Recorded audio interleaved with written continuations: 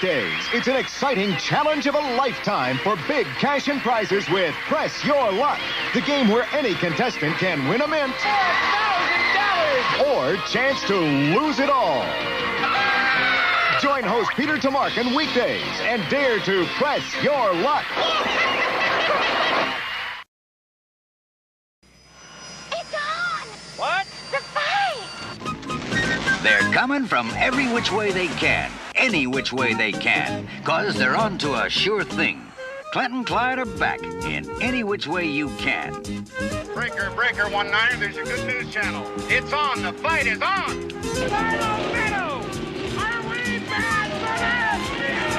Faster, funnier, and feistier than ever. Hey, Meadow! Inside! Right turn, Clyde. And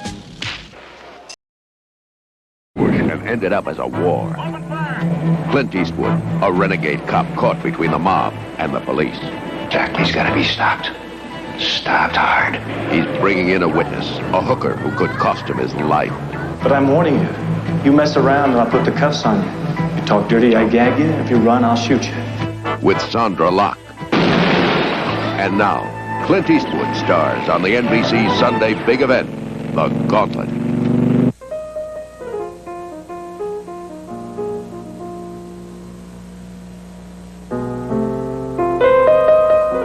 Tuesday on Lobo, the sheriff and his boys take on a hijacker and a mad bomber, and Perkins has to land the plane. I've seen most of them airport movies. But he's coming in on a wing and a prayer. Next, BJ and his ladies set out to bust a dating service that thrives on blackmail. You just get behind here and strip, okay, sugar? But Stax is in trouble, and only BJ can save her. Then, on Flamingo Road, pressure drives a young politician to alcohol and another woman. That's Flamingo Road right after Lobo and BJ, Tuesday. NBC Sunday Big Event returns following these messages. On Buck Rogers. You're insane. Is Buck insane? Everyone thinks so when the searcher is invaded by aliens and only Buck sees them. Thursday. NBC Sunday Big Event returns following these messages. Wednesday on Real People, belly dancing from a man's point of view. Then on Different Strokes, Arnold is happy to be bussed until he gets there. And on Facts of Life, why are all the boys after Natalie? Next, Quincy must determine who killed a stewardess and why. It all happens Wednesday on NBC. We continue with The Gauntlet, starring Clint Eastwood, Sandra Locke, and Pat Hingle. NBC presents Project Peacock, the first series of spectacular primetime programs for young people. Next Sunday, a story from the creator of Snoopy, the big stuffed dog.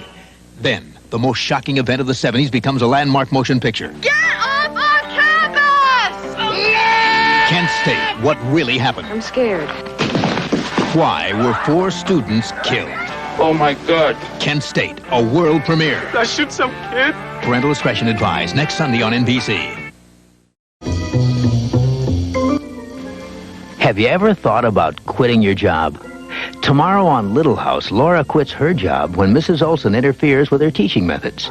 Then Henry Winkler and Academy Award winner Sally Field learn about life and love in the romantic comedy Heroes. Tomorrow on NBC.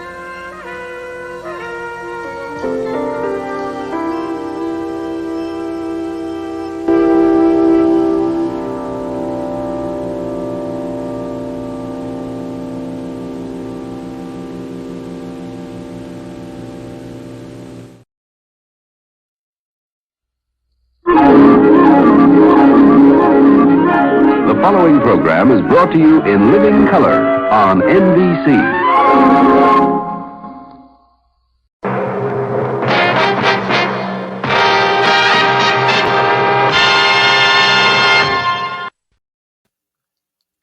Hey, that was a long intro. Yeah, I know. I got a Pat show. Talk about it in a minute. Well, I need to know something. What time is it? Need you ask? It's Podblast time!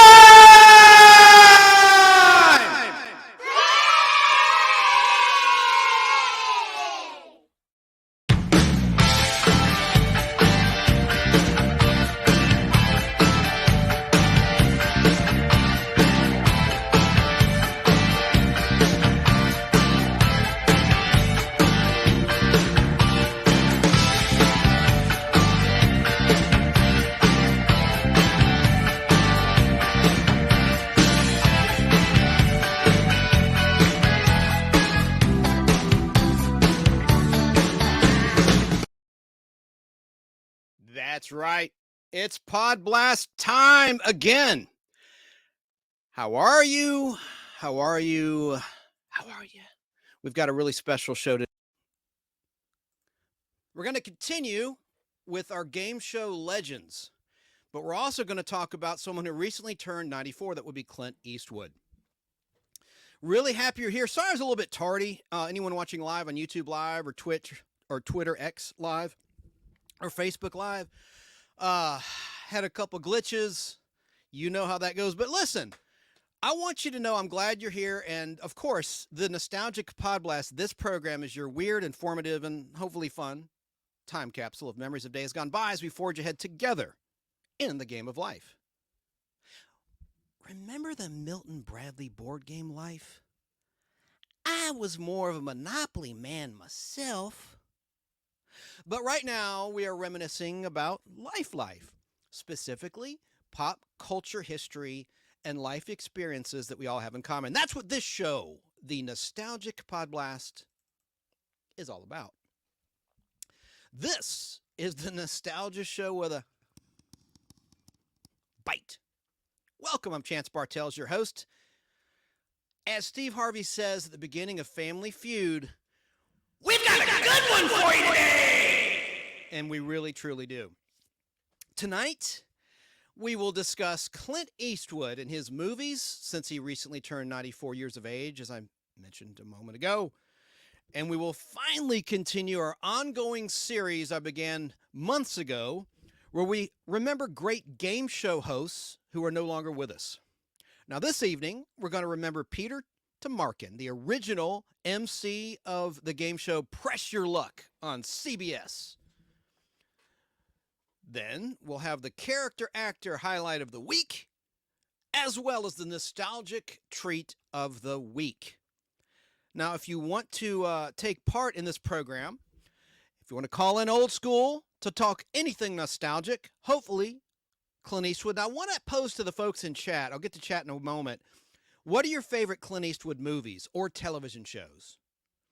And also, do you have any memories of watching Press Your Luck? That was the game show with the Whammys. I'm gonna give you money!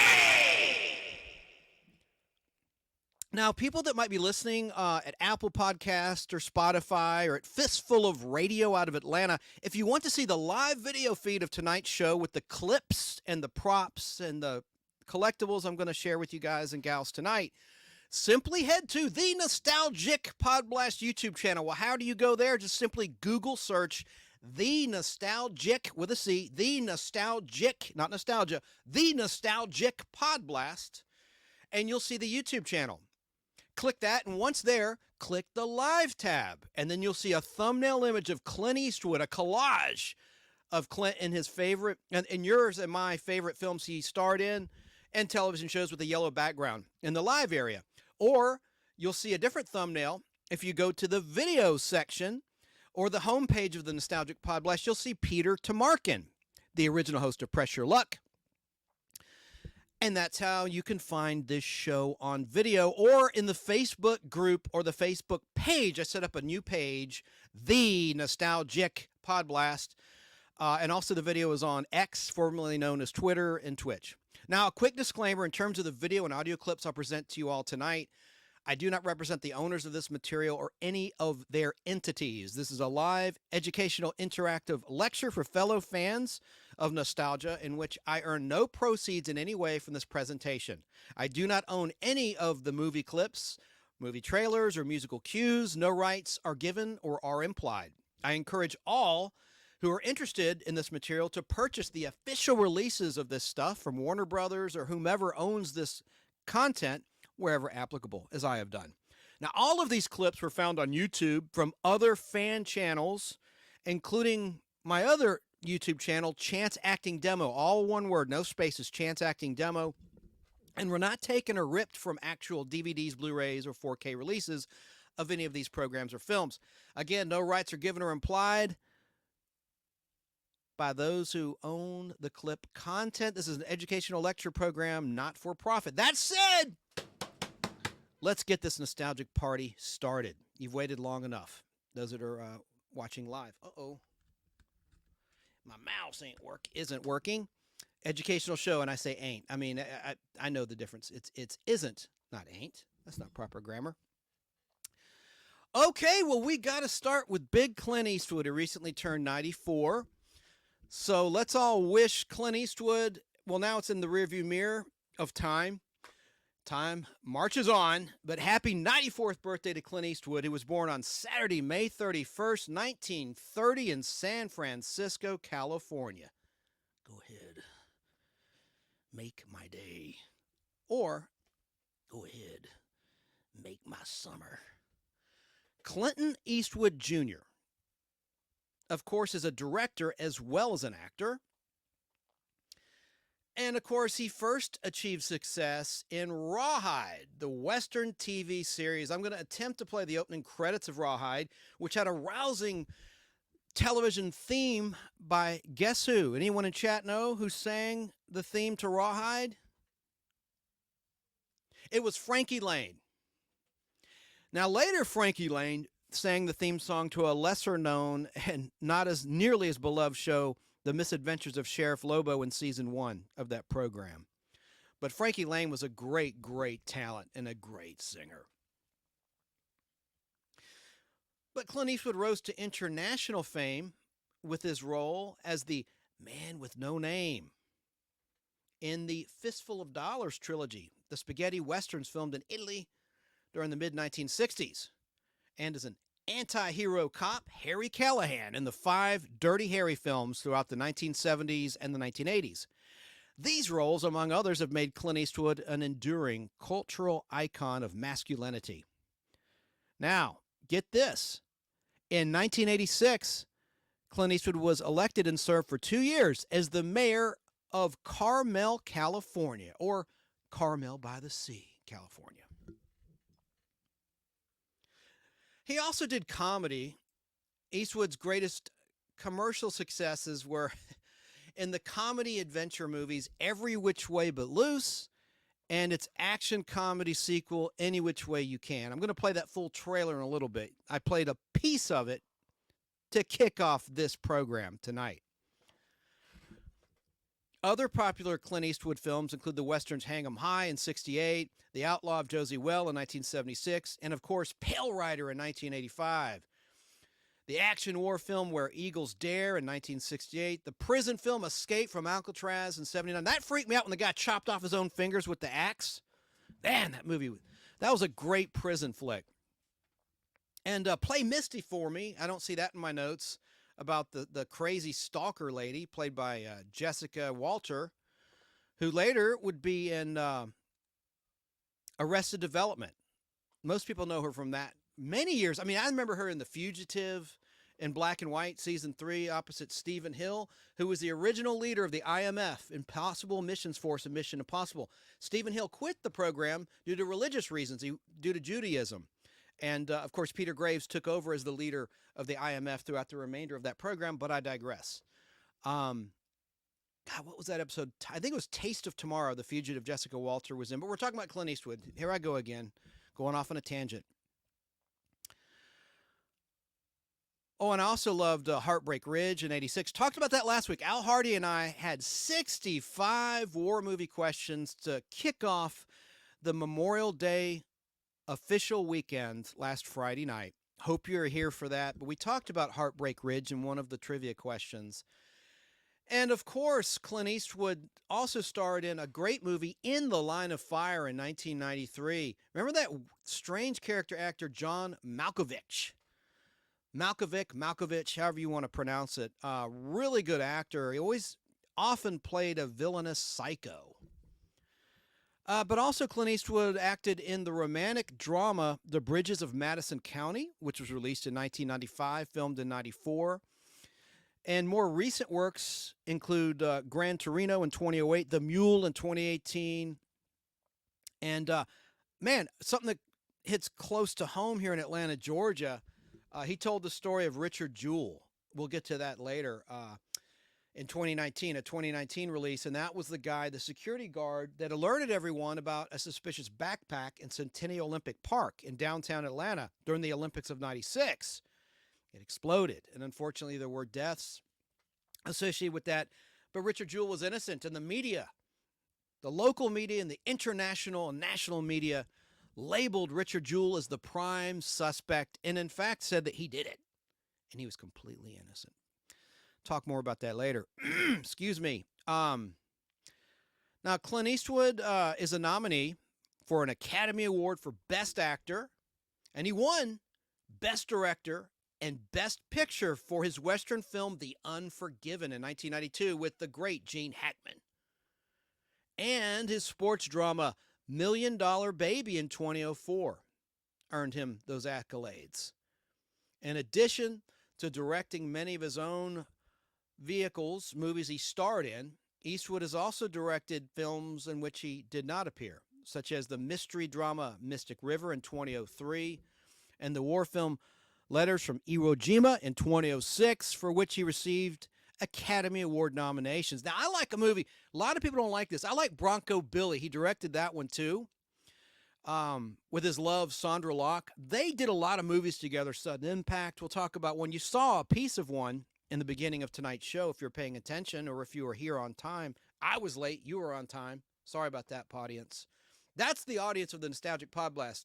They're known as the Podience. The Podience is listening. Danny Cochran's wife came up with that term. Audience, Podience. I like that. It's pretty original.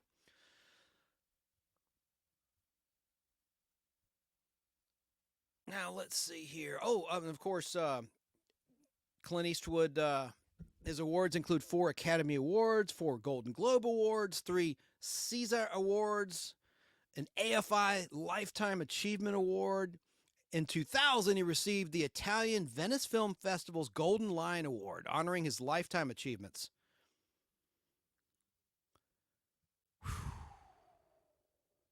He's received so many honors. But let's talk about the beginning, and I'm going to play that Rawhide. I'm going to try to play the opening to Rawhide from MeTV, who airs it in syndication. Plus, I think if Al Hardy's out there watching, let me know in the comments, or anyone that's watching live. I would like to know. I'm sure it is, but I want to make sure and confirm it. Should have before I went live tonight.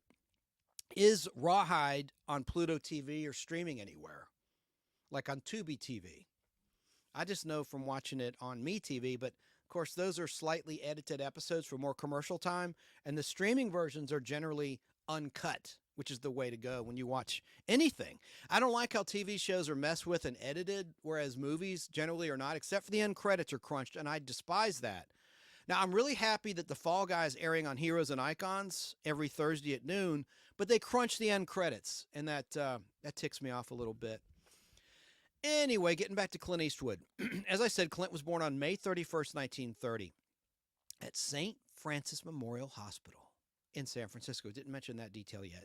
To Ruth Runner, his mom, who lived from 1909 to 2006, and his father, Clinton Eastwood, who lived from 1906 to 1970. During her son's fame, Ruth was known by the surname of her second husband, John Wood, who lived from 1913 to 2004, whom she married after the death of Clinton Sr. Eastwood was nicknamed Samson, S-A-M-S-O-N, no P in there, Samson, by hospital nurses because he weighed 11 pounds and 6 ounces at birth. Clint has a younger sister, Jean Bernhardt, born in 1934. He is of English, Irish, Scottish, and Dutch ancestry.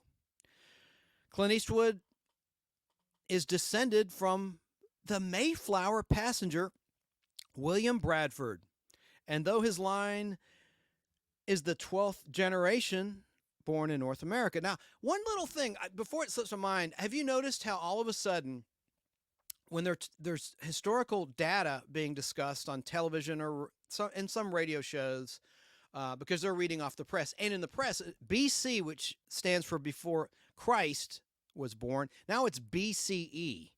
So they're, kind of taking Christ out of it. This isn't a religious show, but, I don't like when history is erased or altered. I mean, how far back? Go to the Bible. It's BC, right? BCE. That's some of that creationism. Look, I'm neutral. I'm not preaching religion. I do not talk politics or religion on the show. This is a neutral program. But come on now, BCE, I don't think that's going to take. I think hopefully it'll revert back to BC and AD after death of Christ. Anyway, I digress. Sorry. But how cool is that Eastwood does descend from the Mayflower? The origins of this country, the United States of America. Pretty cool.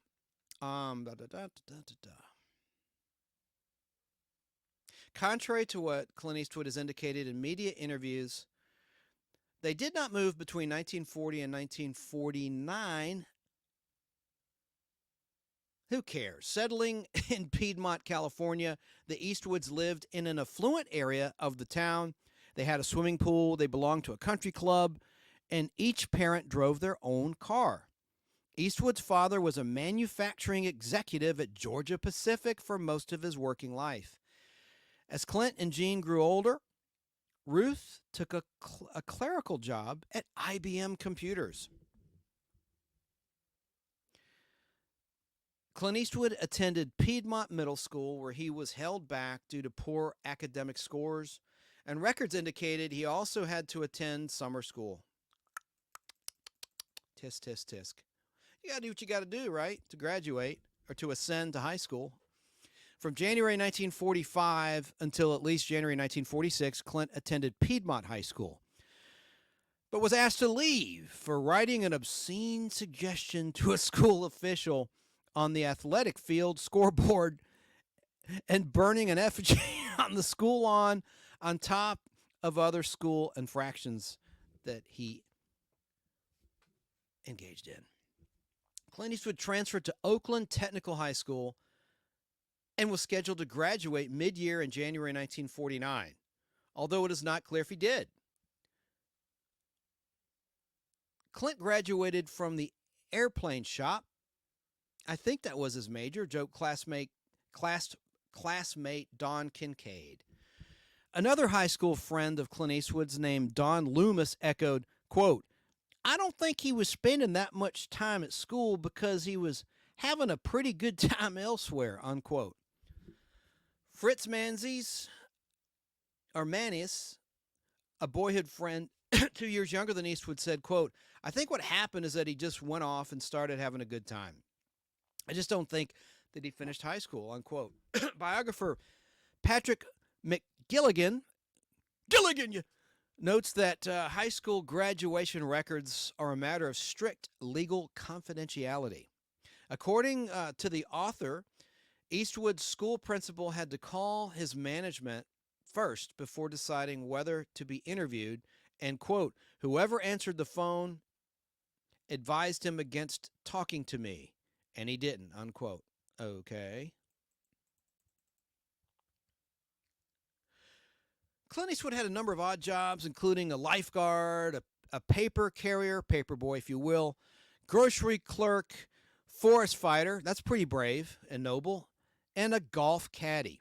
Clint Eastwood said that he tried to enroll at Seattle University in 1951, but instead was drafted into the United States Army during the Korean conflict. Quote, "He always dropped the Korean War reference, hoping everyone would conclude that he was in combat and might be some sort of hero. Actually, he'd been a lifeguard at Fort Ord, ORD, in Northern California for his entire stint in the military," unquote, said Clint Eastwood's former longtime companion Sandra Locke, the blonde with the dark eyes in many of his films of the 70s and 80s.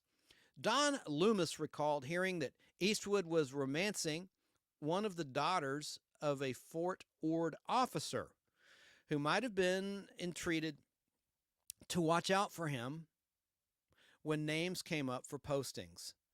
While returning from a prearranged tryst in Seattle, Clint was a passenger on a Douglas AD bomber that ran out of fuel and crashed into the ocean near Point Reyes. Using a little raft, Clint and the pilot swam 2 miles to safety. Eastwood was discharged in February of 1953. Now let's talk about the fun stuff, the acting stuff. But isn't that a noble background, I think? And Sandra Locke was, I guess after they broke up, was trying to disparage him there in those comments. Now let's talk about 1954 to 1962. His acting debut in Rawhide as well. Eastwood, along with Nina Foch, F-O-C-H, hear me clearly, in an episode of Rawhide in 1959, according to a CBS press release for Rawhide, Universal International's camera crew were shooting, and the article says was shooting, well, it's were shooting in Fort Ord when an enterprising assistant spotted Eastwood and invited him to meet the show's director. Although this is disputed by Eastwood's unauthorized biographer, Patrick McGilligan. That's my terrible impression of the skipper in Gilligan's Island, but Patrick McGilligan. According to Eastwood's official biography, the key figure was a man named Chuck Hill, who was stationed in Fort Ord, O-R-D, Ord, and had contacts in Hollywood. While in Los Angeles, Hill became reacquainted with Eastwood and managed to sneak him into a Universal studio, where he introduced him to cameraman Irving Glassberg. Glassberg arranged for an audition under Arthur Lubin. That's what she said. Who, although very impressed with Eastwood's appearance and stature, then 6'4", he disapproved of his acting, remarking, quote, "He was quite amateurish. He didn't know which way to turn or which way to go or do anything." Lubin suggested that Clint attend drama classes and arranged for Clint Eastwood's initial contract in April of 1954 at $100 a week.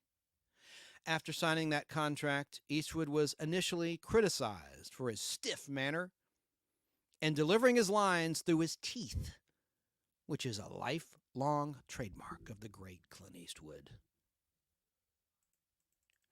In May 1954, Clint Eastwood made his first real audition for Six Bridges to Cross, but was rejected by Joseph Pevney.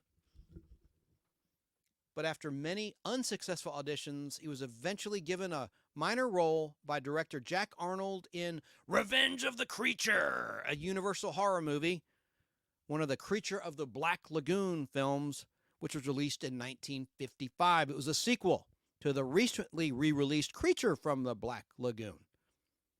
In September 1954, Clint Eastwood worked for 3 weeks on Arthur Lubin's Lady Godiva of Coventry and won a role in February 1955 playing Jonesy, a sailor in Francis in the Navy, and appeared uncredited in another Jack Arnold film titled Tarantula, where he played a squadron pilot. Remember Tarantula? A giant tarantula. In May of 1955, Clint Eastwood put 4 hours' work into the film Never Say Goodbye and had a minor uncredited role as a ranch hand, his first Western film, in August of 65 with Lawman, also known as Star in the Dust. Universal Pictures presented Clint Eastwood with his first television role on July 2nd, 1955 on NBC's Allen in Movieland, which starred comedian Steve Allen. So it's Allen in Movieland. Steve Allen, the original host of The Tonight Show, who was married to Jane Meadows, Audrey Meadows' older sister. Anyway, let me take two. Universal Studios presented Clint Eastwood with his first television role on July 2nd, 1955 on NBC's Allen in Movieland, which starred comedian Steve Allen and actor Tony Curtis and swing musician Benny Goodman. Did you know that? Wow. Although he continued to develop as an actor, Universal terminated his contract on October 23rd, 1955. But Clint Eastwood joined the Marsh acting agency, and although Lubin landed him his biggest role to date in The First Traveling Sales Lady in 1956, to date at that point in time, and later hired him for Escapade in Japan in 1957, Without a formal contract, Eastwood was struggling. On his financial advisor, Irving Leonard's advice,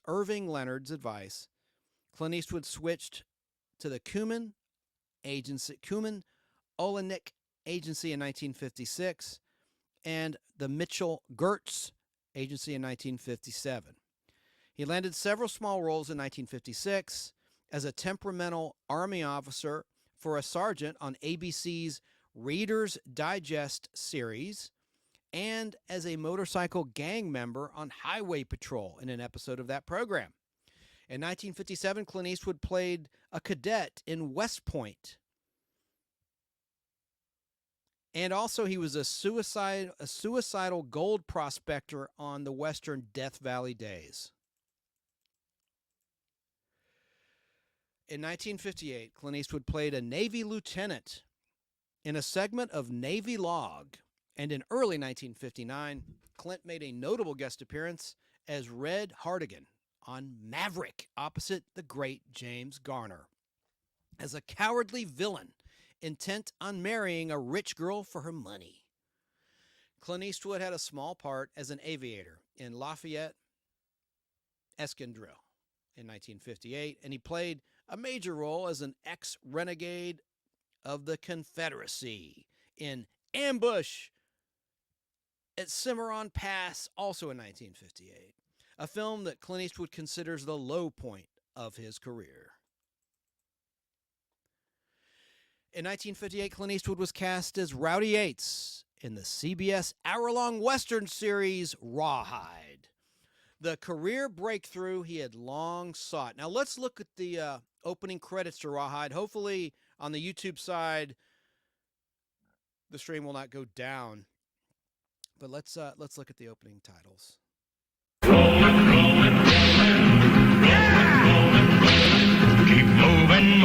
moving, though they're disapproving. Keep them doggies moving hard.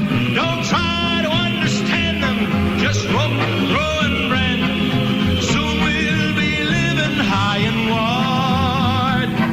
My heart's calculating, my true love will be waiting at the end of my ride. Move 'em on, hit 'em up, move 'em on, hit 'em up, rawhide. Cut 'em out, ride 'em in, let 'em in, let 'em out, cut 'em out, ride 'em in, rawhide.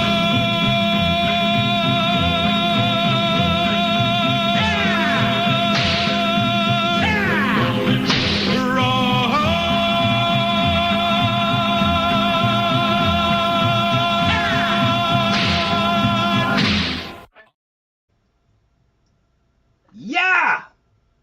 Uh-oh.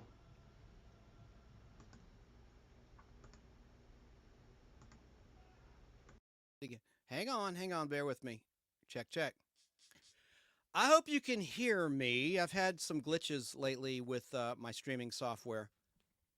Let me switch back to the normal camera shot, but that was Rawhide, obviously. All right. Let me just do a quick check. Can you hear me? Check. Testing 1, 2, 3. All right. Testing. All right, it's working. There's a delay. I think I'm back on track. So let's now get back to the story of Clint Eastwood and Rawhide, his life story in acting, and a little mini biography. Okay. That was the career breakthrough he had sought, and Clint Eastwood was not especially happy with his character. Eastwood was almost 30 years of age at the time, and Rowdy was too young and cloddish for his comfort. Filming began in Arizona in the summer of 1958. It took just 3 weeks for Rawhide to reach the top 20 in the TV ratings. And although it never won an Emmy Award, it was a major success for several years and peaked at number 6 in the Nielsen ratings from October 1960 to April 1961. The Rawhide years between 1959 and 1965 were some of the most grueling of Clint Eastwood's entire career, often filming 6 days a week for an average of 12 hours a day. But some directors still criticized Clint for not working hard enough. By late 1963, Rawhide was beginning to decline in the ratings and lacked the freshness in the scripts, and it was canceled in the middle of the 1965 to 1966 season. There was a lot of good episodes, like one with Elizabeth Montgomery right before Bewitched began on ABC. And she was a really cool character, gunslinging woman. Around the time she did Twilight Zone opposite Charles Bronson in 2, the season 3 premiere of classic Twilight Zone, Rod Serling's Twilight Zone that he hosted. Clint Eastwood made his first attempt at directing when he filmed several trailers for the show, but was unable to convince producers to let him direct an actual episode of Rawhide. In the show's first season, Clint Eastwood earned only $750 an episode. At the time of Rawhide's cancellation, he received $119,000 an episode. I'm sorry. At the time of Rawhide's cancellation, Clint received $119,000 an episode as severance pay. Now let's talk about the spaghetti westerns. In late 1963, Clint Eastwood's Rawhide co-star Eric Fleming rejected an offer to star in an Italian-made Western called A Fistful of Dollars, released in '64, like A Fistful of Radio, where you can hear this program Saturdays at 2 p.m. and Sundays at 2 p.m. Eastern Time, 11 a.m. Pacific Time, and Monday night and Wednesday night overnight on Fistful of Radio. Anyway, we're talking about Clint. So Clint, he got into the Fistful of Dollars, filmed in a remote region of Spain. I said Italy earlier. I knew that. Spain. Thank goodness I can correct it before the show ends tonight. A spaghetti western, Spain, not Italy. That's like the time I was interviewing the official biographers. We'll talk about another time. It doesn't matter. Nobody cares. But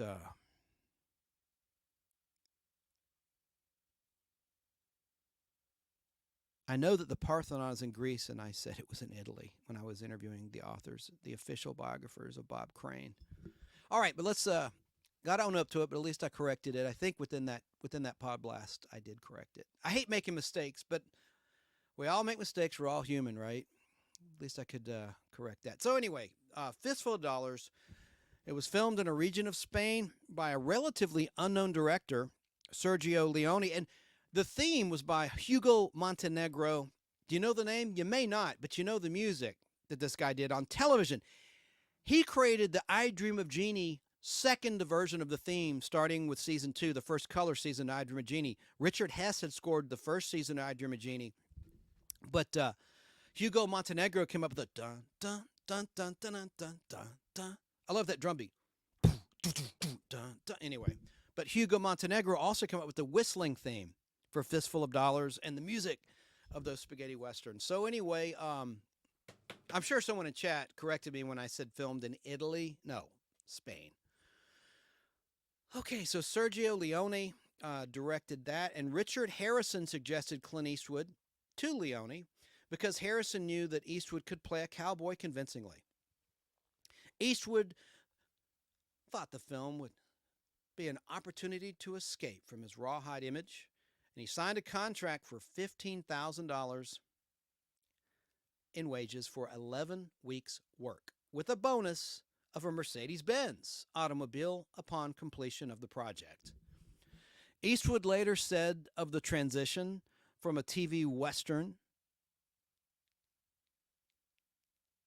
to A Fistful of Dollars, quote, "In Rawhide, I did get awfully tired of playing the conventional white hat. The hero who kisses old ladies and dogs and was kind to everybody. I decided it was time to be an anti-hero." Eastwood was instrumental in creating the man with no name character's distinctive visual style, and although a non-smoker, Leone insisted that Clint Eastwood smoke cigars as an essential ingredient of the quote-unquote mask he was attempting to create for his character. There's a funny Fall Guy, Fistful of Liar, season 5 episode where Lee Majors is being a stunt double in a spaghetti western in Spain. And they do the music and everything, and Colt's choking on a cigar like it's, because he doesn't smoke either. And that's funny. I never knew the backstory of that. I never knew until tonight when I was preparing for the show that Clint did not really smoke, and that was something the director suggested. So that's kind of cool, little inside baseball. I don't think that's very commonly known.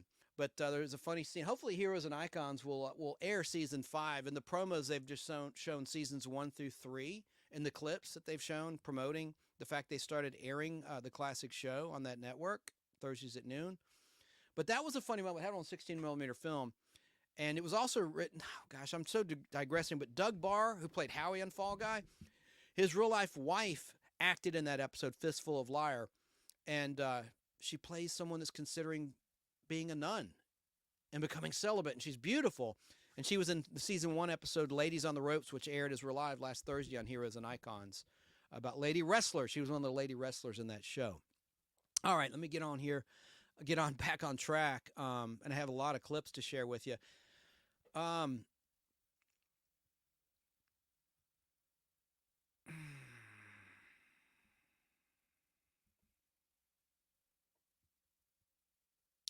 A Fistful of Dollars proved a landmark film in the development of spaghetti westerns, with the director Leone depicting a more lawless and desolate world than traditional westerns showed, and challenging American stereotypes of a western hero with a morally ambiguous anti-hero.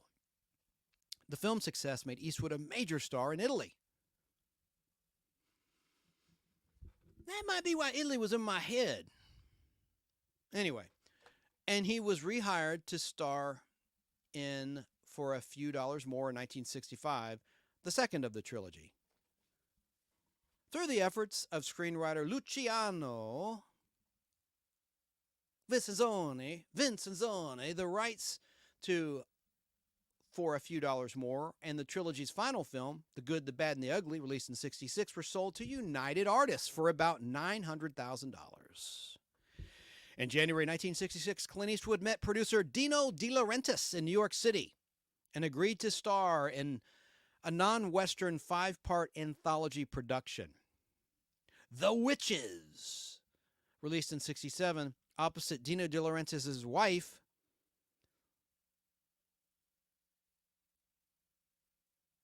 Silvana Mangano.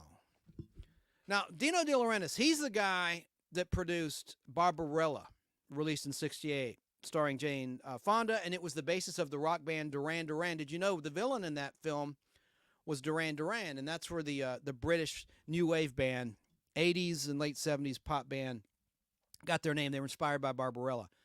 Dino De Laurentiis, that's a whole Podblast I need to do on him.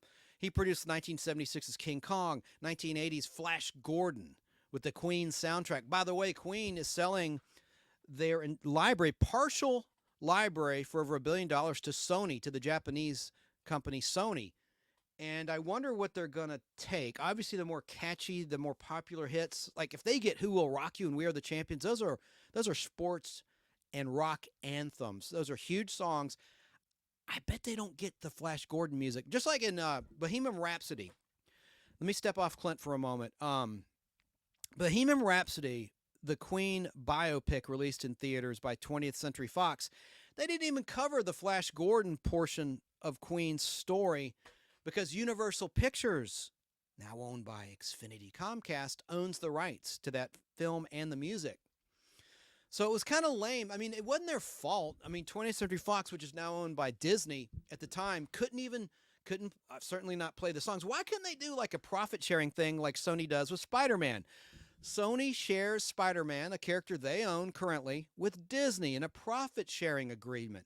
It's too bad that couldn't have been done because I really was looking for that. And that was a great film, Bohemian Rhapsody, but some of the songs were out of order, in terms of the chronological real timeline. That kind of took me aback, but I thought generally it was a great movie. But it's too bad that because of corporate BS and red tape, that the full Queen story could not have been told in that picture.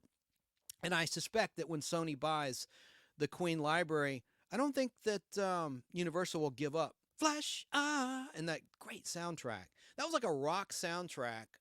Man, I just love that film. Anyway, I'm going to do a Dino De Laurentiis Podblast. You'd be surprised at how many movies he made. And yes, some were somewhat low budget, but they're so memorable and so campy and good. But back to Clint Eastwood. And I'll get to the chat, and I haven't even shared my show, like, because we're live. I like to share it. I'm just on my personal Facebook page because, nobody can. StreamYard now says you can't stream in a group. And I got over 6,000 people in the Nostalgic Podblast group. Not everyone watches the show. I'm sure it's a small minority because I post about nostalgic things. And most people don't necessarily want to watch or have time for the show, but they'll look at a little post or a meme, they'll scroll through. I get it. But I still like to share it there. And I was not able to do that yet. Or with Jerry Dobson of Nostalgia World. He may be commenting. I can't see the chat at the moment. If you are, hey, Nostalgia World on Facebook, happy 60th birthday. He recently turned 60 years of age. Jerry Dobson, nice guy in Michigan State. But getting back to Clint Eastwood, that's what you want to hear about. Clint Eastwood. If you're tuned in, if my thumbnail image of Clint and all his classic films, or a lot of them, not all, brought you here, that's what you care about. And then my wonderful fellow game show people will get to Peter, the original host of Press Your Luck, tonight too. So getting back to Dino De Laurentiis. So in January 1966, Eastwood met Dino De Laurentiis in New York City, agreed to star in a non-Western 5-part anthology production, The Witches, opposite Dino's wife, Sylvana. Clint Eastwood's 19-minute installment took only a few days to shoot, but his performance did not please critics. One critic wrote, quote, "No other performance of his is quite so un-Clint-like," unquote.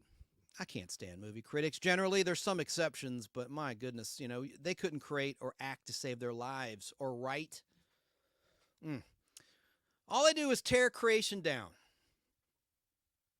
Creation is better than destruction. I learned that in Space 1999, Season 2, in the episode A.B. Chrysalis, which also had Sarah Douglas in it with long hair a year before she was Ursa in Superman the movie and Superman 2, the butch Kryptonian villainess. Now, 2 months earlier, in 1967, Clint Eastwood began work on The Good, the Bad, and the Ugly, again playing the mysterious man with no name. Lee Van Cleef returned as a ruthless fortune seeker, with Eli Wallach, who was one of the Adam West Batman Mr. Freeze actors, who portrayed in this the Mexican bandit, Ramirez.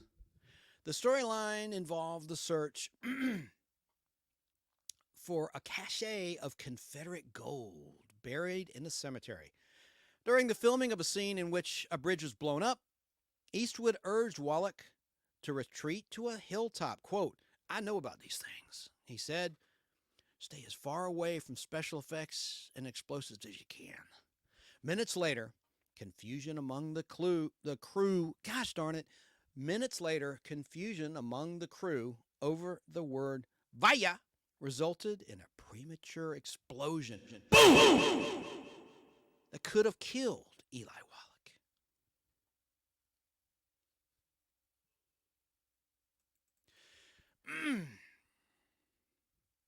Here's a quote from Clint Eastwood. "I wanted to play it with an economy of words and create this whole feeling through attitude and movement.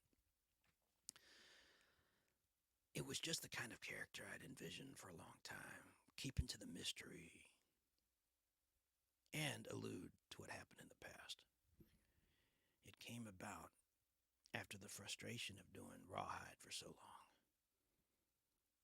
I felt the less he said, the stronger he became, and the more he grew in the imagination of the audience." That's a quote from Clint Eastwood. I'm playing the man with no name character. As the Man with No Name in A Fistful of Dollars, released in 1964, and the Dollars trilogy was not released in the United States until 1967. When A Fistful of Dollars opened on January 18th, followed by For a Few Dollars More on May 10th, and The Good, the Bad, and the Ugly on December 29th.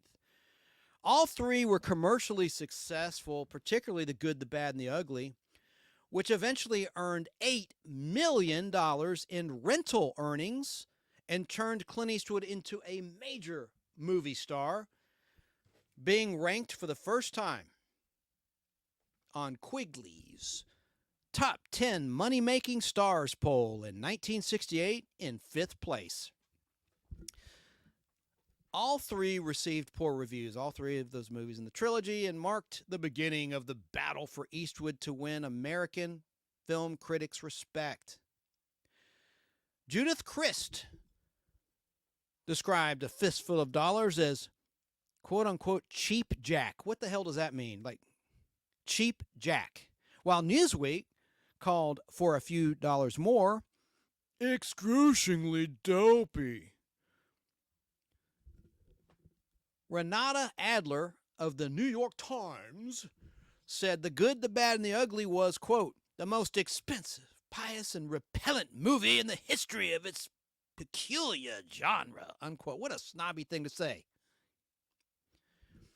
Time magazine drew attention to the film's wooden acting, especially Clint Eastwood's.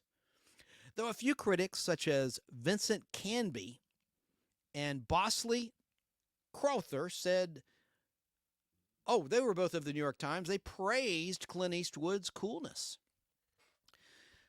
Leone's cinematography was widely acclaimed, even by critics who disparaged the acting.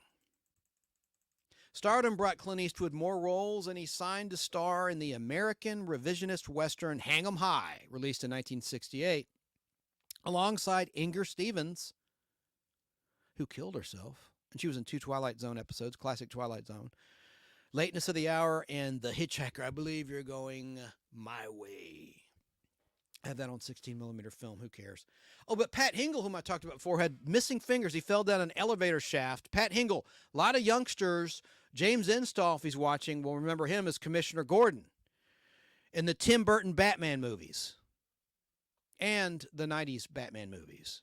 Commissioner Gordon. But anyway, Hang 'em High had Clint Eastwood starring with Inger Stevens, Pat Hingle, Dennis Hopper, Ed Begley Sr., Alan Hale Jr., Gilligan, we just talked about him, the skipper in Gilligan's Island, Ben Johnson, Bruce Dern, and James MacArthur from Hawaii Five-0. But he's playing a man who takes up a marshal's badge and seeks revenge as a lawman after being lynched by vigilantes and left for dead.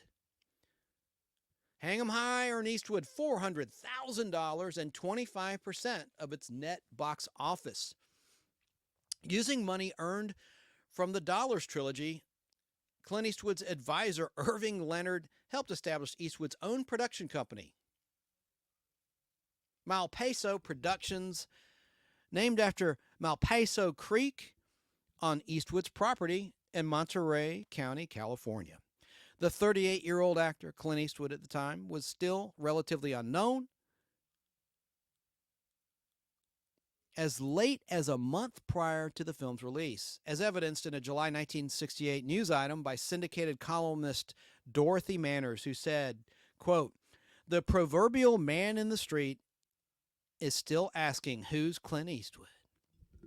Well, Leonard arranged for Hang 'em High to be a joint production with United Artists when it opened in August of 1968, and it had the largest opening weekend in United Artists film history. Hang 'em High was widely praised by critics, including Archer Winston of the New York Post, who called it, quote, a Western of quality, courage, danger, and excitement.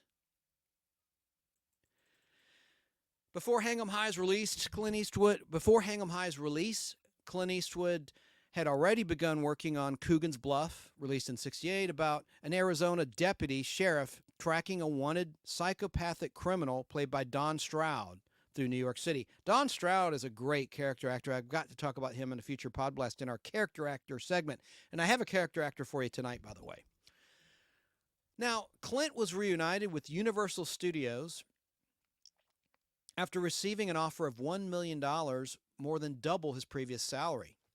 Jennings Lang arranged for Eastwood to meet Don Siegel, a Universal contract director who later became Eastwood's close friend, forming a partnership that would last more than 10 years and produce 5 films. Shooting began in November of 1967, before the script had been finalized. The film was controversial for its portrayal of violence. Coogan's Bluff also became the first collaboration with Argentine composer Lalo Schifrin, who scored several Eastwood films in the 1970s and 1980s, including the Dirty Harry films. Now, Lalo Schifrin, he scored the Mission Impossible theme in the original TV series, the second version of the Medical Center theme, and the theme to Mannix, as well as many other television projects. I love his themes and his background incidental music. He's awesome. And you should get his records. I have some of his albums. Man, just good stuff from this guy, Lalo Schifrin. So Lalo scored several. I saw Seashore on the Seashell, I can't. Lalo Schifrin, who scored several Eastwood films in the 1970s and 1980s, including the Dirty Harry films. I know I just said that, but I want to get back on track because I got derailed. I self-derailed there. Woo, woo! It's like Gomez Adams' train. Eastwood was paid $750,000 for the war epic Where Eagles Dare, released in 1968, about a World War II squad parachuting into the Alps. Richard Burton played the squad's commander, with Eastwood as his right-hand man. Clint Eastwood was also cast as Two-Face in the Batman television show. But the series was canceled before filming began. That's too bad. Remember who played Shane? There was a Western villain in Adam West's Batman. Cliff Robertson played Shame.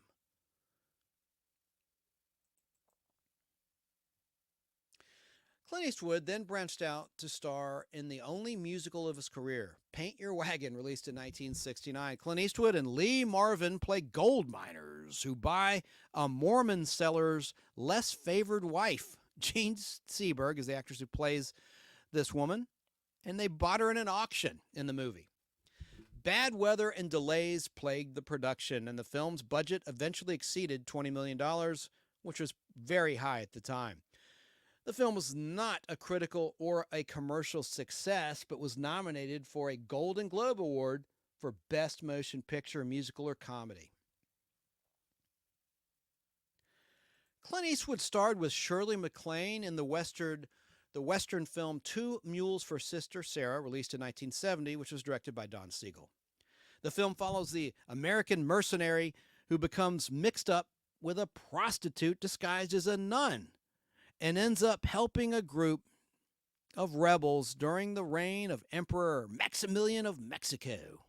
Eastwood again played a mysterious stranger, unshaven, wearing a vest and smoking a cigar.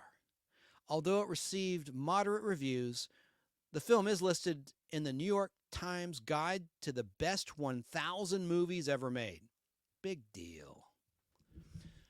I don't take those lists seriously. That's just me, because it's just a stupid critic's opinion. Around the same time, Eastwood starred as one of a group of Americans who steals a fortune in gold from the Nazis in the World War II film Kelly's Heroes, we talked about last week, also released in 1970 with Donald Sutherland and Telly Savalas. Who loves you, baby? Feature Kojak on TV, on the small screen. Kelly's Heroes was the last film that Clint Eastwood appeared in that was not produced by his own production company. Filming commenced in July 1969 on location in Yugoslavia and in London. The film received mostly a positive reception, and its anti-war sentiments were recognized. In the winter of 1969 to 1970, Eastwood and Siegel began planning his next film, The Beguiled, in 1971. Talked about that in the beginning of tonight's show. That was a story of a wounded Union soldier held captive by the sexually repressed Geraldine Page of a Southern girls' school. No, I talk about Play Misty. I didn't talk about The Beguiled. I talk about Play Misty for me about the stalker. I'm sorry. Why didn't you return my call? That was Jessica Walter. Okay, I'm all over the place. I'm back on track. Upon release of The Beguiled, the film received major recognition in France and is considered one of Clint Eastwood's finest works by French critics. Ooh la la. Although it grossed less than $1 million and, according to Eastwood and Lang, flopped due to poor publicity and the emasculated role that Clint Eastwood played. There's a big wall in Warsaw, Poland, referring to Clint Eastwood's Dirty Harry character with a quote in English. How about that? There's a big mural in Warsaw, Poland, okay, of Dirty Harry. Eastwood's career reached a turning point in the year 1971. Before Irving Leonard passed away, he and Eastwood had discussed the idea of his production company producing Play Misty for Me, a film that was to give Eastwood the artistic control he desired, and his debut as the film's director, his directing debut. The script was about a jazz disc jockey named Dave, played by Eastwood, who has a casual affair with Evelyn, played by Jessica Walter, a listener who had been calling the radio station repeatedly at night, asking him to play her favorite song, Misty. When Dave ends their relationship, the unhinged Evelyn becomes a murderous stalker. Now, see, that was kind of ripped off in Fatal Attraction, you know? Filming commenced in Monterey in September 1970 and included footage of that year's Monterey Jazz Festival.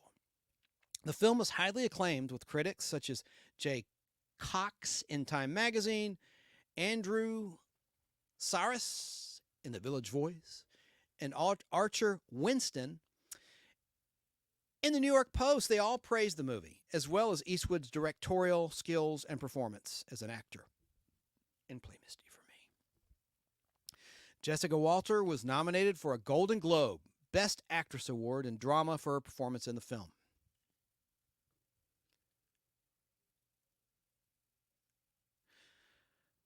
Now let's talk about Dirty Harry really quickly. We're going to wrap this topic in just a moment as we wish Clint Eastwood a very happy 94th birthday. Probably long in your rearview mirror by now because his birthday was May 31st, but it's still significant.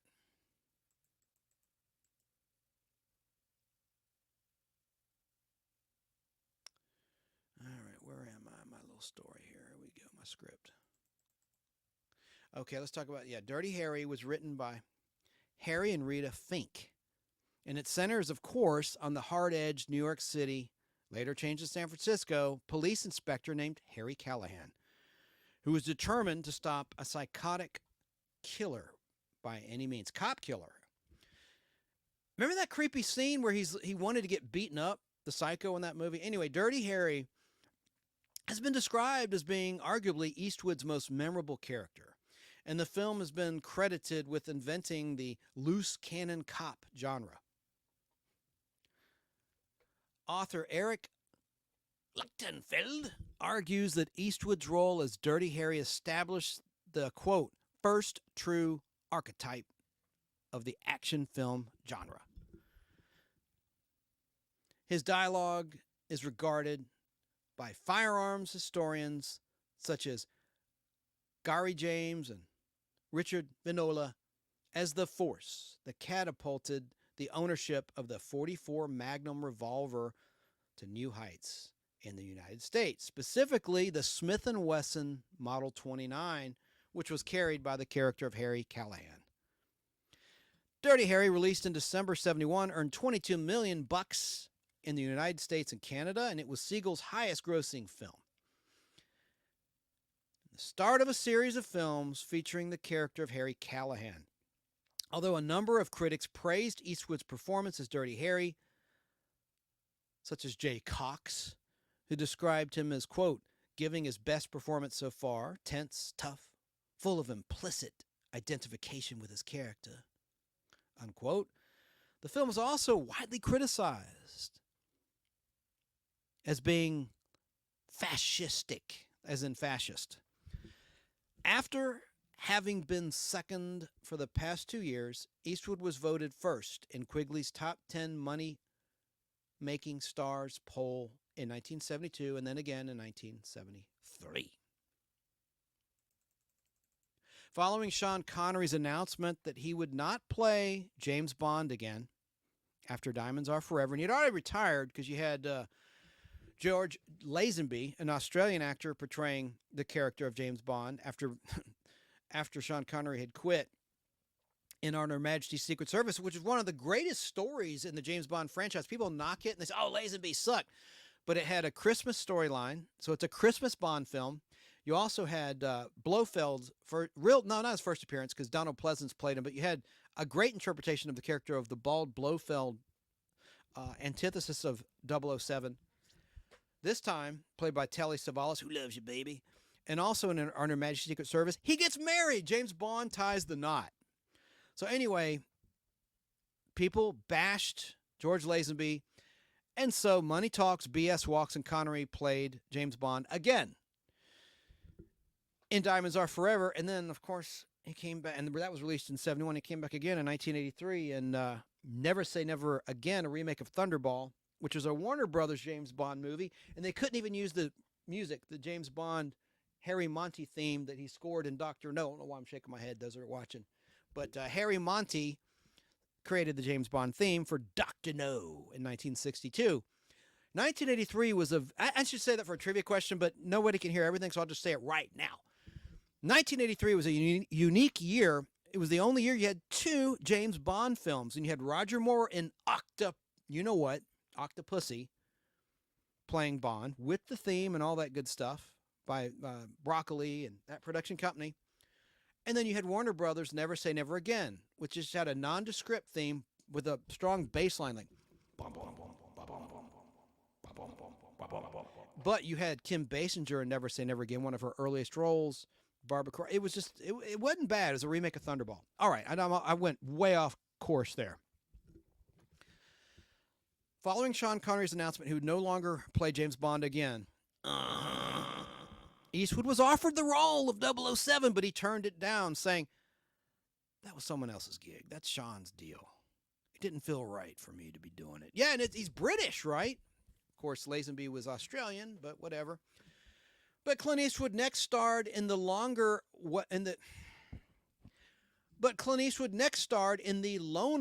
Western film titled Joe Kidd, released in 1972. Based on a character inspired by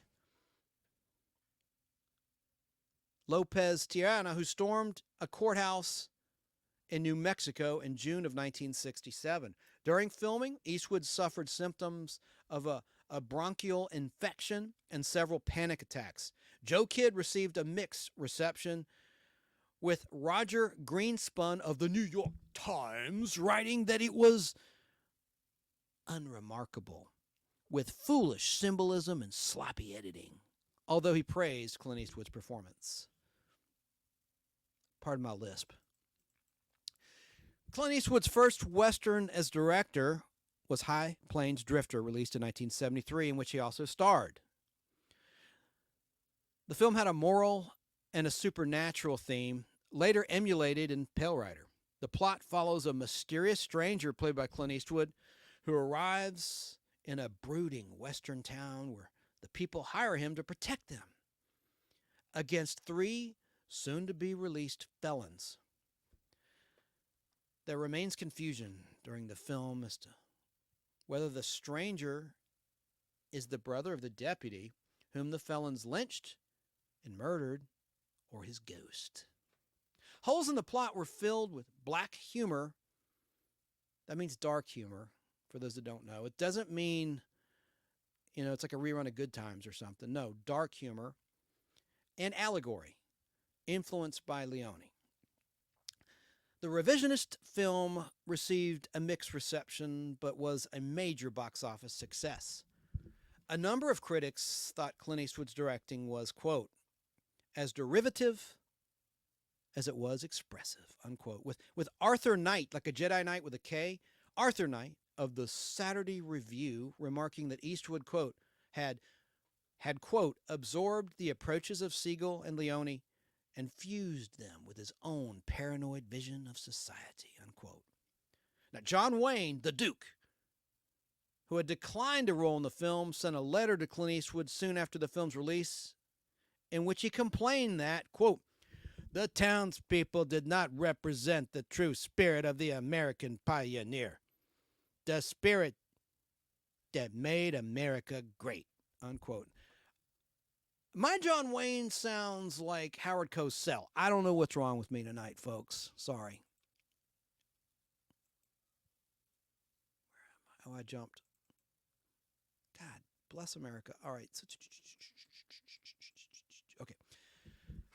Woo, let's talk about Breezy, released in 73. Clint Eastwood next turned his attention towards the movie Breezy, released in 73, a film about love blossoming between a middle-aged man and a teenage girl.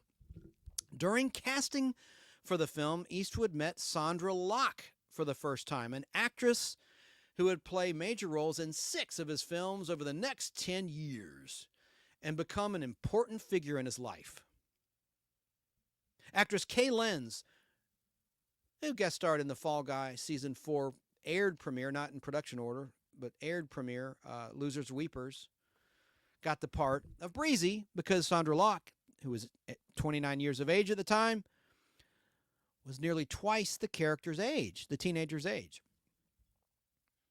The film, shot very quickly and efficiently by Clint Eastwood and Frank Stanley, came in at $1 million under budget and was finished 3 days ahead of schedule, or schedule, as they say in United Kingdom, England. Breezy was not a major or critical or commercial success. Once the filming of Breezy had finished, Warner Brothers announced that Clint Eastwood had agreed to reprise his role as Callahan in Magnum Force, released in 73, a sequel to Dirty Harry, about a group of rogue young officers. Among them, David Soul, who died last year in 2023, who later co-starred, of course, in Starsky and Hutch on the small screen, and Robert Urich.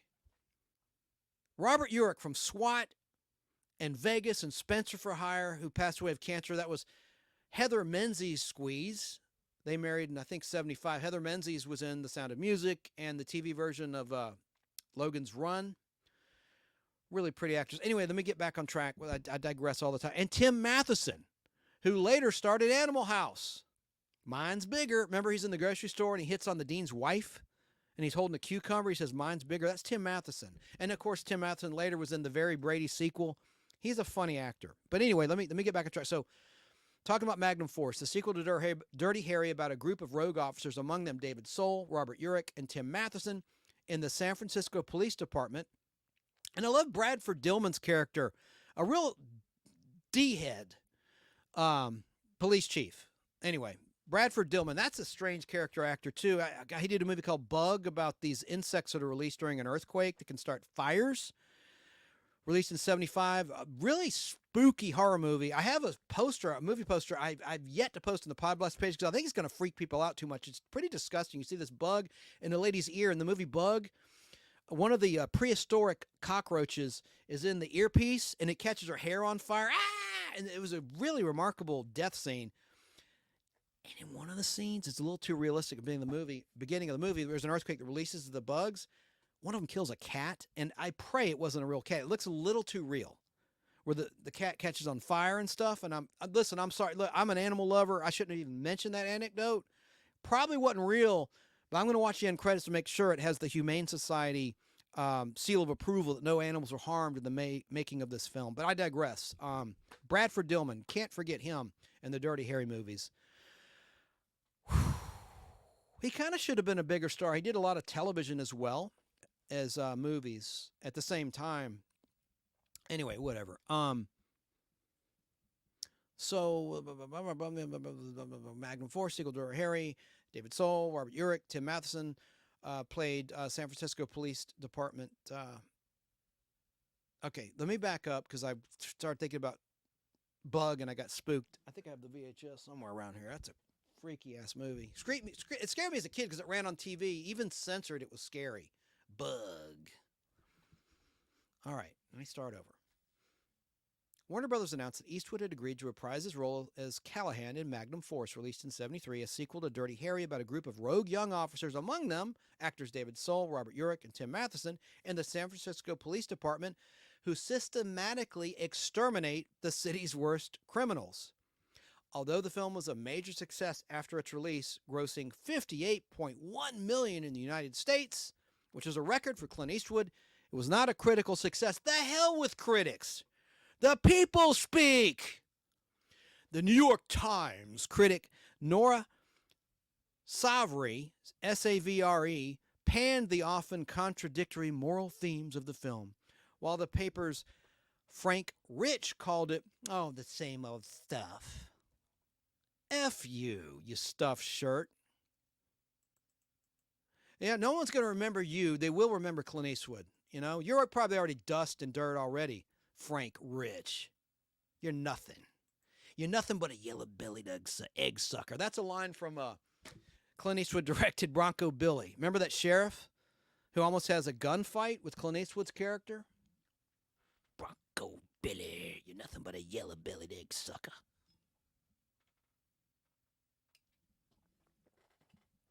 Drinking coffee, folks.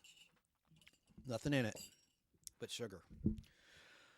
Woo! Okay. Clint Eastwood teamed up with Jeff Bridges and George Kennedy, the great George Kennedy, in the buddy action caper Thunderbolt and Lightfoot, released in 1974. Thunderbolt and Lightfoot, I should say, released in 1974, a road movie about a veteran bank robber, Thunderbolt, played by Eastwood, and a young con man drifter, Lightfoot, played by Jeff Bridges. Bo Bridges' younger brother and the son of Lloyd Bridges, who acted in Battlestar Galactica in a great two-part episode. The Living Legend as Commander Kane. Great episode. Introduced Sheba, played by Anne Lockhart. Anyway, I digress. He joined the cast of Galactica in the second half of its maiden and only real season on TV on ABC. Upon the release of Thunderbolt and Lightfoot in spring of 1974, the film was praised for its offbeat comedy mixed with high suspense and tragedy, but was only a modest success at the box office, earning $32.4 million. I need to look at the production budget to compare. Eastwood's acting was noted by critics, but was overshadowed by Jeff Bridges, who was nominated for an Academy Award for Best Supporting Actor for Thunderbolt and Lightfoot. Clint Eastwood reportedly fumed at the lack of Academy Award recognition for him and swore he would never work for United Artists again. That's telling him.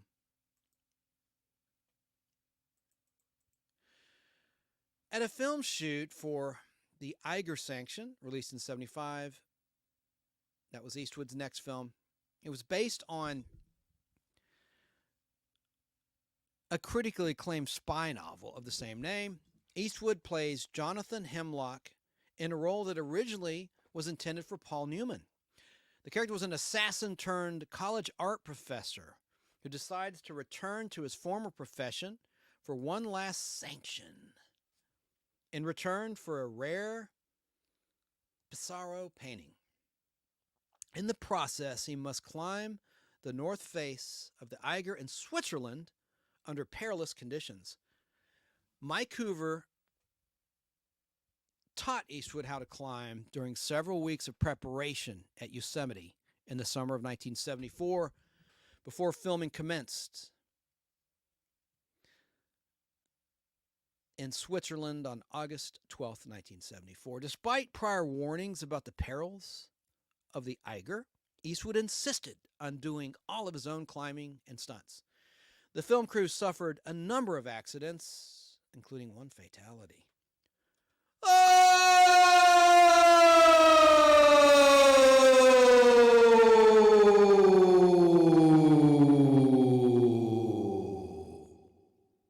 Sorry.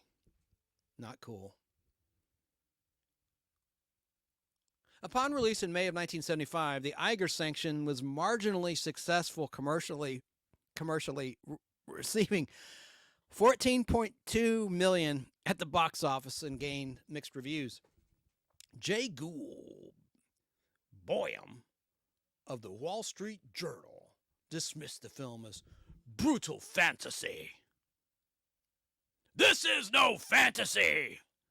And that's a terrible Jor-El impression, Superman the movie.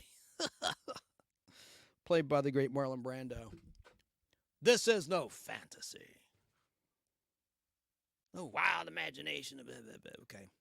J. Gould Boyum of the Wall Street Journal dismissed the film as brutal fantasy. Eastwood blamed Universal Studios for the film's poor promotion and turned his back on them to make an agreement with Warner Brothers. What a great partnership that was and is to this day. He said, screw you to Universal Studios. And made that deal with Warner Brothers through Frank Wells that has lasted to the present day. Chief Dan George with Sandra Locke and Eastwood at a barbecue in Santa Fe, New Mexico, promoting The Outlaw Josie Wells, released in 1976, which was a Western inspired by a 1972 novel of the same name by Carter. He has a lead character, Josie Wells, Clint Eastwood does, of course, as a pro-Confederate guerrilla who refuses to surrender his arms after the American Civil War and is chased across the Old Southwest by a group of enforcers. The supporting cast included Sandra Locke as his love interest and Chief Dan George as an elderly Cherokee Indian, American Indian, Native American Indian, who strikes up a friendship with Wales. Director Philip Kaufman was fired by producer Bob Daly, D-A-L-E-Y, under Clint Eastwood's command, resulting in a fine reported to be around $60,000 from the Directors Guild of America Union, who subsequently passed new legislation reserving the right to impose a major fine on a producer for discharging and replacing a director. That's interesting because Wonder Woman 1984 had a change of directorship and many other films. I wonder if that's still in place. I need to investigate that. Wow. But The Outlaw Josie Wells was pre-screened at the Sun Valley Center for the Arts and Humanities in Idaho during a 6-day conference entitled Western Movies, Myths and Images. Invited to the screening were a number of esteemed film critics, including Jay Cox and Arthur Knight, and directors such as King Vidor and William Wyler and Howard Hawks, and a number of academics, highbrow academics. Upon release in the summer of 1976, The Outlaw Josie Wells was widely acclaimed, with many critics and viewers seeing Eastwood's role as an iconic one related to America's ancestral past and the destiny of the nation after the American Civil War. Critic Roger Ebert compared the nature and the vulnerability of Eastwood's portrayal of Josie Wells with his Man of No Name character in the Fistful of Dollars westerns and praised the film's atmosphere. Outlaw Josie Wells would later, the film Outlaw of Josie Wells would later appear in Time magazine's top 10 films of the year of 1976. Eastwood was then offered the role of Benjamin L. Willard in Francis Coppola's Apocalypse Now, but declined as he did not want to spend weeks on location in the Philippines. He also refused the part of platoon leader Ted Post's Vietnam War film. No, he refused the role of the platoon leader in Ted Post's Vietnam War film titled Go Tell the Spartans, and instead decided to make a third Dirty Harry film titled The Enforcer, released in 1976. The film had Callahan partnered with a new female officer played by the great Tyne Daly, daughter of James Daly and sister of younger brother Tim Daly, who played David Koresh in a great TV movie about that tragedy of 1993. So in The Enforcer, of course, he had a female partner played by Tyne Daly to face a San Francisco Bay Area group resembling a Liberation Army. The film, culminating in a shootout on Alcatraz Island, was considerably shorter than the previous Dirty Harry films. It was only 95 minutes long. That's an hour and 35 minutes. But it was a major commercial success, grossing $100 million worldwide to become Eastwood's highest grossing film to date at that time.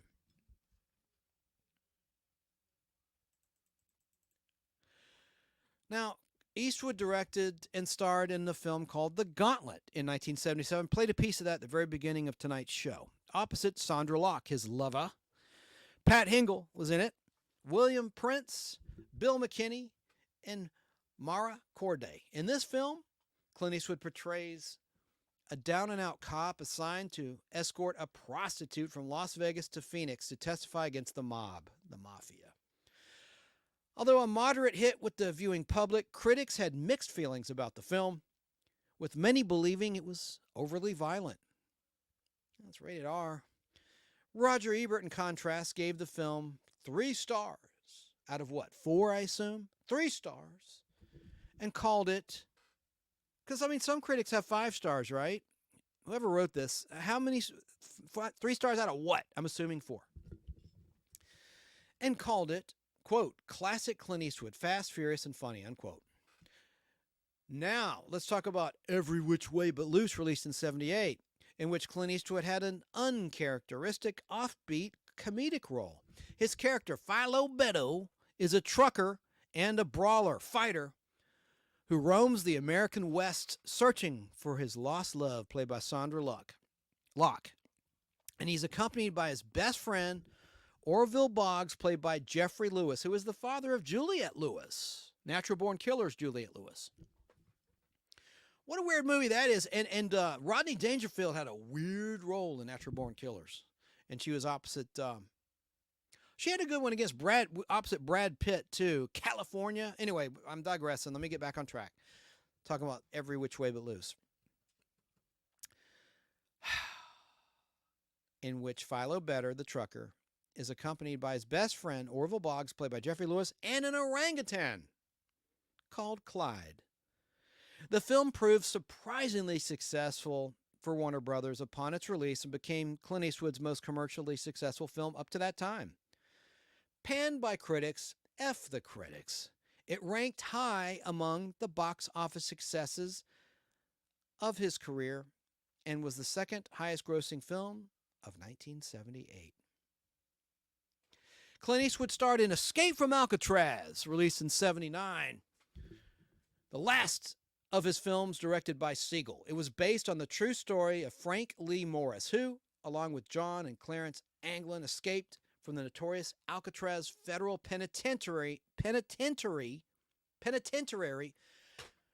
Alcatraz Federal Pen in 1962, which was on its own little island, The Rock, right?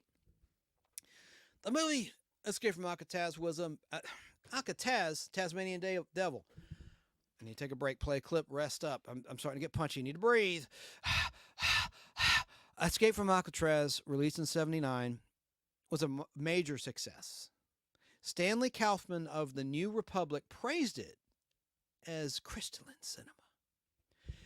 And Frank Rich of Time magazine described the Escape from Alcatraz film as cool cinematic grace. Clint Eastwood directed and played the title role in Bronco Billy, released in 1980. I love that film. Alongside Sandra Locke, Scatman Crothers, my character actor of the week a couple weeks back, and Sam Bottoms, among many other great actors. Filming commenced on October 1st, 1979, in the Boise metropolitan area in Idaho, and was shot in 5.5 weeks on a budget of $5 million. Clint Eastwood has cited Bronco Billy as being one of the most relaxed shoots of his career. And I remember, I just love there's so many little moments in that and lines like, it might not mean anything to you, but I love Scatman Crothers. I wanted a Dr. Pepper when Clint Eastwood's character buys soda pops in the nostalgic glass bottle where you have to pop the top with a bottle pop opener. I love the Coke machines where you pulled them out. Anyone who's an older person like me, a Gen Xer, will remember this. I'm sure Southern California Sarah will not, but I'm sure she's aware of it. But it would be ice cold, made with real sugar. You put your coins in, and they would be locked in position until you put your coin in, and then it would be released. And there'd be like a little window. You'd open it, put your money in, and it was like a window, like to a little refrigerator. I just love that. And those are the bottles he had in that movie, Bronco Billy, when he buys sodas for his ragtag crew of friends who work for him, basically for free initially until they get their promised payday. And that creates a lot of drama. They're like, when are we going to get paid? What's going on here? And he keeps needing to get a new female assistant. And Bronco Billy would have a knife. He'd do a trick where he'd spin a woman on a giant wheel, and he'd hurl the knife, and towards the beginning of the film, he missed his mark and cut one girl's leg, and she quit. And that's where Sandra Locke's character comes into play, who was an heiress who did not want to get married. And she encounters our heroes, our ragtag heroes who are on the road, and she joins their troop to escape. And Clint Eastwood's character falls in love with her, and she reluctantly falls in love with him, and it's just a good little movie. Yeah, let me see. But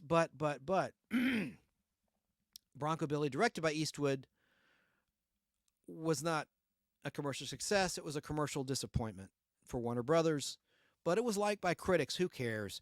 I liked it. I just care if the people like it, right? The audience.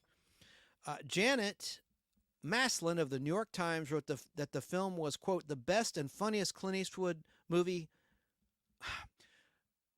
Hang on a second. Janet Maslin of the New York Times wrote that the film Bronco Billy was, quote, the best and funniest Clint Eastwood movie in quite a while, unquote. And she praised Eastwood's directing. It was released later in 1980. Any Which Way You Can was the sequel to Every Which Way But Loose, and also starred Clint Eastwood.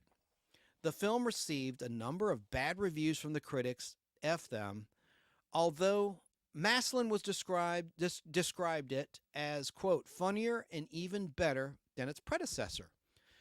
In theaters over the Christmas season, Any Which Way You Can was a major box office success and ranked among the top 5 highest grossing films of that year. Let's try to watch the trailer to Any Which Way You Can. I pulled that clip for you guys and gals. Now listen, when the inevitable happens, I will have a blowout, assuming I'm still alive, about Clint Eastwood with more clips, more. I have a lot of stuff on Clint Eastwood we'll watch tonight, but I'm going to save that for another Clint Eastwood episode that I hope is a long time from now. And then I'm going to play some iconic lines of Clint Eastwood movies. But now let's look at the trailer. Oh, Lord, let's say a silent prayer that the stream does not go down on the YouTube side when I play this. It's 50-50, of course. And then I have our character actor of the week. Where the heck are you, my little friend? Here it is. Let's watch. It's on! What? The fight! They're coming from every which way they can, any which way they can, 'cause they're on to a sure thing. Clint and Clyde are back in Any Which Way You Can. Breaker 1-9, there's your good news channel. It's on, the fight is on! Faster, funnier, and feistier than ever. Hey, Meadow! Inside! Right turn, Clyde. He's big. Yeah, he's sizable. They said he beat everybody in the Marine Corps. I ain't a Marine. Clint is one tough dude who won't be trifled with most of the time. There's one too many women in your life. I think I love you. And neither will Clyde. Come back here with my Oreos, yeah. Well, now they're up against it one more time. Oh, you're gonna pay for this. You're gonna pay. They're bashing barroom bully boys. Clyde, Scrap the caddy. They're mauling malicious mobsters. And they're battling bizarre bikers. All right, then, let's start doing some stomping of our own. And most of all, facing down the meanest mangler, The fight is on. the brawniest brawler of them all, The fight's on. one Jack Wilson. It's the most knuckle-busting, gut-wrenching, brain-scrambling, butt-bruising, lip-splitting brawl of all time. It's a fight to remember. Clint Eastwood turned you every which way but loose before. Now you can bet he'll do it again. See him and the whole gang. Baby. Any which way you can. It's a sure thing. Any which way you can.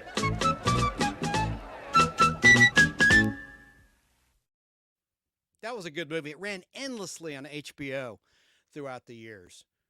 Good movie. Good, clean, fun, and I liked it. So let's see where we're at here, and I have got to get some more coffee in just a sec. All right, so let's talk about after Any Which Way You Can was a major success. Eastwood directed and starred in Honky Tonk Man, released in 1982. It was based on Clancy Carlisle's Depression-era novel. Clint Eastwood portrays a struggling Western singer, Red Stovall, who suffers from tuberculosis. I did it! I said it! But has finally been given an opportunity to make it big at the Grand Ole Opry.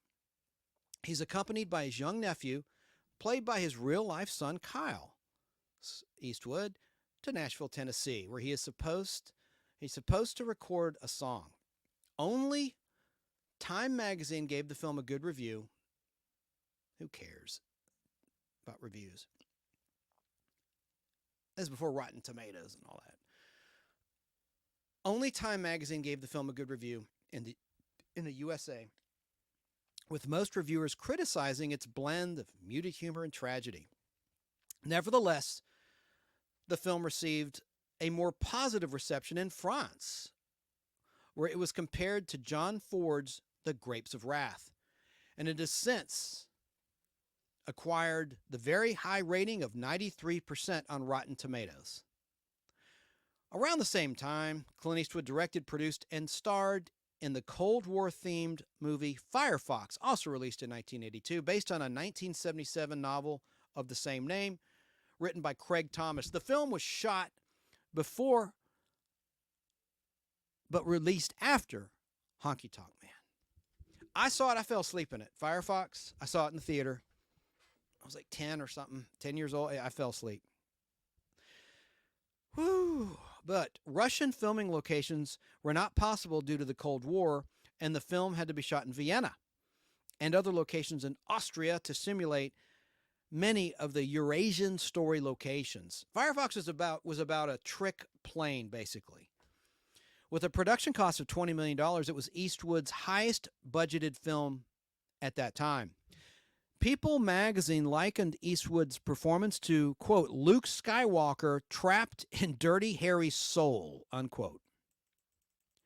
Clint Eastwood directed and starred in the fourth Dirty Harry film, Sudden Impact, released in 1983, which is considered the darkest and most violent of the series.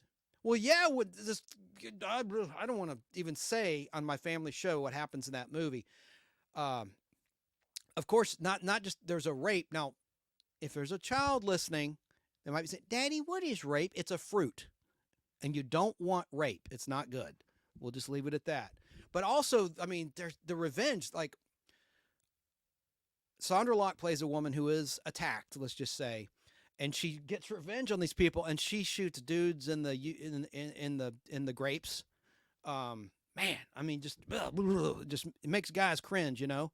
But and it was a really disturbing scene when she's attacked and her sister, who's like rendered mentally like a mute. You know, it was too. I can't watch it again because I'm gonna play the trailer because it has an iconic line. Go ahead, punk, make my day. I mean, it's pop culturally significant, but it's a hard R rating for sure. Now, by this time, with his deal with Warner Brothers, Clint Eastwood received 60% of all profits from his movies that he starred and directed, with the rest going to Warner Brothers, the studio. Distributors. Sudden Impact was his final on-screen collaboration with Sandra Locke, who played the victim and the assassin, or the vigilante. She plays a middle-aged painter who, along with her sister, was gang you-know-what years before the story takes place at an amusement park, a fun, happy, innocent place. I hate that too. And seeks revenge for her sister's now vegetative state by systematically murdering the rapist, and one of them was a woman. The line, "Go ahead, make my day," uttered by Eastwood during an early scene in a coffee shop, has been cited as one of cinema's immortal lines of dialogue. It was quoted by President Ronald Reagan in a speech to Congress and used during the 1984 presidential elections. The film was the second most commercially successful of the Dirty Harry films after The Enforcer, earning $70 million at the box office. It received very positive reviews, with many critics praising the feminist aspects of the film through explorations of the physical and the psychological consequences of RAPE. So let's watch the trailer to Sudden Impact. But be warned and beware that if you see this movie, it's very disturbing. But I'm going to play the trailer. Say a silent prayer, please. YouTube gods, Google, the bots. Don't take my stream down. Thank you. Okay, now but this is serious. Let's watch this, and I've got to get some coffee. Wrong one. Wrong one. Yeah. Dirty Harry is at it again in Sudden Impact.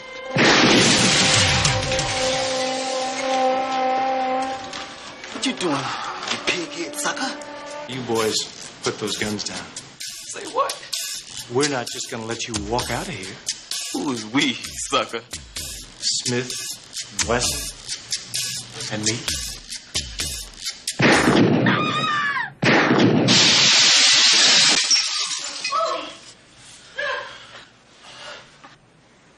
Go ahead. Make my day.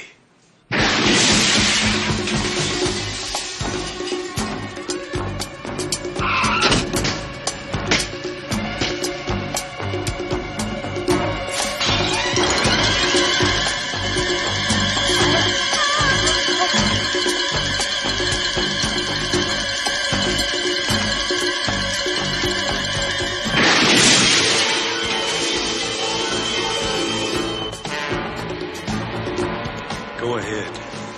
Make my day. Clint Eastwood, Dirty Harry, Sudden Impact.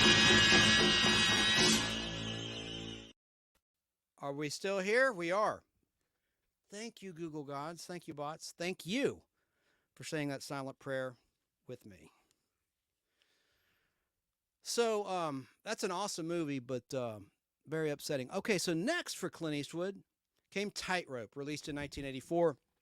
Had Clint Eastwood starring opposite Genevieve as in a provocative thriller inspired by newspaper articles about an elusive Bay Area, again, rapist, set in New Orleans, Louisiana. To avoid confusion with the Dirty Harry films, Eastwood played a divorce cop drawn into his target's tortured psychology and fascination of sadomasochism. I did it. I mean, I said it. I didn't do it. I don't do it. I'm not into that. All right, let me just take three. Eastwood played a divorce cop drawn into his target's tortured psychology and fascination for sadomasochism.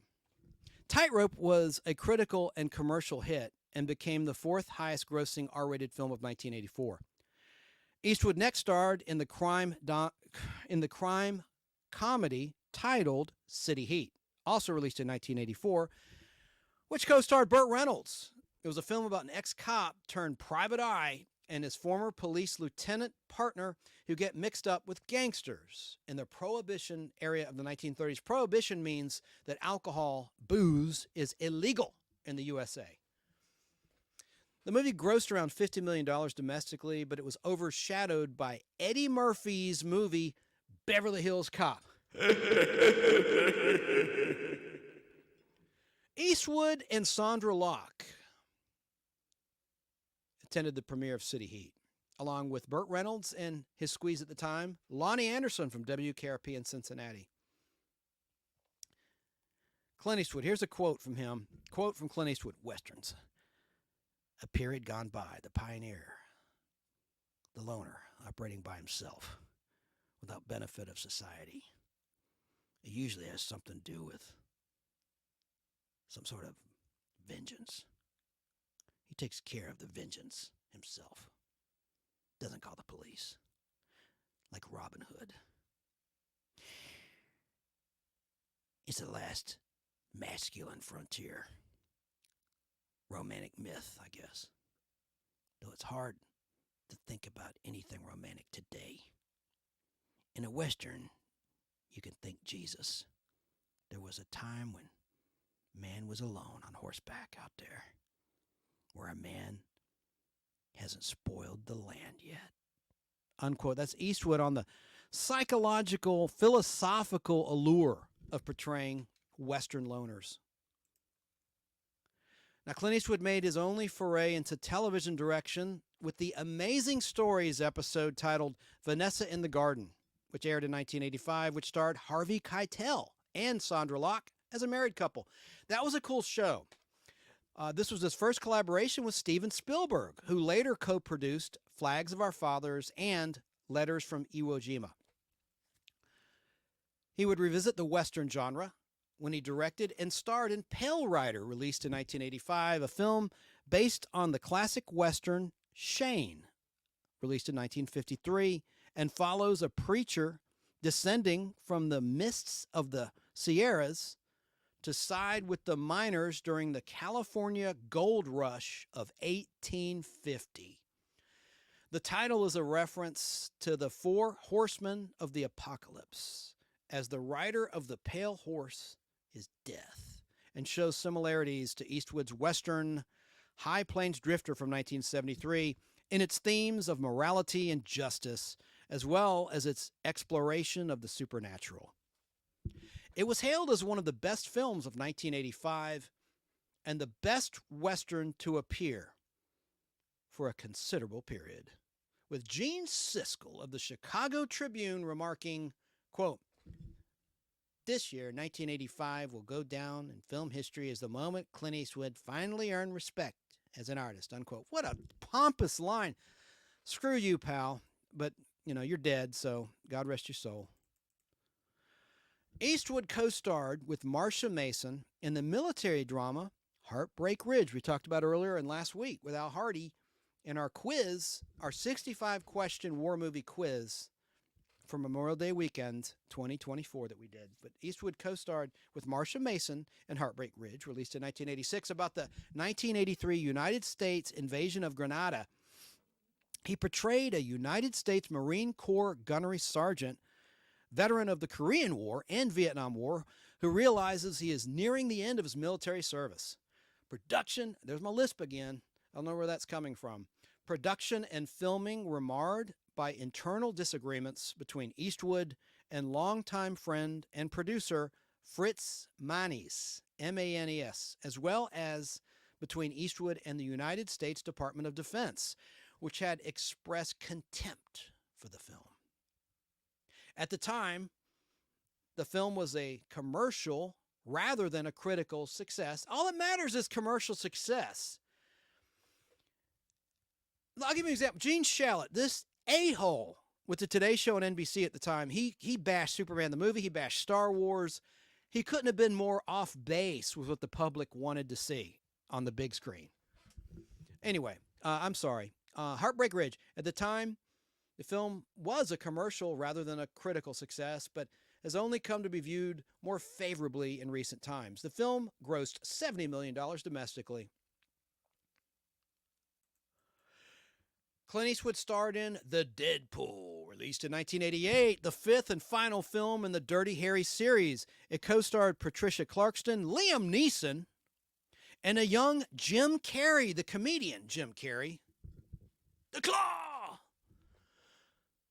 and the cable guy, who plays Johnny Squares, a drug-addled rock star, and the first of the victims on a list of celebrities drawn up by horror film director Peter Swan, played by Liam Neeson, who are deemed most likely to die.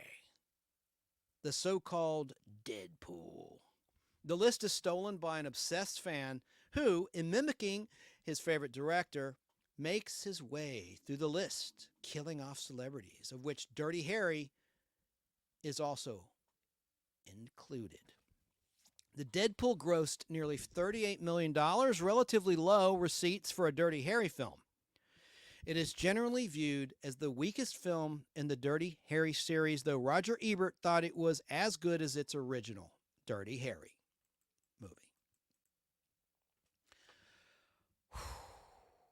Excuse me. Eastwood began working on smaller, more personal projects and experienced a lull in his career between 1988 and 1992. Always interested in jazz, he directed a movie called Bird in 1988, released in 88, a biopic starring the great Forrest Whitaker as jazz musician Charlie Bird Parker, alto saxophonist Jackie McLean, and Spike Lee, son of the bassist Bill Lee and a longtime critic of Eastwood, criticized the characterization of Charlie Parker, remarking that it did not capture his true essence and sense of humor.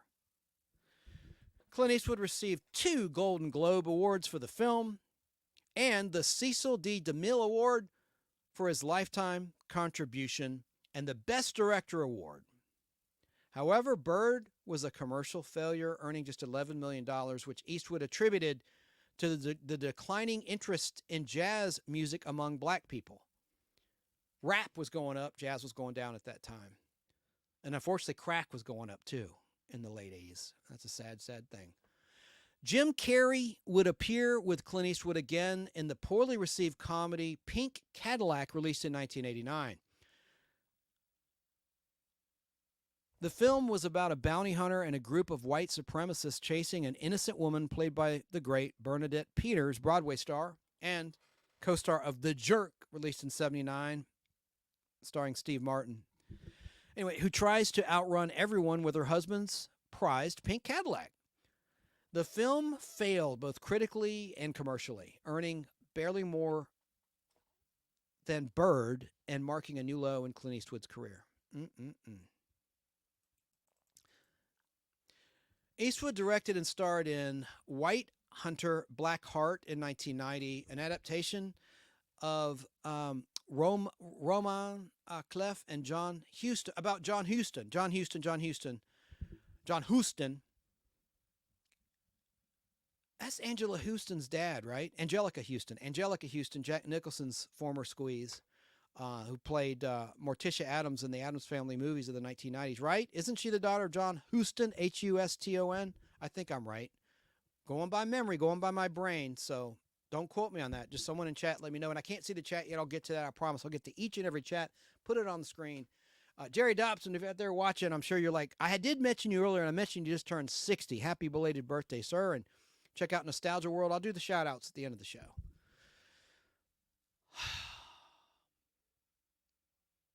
So White Hunter Black Heart is about John Huston and the making of the classic film The African Queen. It was shot on location in Zimbabwe in the summer of 1989. The film received some critical attention, but with only a limited release, earned only $8.4 million. Clint Eastwood directed and co-starred with Charlie Sheen in The Rookie, a buddy cop action film released in December 1990. Critics found the film's plot and characterization unconvincing, but praised its action sequences. An ongoing lawsuit in response to Eastwood allegedly ramming a woman's car resulted in no Eastwood films being shown in theaters in 1991. Clint Eastwood won the lawsuit and agreed to pay the complainant's legal fees if she did not appeal the verdict.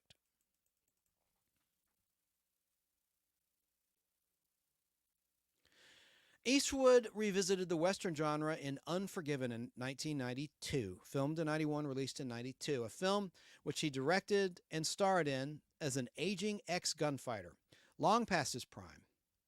Scripts existed for the film as early as 1976 under the titles such as The Cut Whore Killings and The William Money Killings, but Eastwood delayed the project because he wanted to wait until he was old enough to play the character and savor it as the last of his Western films.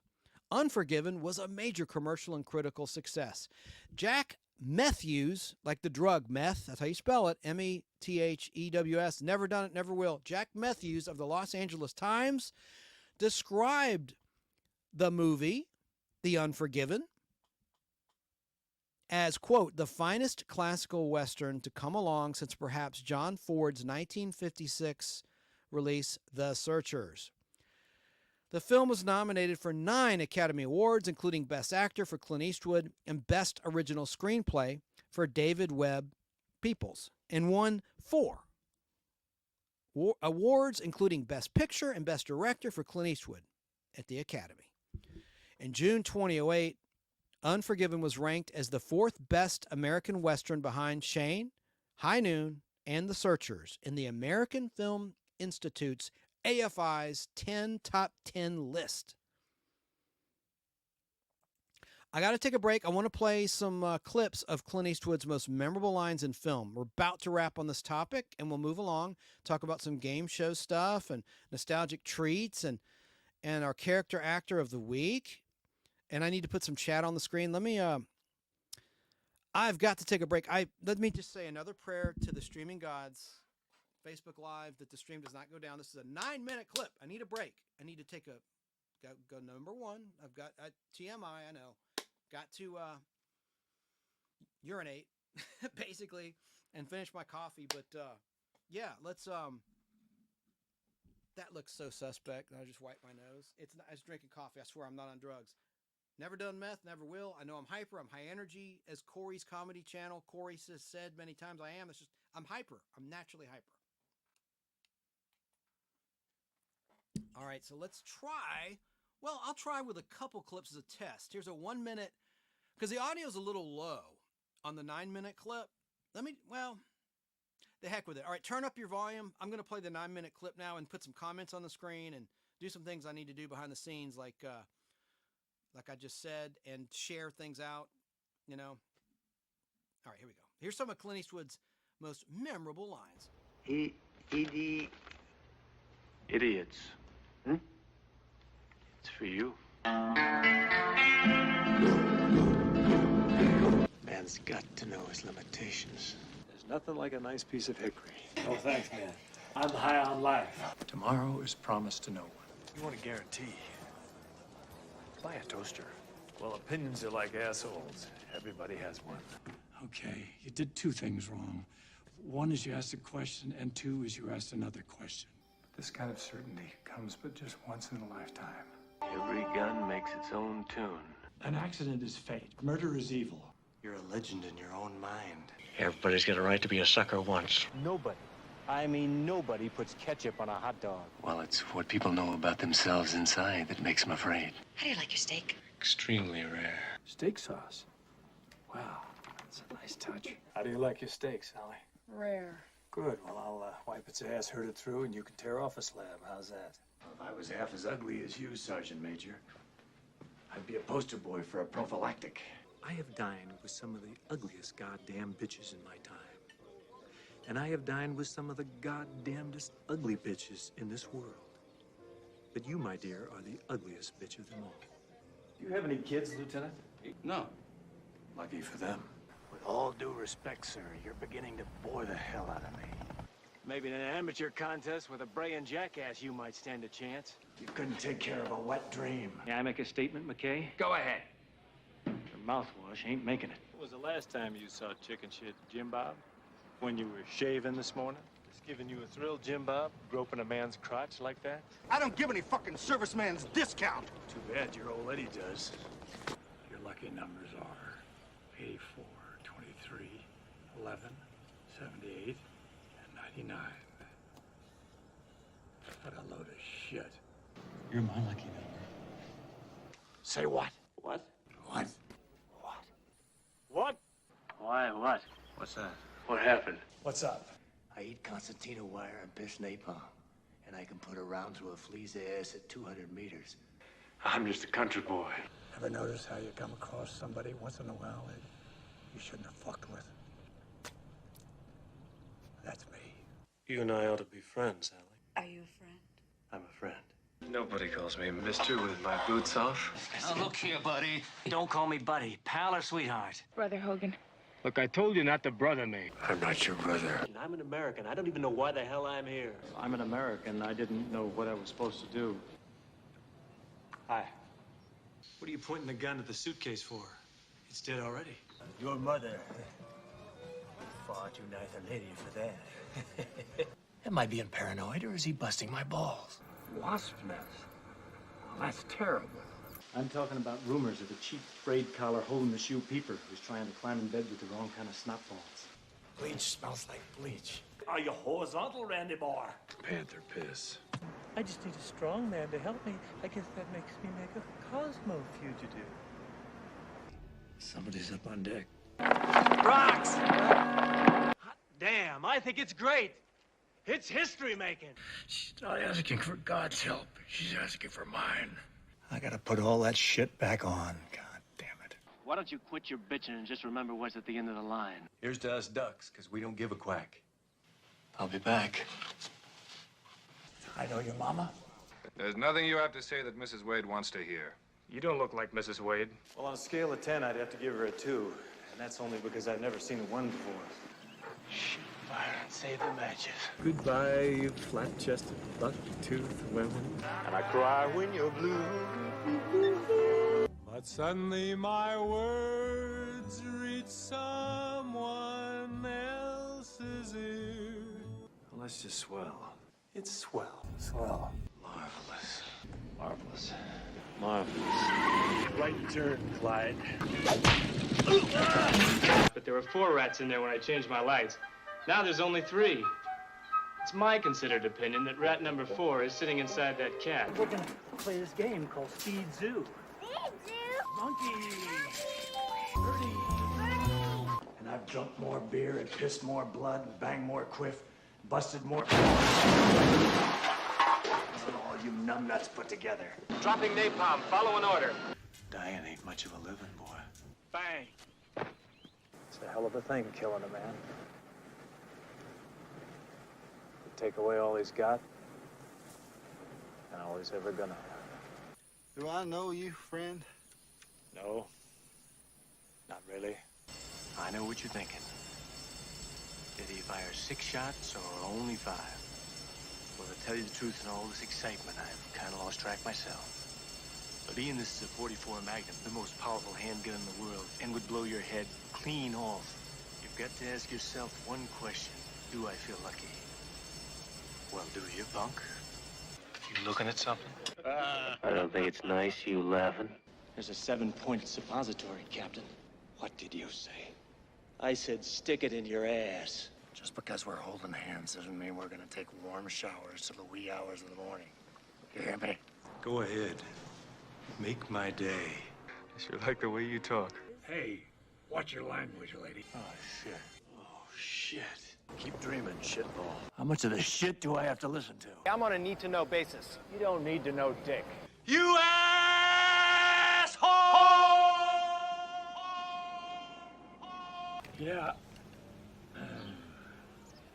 Son of a bitch. I'm calling you a liar and a cheat and a fat, porky son of a bitch. Harry, I think you're a yellow, rotten, sadistic son of a bitch. You pompous son of a bitch. And that son of a bitch is hurting out there, and I'm fucking liking it. Dirty, rotten, dirty, heel, scheming, devious bitch. Fuck me. Shut your fucking face. You have a rendezvous with my ass, motherfucker. I hate these fucking donuts. These fruitcake little ones with the goddamn pinky shit on top. Nobody eats that shit. Watch your cussing now, will you? Get out of here. Get off her. Get out of my truck, you yellow-bellied sidewinder! Get off my lawn. Get out of my truck, you ingrates! Get off my lawn. If I catch you messing around with my gear again, I'm gonna stretch your ears. When you hang a man, you better look at him. Listen to me, you sawed-off little runt. I'm gonna haunt your ass all over this goddamn town. Don't ever point a gun at me, understand? Not even a twig. Otherwise, you're gonna be a deep shit so much you won't be able to see over it. Next time, I'll knock your damn head off. I'll take that as a yes, because if I have to come back here, it's gonna get fucking ugly. You just touch that horse, mister. You just try and touch it. You better drop that blade, or you won't believe what happens next, even while it's happening. Oh, you're gonna look awfully silly with that knife sticking up your ass. Sergeant, you get that contraband stogie out of my face. Before I shove it so far up your ass, you'll have to set fire to your nose to light it. Fuck me, buddy. I'll kick your ass so hard you'll have to unbutton your collar to shit. Listen, punk. To me, you're nothing but dog shit. You understand? I don't like you on my flank because it scares me. I don't like being scared. If you ever come near me again, I'm gonna kill you. Understand? A little early for Christmas shopping, ain't it? What'd you want me to do? Yell trick or treat at him? And I'm the Tooth Fairy. What are you fish heads looking at anyway? But you know, you're letting Click Clack Ding Dong and Charlie Chan just walk out with Miss What's-Her-Face. Next time you come around this dock, this Mexican's gonna kick your ass. $10, Wall. $10? Jesus Christ, Mark. Are you half Jew or something? What is it with you Jews, anyway? How many swamp rats can you get in one room? Seems like we can't trust the white man. Oh, I've got one. There's a Mexican, a Jew, and a colored guy go into a bar. The bartender looks up and says, "Get the fuck out of here." Get me another beer, Dragon Lady. Break out the books and study your little ass off. If she looks back, that means she's interested. What does a girl have to do to go to bed with you? Try knocking on the door? Want to go hoist some oysters? Would you care to dance? I'm gonna kill you, your mama, and all her bridge-playing friends. Well, do you, punk? Tick, tick, tick. Get 3 coffins ready. You forgot your fortune cookie. It says you're shit out of luck. Killed just about everything that walks or crawled at one time or another. There's gotta be 100 reasons why I don't blow you away. Right now, I can't think of one. I know things about people. I know things about people. I know things about pigeons. Adios. Yo comprendo. Buscate, piede, raquete. I don't know what all that means. I just thought I might use it someday. If my life were a movie, there'd be a sign on it saying, "Caution, some scenes too intense for younger viewers." The great Clint Eastwood. How about those clips, huh? Hello to Shane B. Sick 2210 Productions on YouTube, and to everyone. I put every comment on the screen except for the links, and thanks to the moderators, thanks to PDF Elves, and of course, my buddy My Flock, Southern California Sarah, for linking everybody. Keep the links coming. That's great. I appreciate that collaboration. Let me do one little thing here, and we're about to wrap talking about Clint Eastwood, and we'll get on to Press Your Luck and some game show stuff and the nostalgic treat of the week. So let's talk about Eastwood playing Frank Horrigan in the Secret Service thriller In the Line of Fire, released in 1993. It was directed by Wolfgang Peterson and co-star John Malkovich, who's a great character actor, usually playing a psychopath or a villain, and Rene Russo. You saw some clips from that film in the piece I just played, the 8-minute, no, more like a 10-minute clip of some of the best lines of the great Clint Eastwood. Rene Russo, I was just thinking about her. She was in Lethal Weapon 3. She kind of fell off, but she was Thor's mother in the MCU. So I got to have a comic book anecdote out there. In the Marvel Comics universe of films, Rene Russo played Thor's mother. Anyway, Clint Eastwood's character Horrigan is a guilt-ridden Secret Service agent haunted by his failure to save John F. Kennedy's life. The film was among the top 10 box office performers of that year, 1993, earning $102 million in the United States alone. And 25 years after he was first listed on Quigley's Top 10 Money-Making Stars poll, Clint Eastwood was voted number one. Once again, number one. like the Duran Duran song.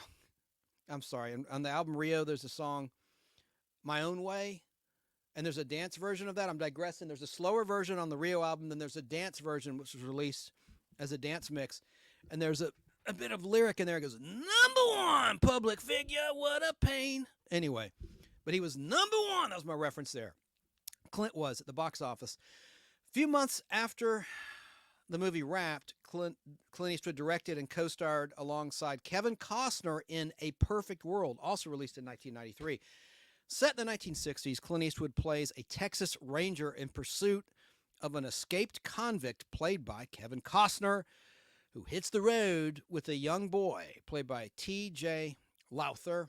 Janet Maslin of the New York Times wrote that the film marked the highest point of Clint Eastwood's directing career, and the film has since been cited as one of the most underrated directorial achievements of all time.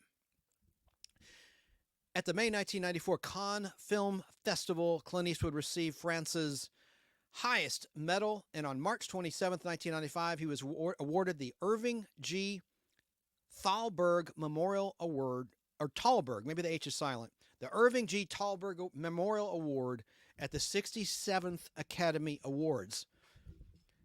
Clint Eastwood's next film appearance was in a cameo role as himself in the children's film Casper in 1995, which at the time starred a girl who was Wednesday Addams in the Addams, Christina Ricci.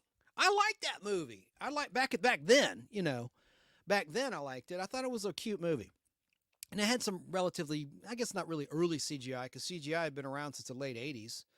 But anyway, and Jumanji was out in 95, which had a lot of CGI in it. All right, so Clint Eastwood expanded his repertoire by playing opposite Meryl Streep in The Bridges of Madison County. I'll never forget, I met Meryl Streep in a movie directed by Tommy Lee Jones called The Homesman, shot mainly in New Mexico State, but they shot some of it here in Georgia, where I'm located, near Columbus, Georgia, in Westville, which is a fictional Western town. A lot of public school field trips go there to tour it. It's just like a backlot of a Western town, like the Gunsmoke town. What's that town? I know it. No. Don't tell me. Don't tell me. The town in Gunsmoke, kind of irrelevant to what we're talking about here, but Matt Dillon, the marshal of... it slipped my mind.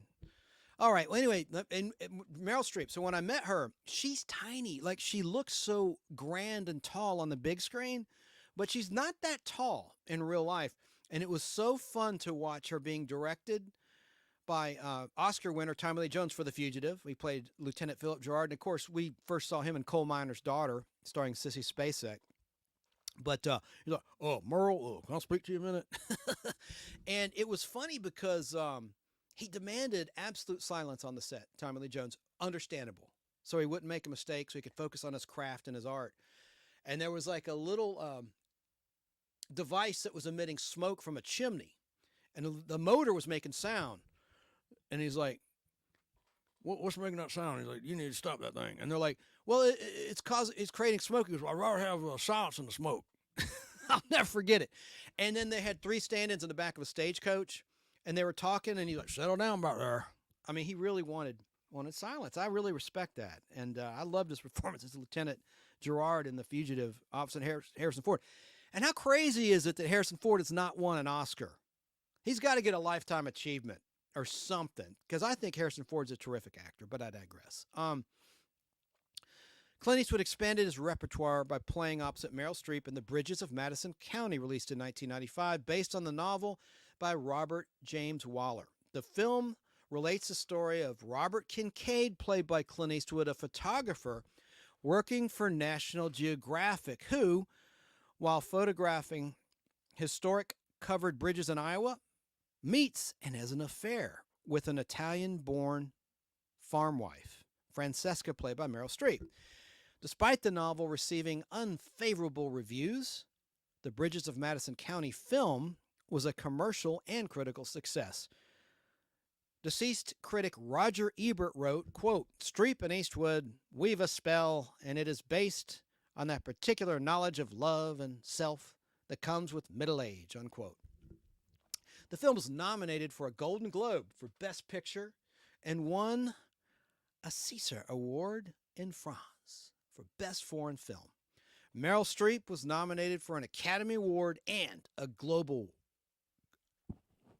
Globe Award for her performance in The Bridges of Madison County.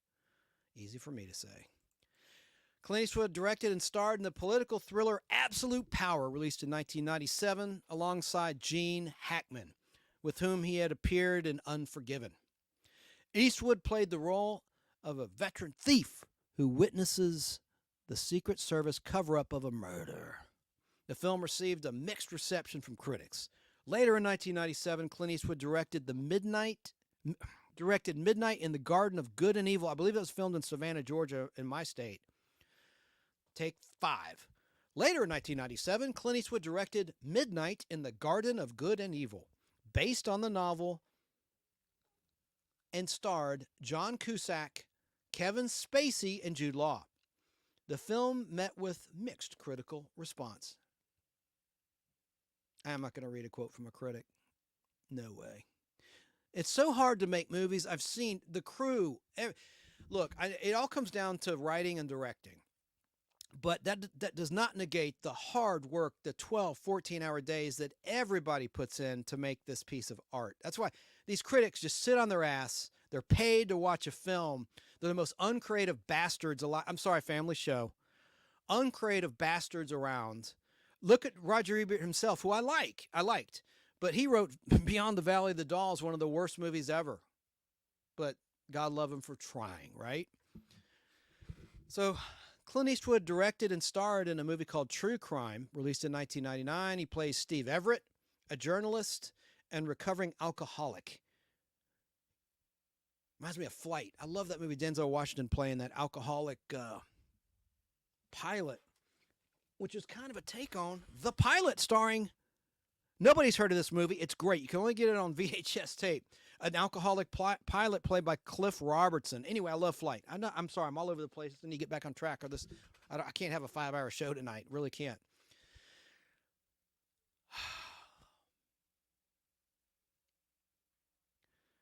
Let me take a breath. In True Crime, Clint Eastwood played Steve Everett, a journalist and recovering alcoholic who has to cover the execution of the murder of Frank Beecham, portrayed by Isaiah Washington. True Crime received a mixed reception, with Janet Maslin of the New York Times writing, quote, "His direction is galvanized by a sense of second chances and tragic misunderstandings, and by contrasting a larger sense of justice with the peculiar minutia of crime. Perhaps he goes a shade too far in the latter direction, though," unquote.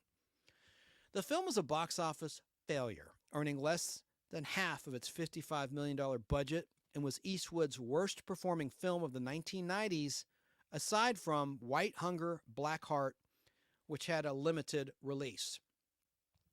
Clint Eastwood directed and starred in Space Cowboys in the year 2000. Little Conan O'Brien reference, alongside Tommy Lee Jones, Donald Sutherland, and James Garner. Jim Rockford and Maverick on television, of course. And The Notebook, right? He played Barbie Boy's older self. And the movie's Fall Guy, Ryan Gosling.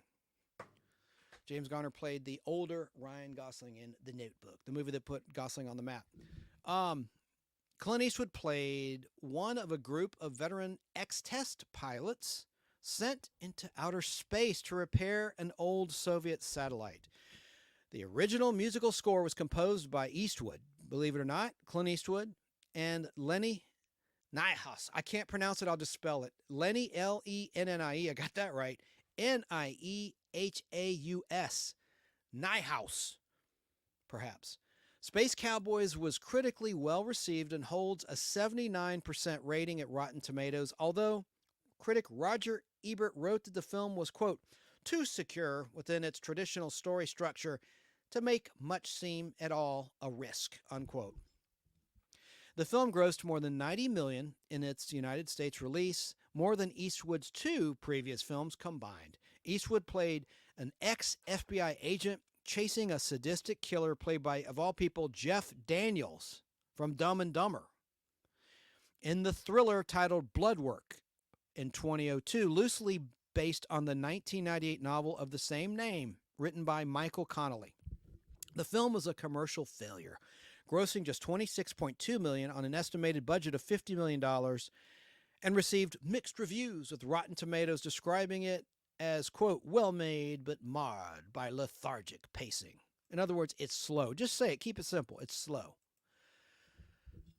Clint Eastwood and a pregnant Angelina Jolie on the red carpet at the 2008 Cannes Film Festival promoted their film Changeling, which Eastwood directed and scored. Can you believe? I love that he got into the music aspect of filmmaking. Mystic River, 2003, a film dealing with the themes of murder, vigilantism, he's a vigilant. It's in my head. I have a mental block now. Bernard Getz was a vigilante. Murder, vigilantism. I can't do it. I'm like a 5-year-old. Vigilantism. All right. The Changeling was directed by Clint Eastwood, and he scored the music for it. Wait. Okay. Hold on a second. Eastwood directed and scored the crime drama Mystic River, released in 2003, a film dealing with the themes of murder, vigilantism, and sexual abuse, and starred Sean Penn, Kevin Bacon, and Tim Robbins. The film was praised by critics and won 2 Academy Awards for Best Actor for Sean Penn and Best Supporting Actor for Tim Robbins, who was hot off his success in Shawshank Redemption. Actually, it was about 10 years or so after, actually. With Eastwood garnering nominations for Best Director and Best Picture, the film grossed $90 million domestically in the USA on a budget of $30 million. In 2003, Clint Eastwood was named Best Director of the Year by the National Society of Film Critics. Tim Robbins said, Clint is a true artist in every aspect. Despite his years of being at the top of his game and the legendary movies he has made, he's always made us feel comfortable and valued on the set, treating us as equals. That's Tim Robbins talking about working with director Clint Eastwood. The following year, Clint Eastwood found further critical acclaim with $1 Million Baby. The boxing drama won 4 Academy Awards for Best Picture, Best Director, Best Actress Hilary Swank, and Best Supporting Actor Morgan Freeman. Where did Hilary Swank get her start? On TV's Beverly Hills 90210.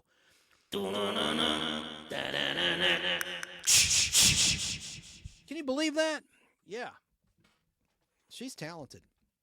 At age 74, he turned 94 recently, so 20 years ago, Clint Eastwood became the oldest of 18 directors to have directed 2 or more Best Picture winners.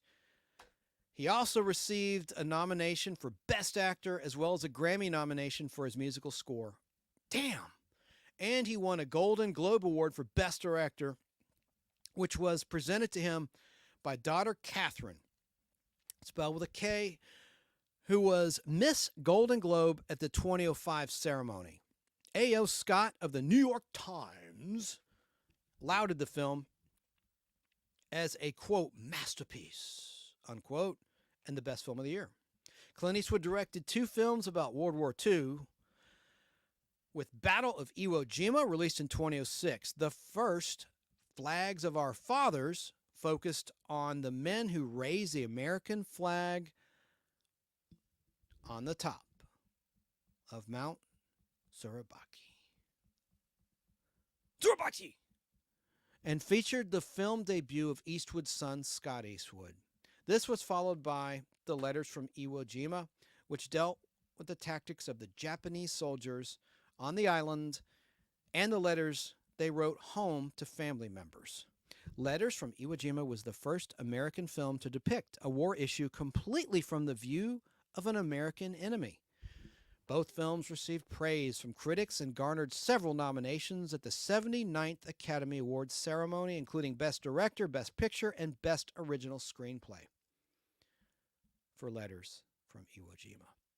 At the 64th Golden Globe Awards ceremony, Clint Eastwood received nominations for Best Director for both films. Letters from Iwo Jima won the award for the Best Foreign Language Film. Clint Eastwood next directed The Changeling, released in 2008, based on a true story set in the late 1920s. Angelina Jolie starred as a woman reunited with her missing son, only to realize he's an imposter. After its release, at several film festivals, the film grossed over $110 million, the majority of which came from foreign markets. The film was highly acclaimed, with Damon Wise of Empire describing The Changeling as flawless. Todd McCarthy of Variety magazine described it as, quote, emotionally powerful and stylistically sure-handed, unquote. And that the film's characters and social commentary were brought into story with, quote, almost breathtaking deliberation, unquote. For the film, Clint Eastwood received nominations for Best Original Score. He did the music.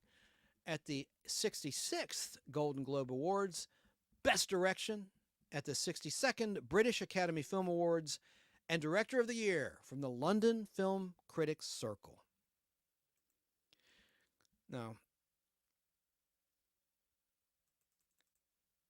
Eastwood ended a 4-year, quote-unquote, self-imposed acting hiatus, unquote, by appearing in Gran Torino, also released in 2008, which he also directed, produced, and partially scored with his son Kyle and Jamie Cullum, Cullum. Biographer Mark with a C, Mark Elliott, called Eastwood's role, quote,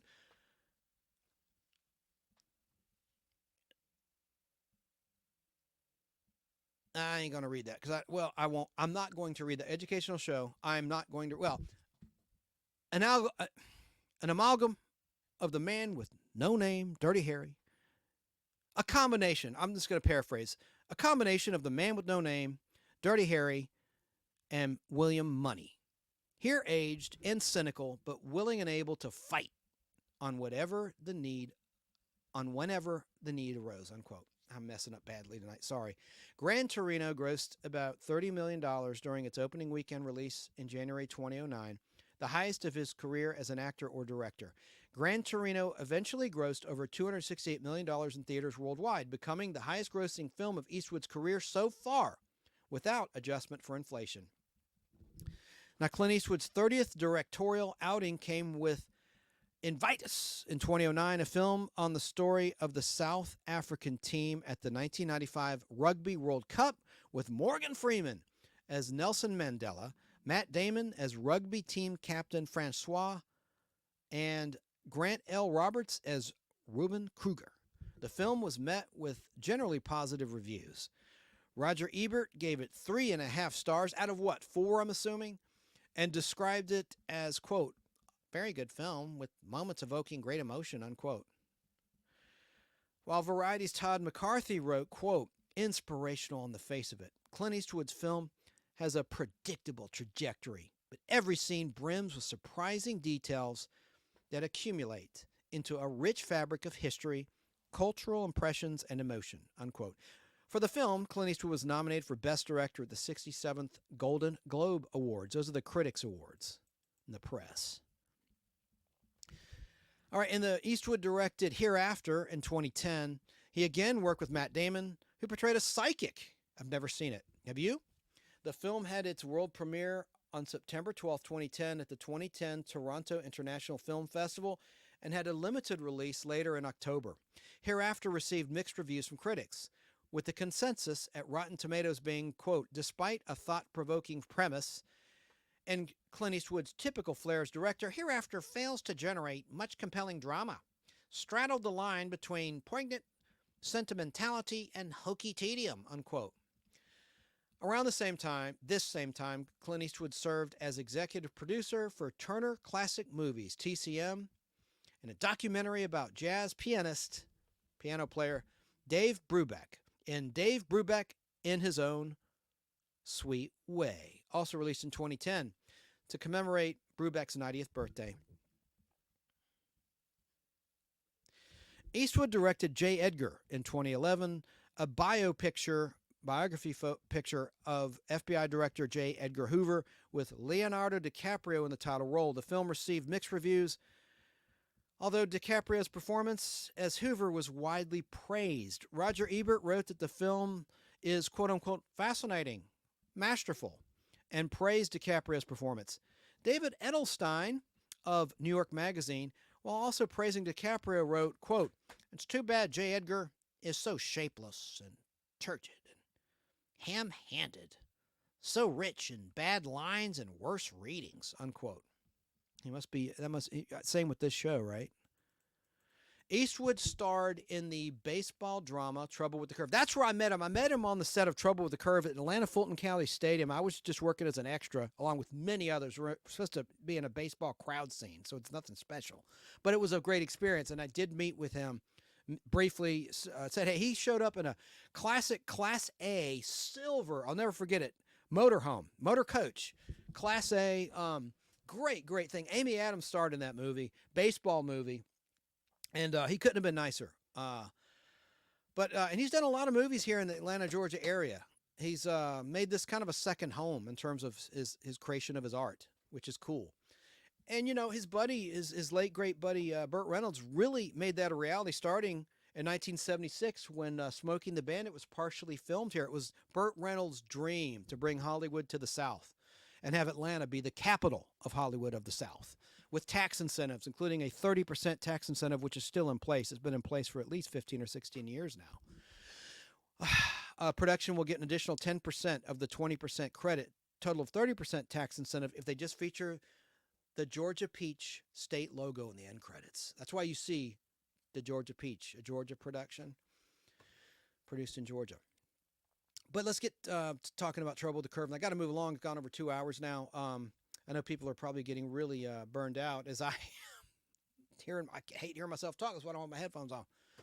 Clint Eastwood starred in the baseball drama Trouble with the Curve, released in 2012, as a veteran baseball scout who travels with his daughter, played by Amy Adams, for a final scouting trip.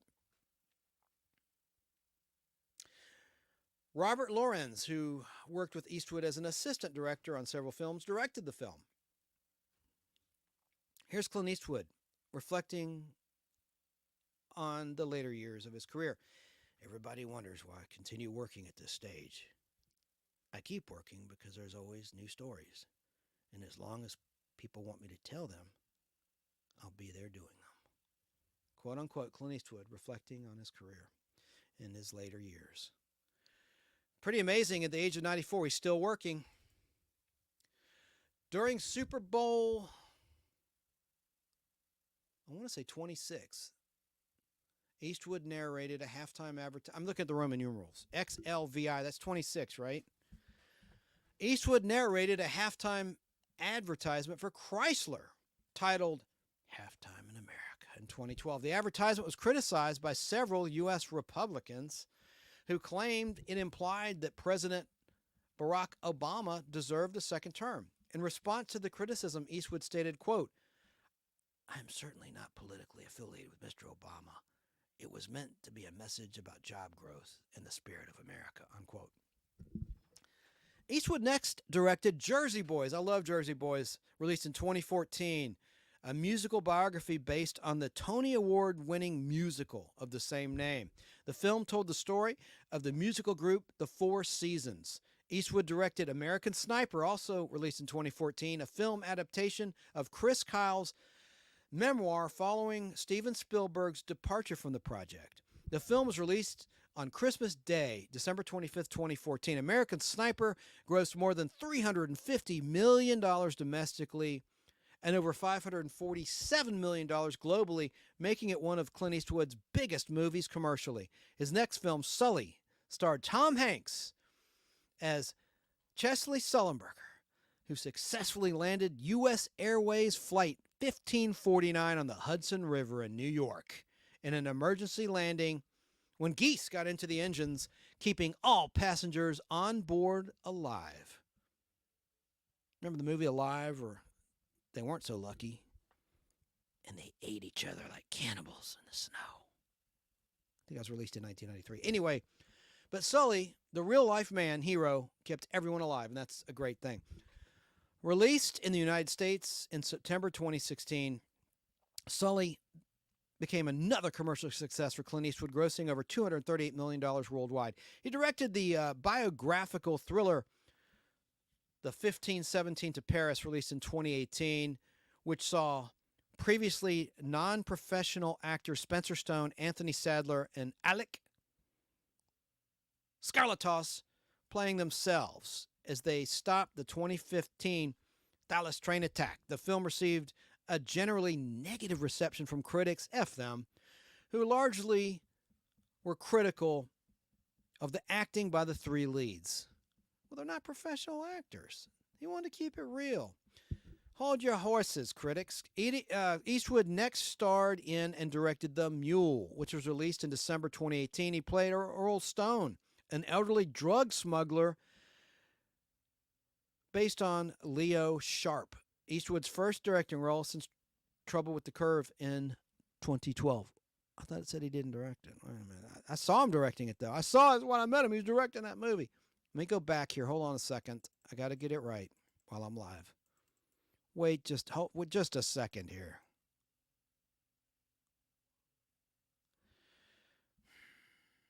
He starred in Trouble with the Curve with Amy Adams, right?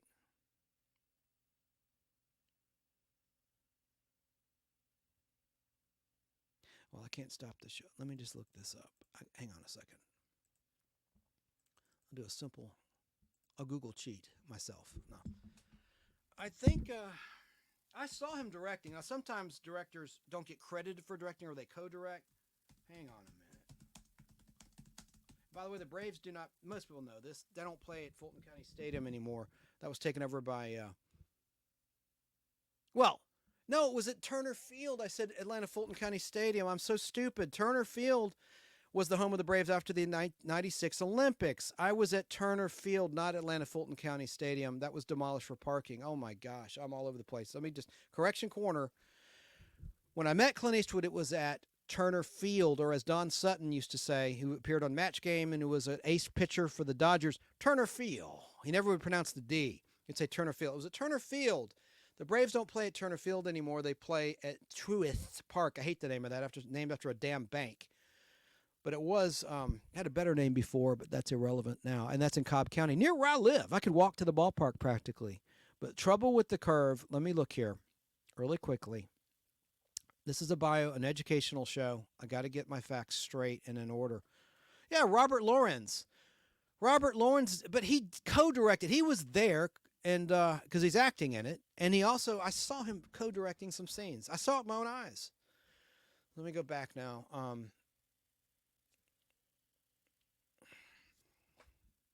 It was Eastwood's first acting role since Trouble with the Curve.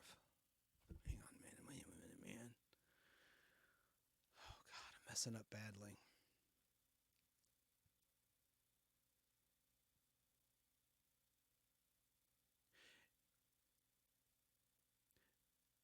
Clint Eastwood played Earl Stone, an elderly drug smuggler based on Leo Sharp. Eastwood's first acting role since Trouble with the Curve in 2012. Okay, I must have misread, and I thought it was directing there. Okay. In May of 2019, it was announced that Clint Eastwood would direct The Ballad of Richard Jewell, based on the life of heroic security guard Richard Jewell, who was wrongly suspected in the 1996 Olympic bombing, later retitled simply Richard Jewell. Eastwood directed and produced the film through Warner Brothers, his 10th straight film with the company. Jonah Hill and Leonardo DiCaprio were originally set to star in the film in 2014 when it was to be directed by Paul Greengrass, but DiCaprio and Hill would ultimately serve only as producers on Eastwood's film. The film stars Paul Walter Hauser as along with Sam Rockwell, Kathy Bates, John Hamm from AMC's Mad Men, and Olivia Wilde in supporting roles. Filming began on June 24th, 2019, with Richard Jewell released on December 13th, 2019. That was a good movie. And I'm glad that through the power of motion pictures, that Richard Jewell was vindicated, because he was an innocent man and he was a hero. And he was embarrassed and humiliated with constant searches on his home by authorities and the press dogging him as a villain when he actually was a hero.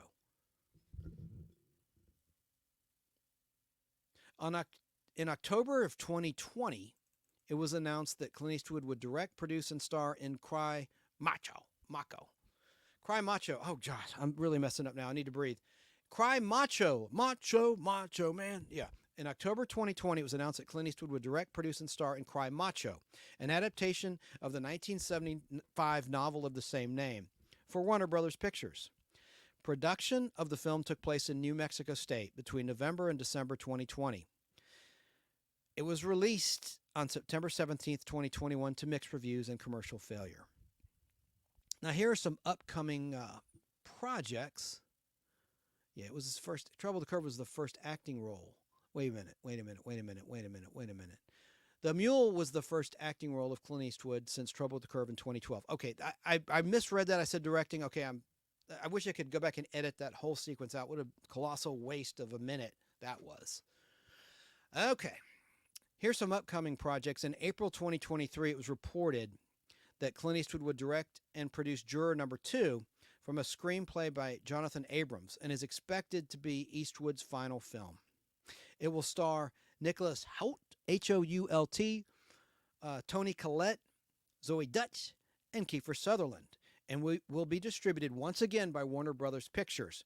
The film's production began in June 2023, though it was temporarily suspended due to the 2023 SAG-AFTRA strike. Production resumed in November of 2023. Let me just skip ahead here. From the very early days of his career, Clint Eastwood was frustrated by directors' insistence that scenes be reshot multiple times and perfected. And when he began directing in 1970, he made a conscious attempt to avoid any aspects of directing he had been indifferent to as an actor. As a result, Eastwood is renowned for his efficient film directing and ability to reduce filming time and control budgets. He usually avoids actors rehearsing and prefers to complete most scenes on the first take. Eastwood's rapid filmmaking practices have been compared to those of Woody Allen, Ingrid Bergman, and Jean-Luc Godard. Not Picard, Godard. When acting in other people's films, he sometimes takes over directing. Such was the case in The Outlaw of Josie Wales, if he believes production is too slow. In preparation for filming, Eastwood rarely uses storyboards for developing the layout of a shooting schedule. He also attempts to reduce script background details on characters to allow the audience to become more involved in the film. Considering their imagination a requirement for the film, and it connects with the viewers. Eastwood has indicated that he lays out film's plot, to provide the audience with necessary details, but not so much that it insults their intelligence, quote unquote. Let's see. According to Life magazine, quote, Eastwood's style is to shoot first and act afterward. He etches his characters virtually without words. He has developed the art of underplaying to the point that anyone around him who so much as flinches looks hammily histrionic. Unquote. Interviewers Richard Thompson and Tim Hunter commented that Clint Eastwood's films are, quote, superbly paced, unhurried, cool, and give a strong sense of real time, regardless of the speed of the narrative, unquote. While Rick Gentry considered Eastwood's pacing, quote, unrushed and relaxed, unquote. Eastwood is fond of low-key lighting and backlighting to give his films a film noir feel. A film noir feel.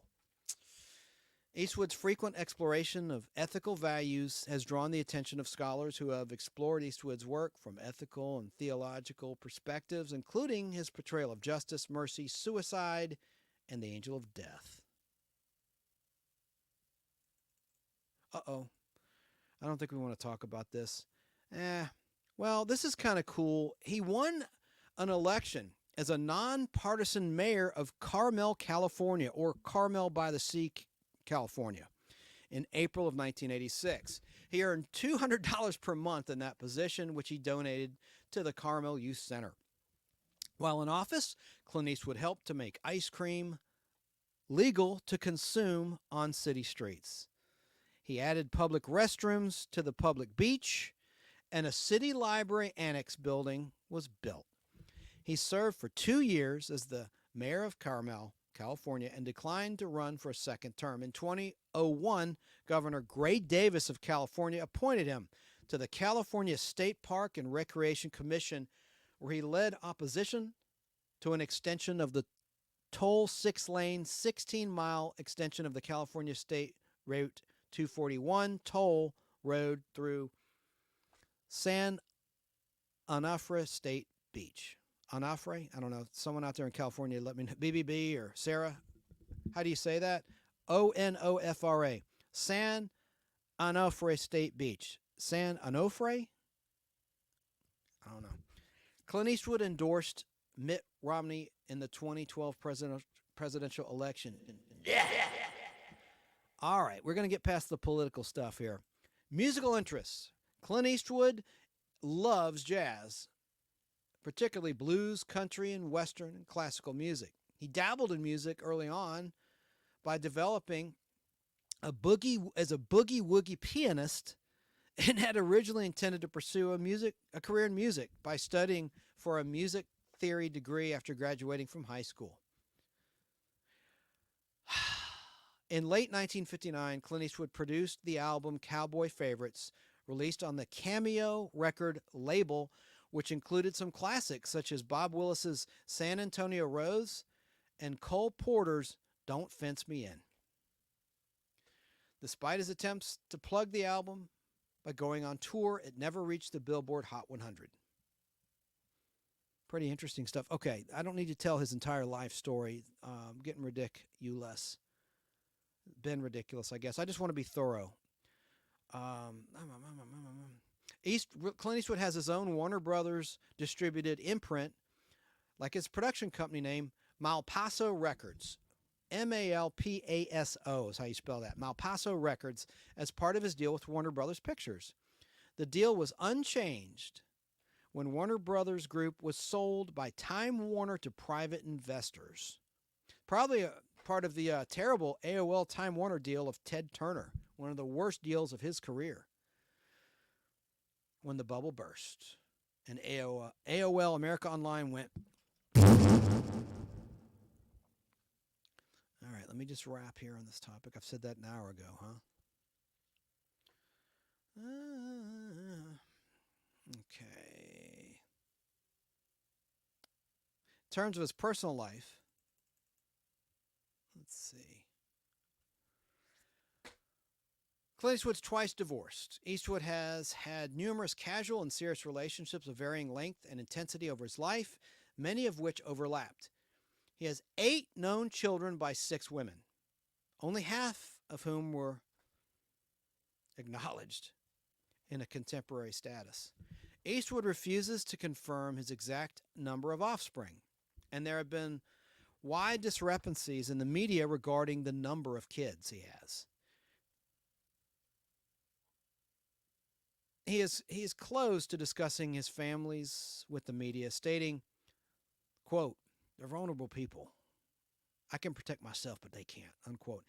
His biographer, Patrick McGilligan, has stated on camera that Eastwood's total number of children is unknown, and that, quote, "One was when he was still in high school," unquote. Okay, well, I mean, he likes to have a good time. Oh, shoot. Hold it. I lost my my little script. Good time to play a clip, and I'll take a break, and I'll get caught up on the comments, too. So let me play some more clips of Clint Eastwood, and we're going to move along here. How long have we gone? We've gone 2 hours, 50 minutes. Good Lord, I didn't want another marathon. We got to get to the character actor of the week and talk about the game show aspect of tonight's show. I already played this. Let me just, well, some of this. This is a little better audio quality. This is a minute and 40 seconds of some of the top 10 best movie quotes and lines of Clint Eastwood. See you soon. Idiots. It's for you.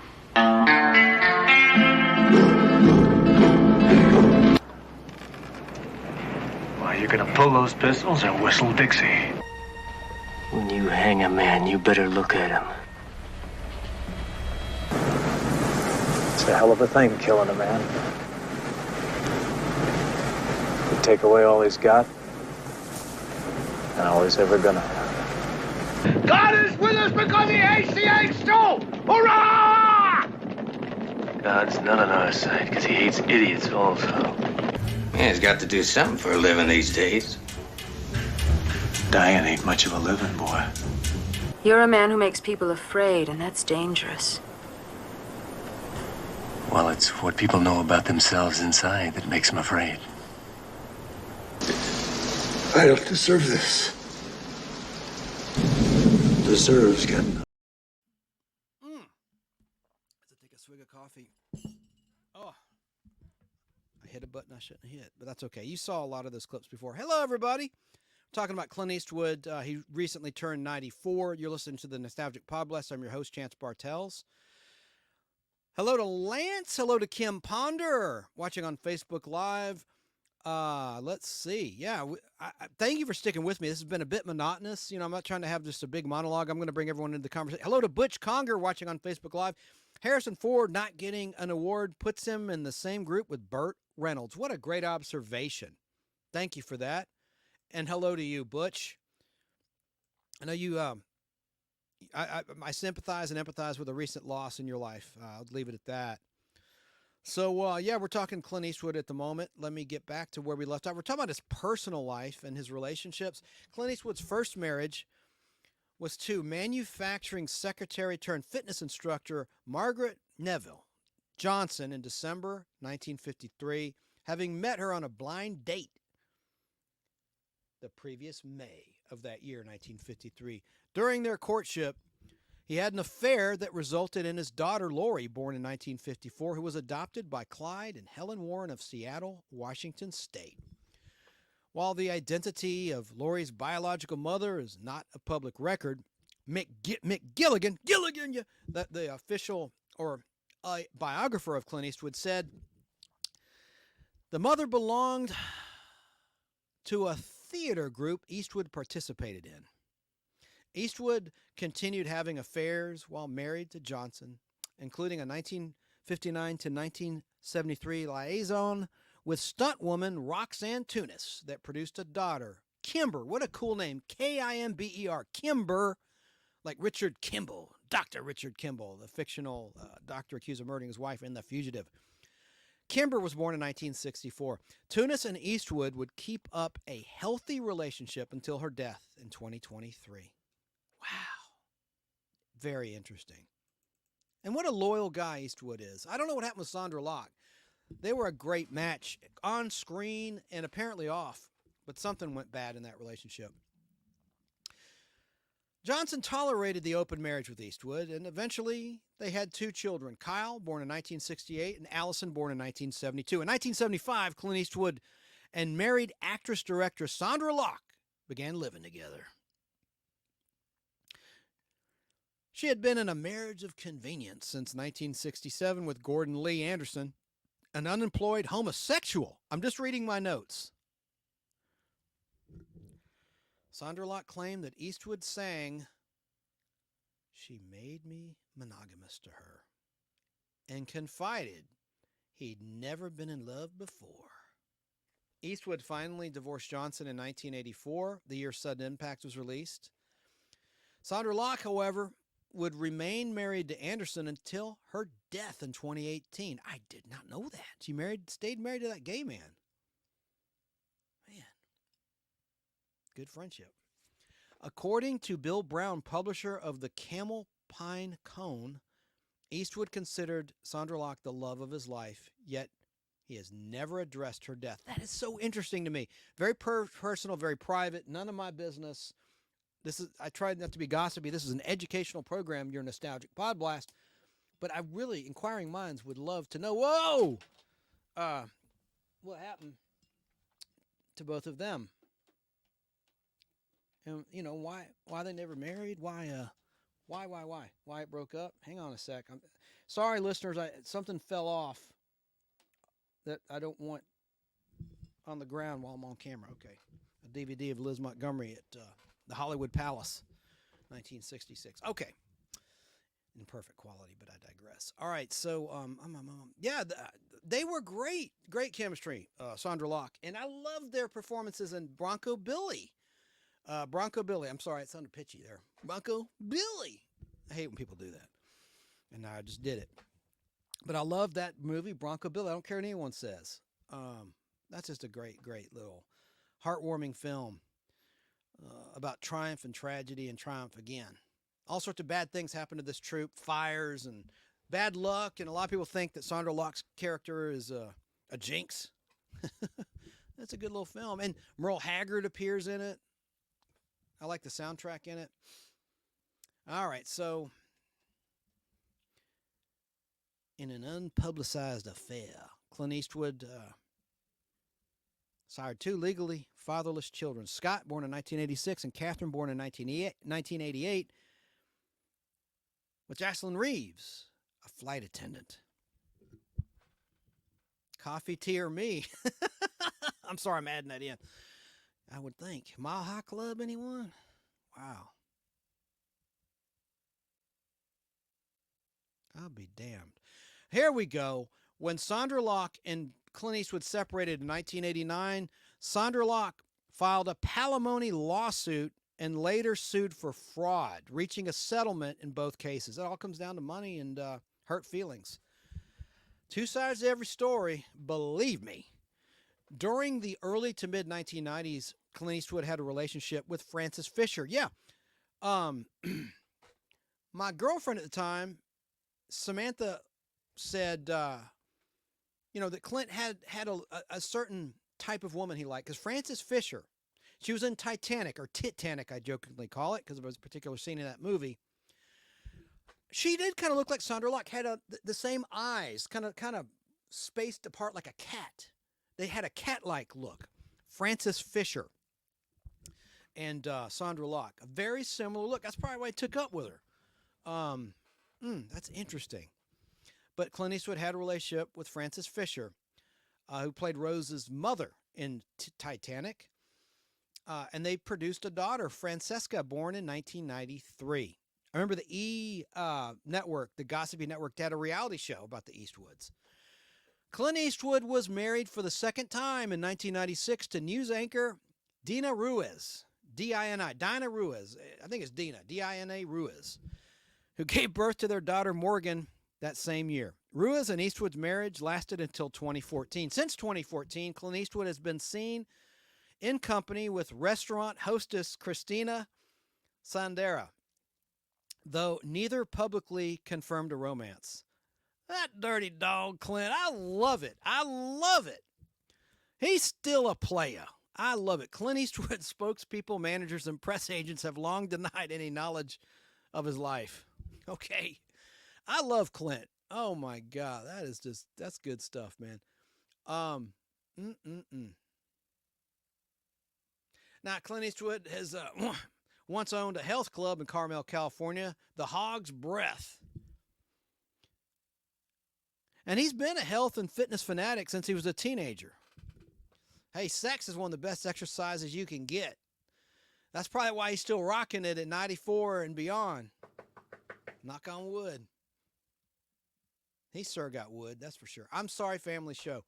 During the production of the show Rawhide, Clint Eastwood featured... During the production of Rawhide, Eastwood was featured... It's a poorly written article. Eastwood, and I didn't write this. Eastwood was... The word was is missing. Okay, during the production of Rawhide, Eastwood was featured in magazines and journals, which often documented his health-conscious lifestyle. In an August 1959 edition of TV Guide, for example, Eastwood was photographed doing push-ups. He gave tips on fitness and nutrition, telling people to eat plenty of fruit and raw vegetables, take vitamins, and avoid sugar-loaded beverages, excessive alcohol, and overloading on carbohydrates. Clint Eastwood's father's death from a heart attack at the age of 64 in 1970, described by Fritz Mannis as, quote, the only bad thing that ever happened to him in his life, unquote, came as a shock to Eastwood. Since his grandfather had lived to be the age of 92. It had a profound impact on his life. From then on, he became more productive, working with even greater speed and efficiency on set, and adopted an even more rigorous health regimen. Despite abstaining from hard liquor, he opened an old English pub called the Hog's Breath in Carmel by the Sea in 1971. Okay, that wasn't no health club. That wasn't a health club. That wasn't, no, there goes bad grammar. The Hog's Breath is an inn, not a, I was talking about, my article was talking about how he's health conscious, so it wasn't a health club. Again, that's like the third or fourth correction. At least I made it while I'm still alive within the same show. I'm sure a lot of people in chat and listeners are like screaming at me. Hog's Breath, does that sound like a health club? Well, I guess it could be. If you're a hog, you want to work off the pounds, and so you're breathing heavy, doing exercises. I guess it's not such a dumb mistake. It sounds more like a pub, though. Okay. The English-inspired pub called the Hog's Breath Inn in Carmel, California. Carmel by the Sea. I always knew it as Carmel, California. I don't know why it's called Carmel by the Sea. Maybe the town was renamed. BBB, is that the case? Sarah, do you know anybody in California State in the audience? Can you clarify why it's not Caramel, it's Carmel by the Sea? Carmel, not Caramel. Carmel, California. I don't get it.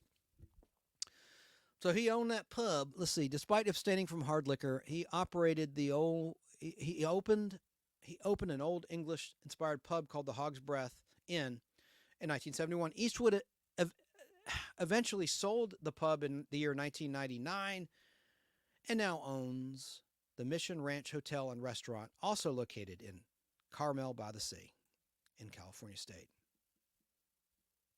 Now, Eastwood is an avid golfer and owns the Tahama Golf Club. He's an investor in the world-renowned Pebble Beach Golf Links west of Carmel and donates his time to charitable causes at major golf tournaments. Eastwood is an FAA-licensed fixed-wing and Rotary Club private pilot and often flies his helicopter to the studios to avoid traffic. Cool. That's very cool. In 1973, Eastwood told film critic Gene Siskel, "No, I don't believe in God," unquote. In 2023, his daughter, Catherine, with a K, stated, quote, "Most of my earthly family do not believe in or worship God. They either have a lack of faith or reject the God in the Bible in favor of other idols or ideas," unquote. Eastwood has said that he finds spirituality in nature, as suggested by his Western Pale Rider 1985 film, stating, quote, "I was born during the Depression, and I was brought up with no specific church. We moved every 4 or 5 months during the first 14 years of my life, so I was sent to a different church depending on wherever we lived. Most of them were Protestant. But I went to other churches because my parents wanted me to try to figure things out for myself. They always said, I just want to expose you to some religions in order and see if that's something you like." So although my religious training was not really specific, I do feel spiritual things, and if I stand on the side of the Grand Canyon and look down, it moves me in some way, unquote. He's also said, quote, it would be wonderful to talk with my parents again, who are, of course, deceased. It makes the idea of death much less scary. But then again, if you think that nothing happens after you die, maybe it makes you live life better. Maybe you're supposed to do the best you can by the gift you're given of the life, and that alone. No, I screwed that last line up. But then again, if you think that nothing happens after you die, maybe it gives you... All right, take 3. But then again, if you think that nothing happens after you die, maybe it makes you live life better. Maybe you're supposed to do the best you can by the gift you're given of life, and that alone. In 1975, Clint Eastwood publicly proclaimed his participation in transcendental meditation when he appeared on the Merv Griffin Show with the founder of Transcendental Meditation. He has meditated every morning for years.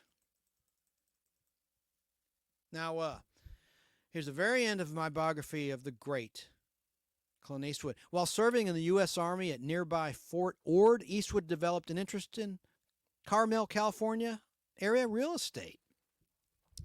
With income from his acting career, on December 24th, 1967, Christmas Eve, he bought 5 parcels totaling 283 acres of land from Charles Sawyer along Highway 1 near Malpaso Creek, south of the Carmel Highlands. In May of 1968, Clint Eastwood and actor James Garner bought 340 acres of wooded land in Carmel Valley from the Howard Hattan estate for $640,000. The property was across the Carmel Valley Road from Rancho Canada Country Club and Golf Course. Eastwood and Garner donated the underdeveloped property to the Housing Authority of the County of Monterey in November of 1983 with the stipulation that some of the land be used for senior housing. Very noble. He named his production company Malpaso Productions. Eastwood later bought another parcel in the Highlands, together totaling 650 acres of land. In 1995, Monterey County bought the Malpaso land from him for $3.08 million and placed a permanent conservation easement on the property. Using the proceeds from this sale, Eastwood bought the 134 acres Odello Ranch in the mouth of the Carmel River during the same year.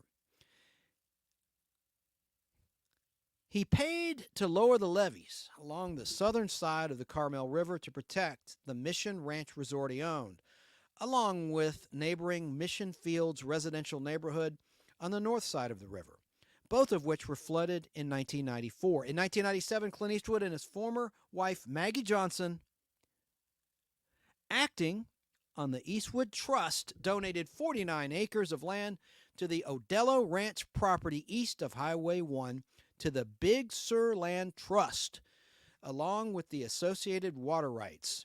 On June 28, 2016, Clint Eastwood finally donated the remaining Odello East land. Eastwood purchased 550 acres, known as the Canada Woods development, immediately east of the Odello Ranch. Oh, almost done. Sorry, folks. One more paragraph. In 2010, at age 80, Clint Eastwood spent approximately $20 million to build himself a 15,949 square foot compound in Carmel by the Sea, California. His California real estate portfolio also includes a 6,136 square foot Spanish-style mansion in Bel Air, California.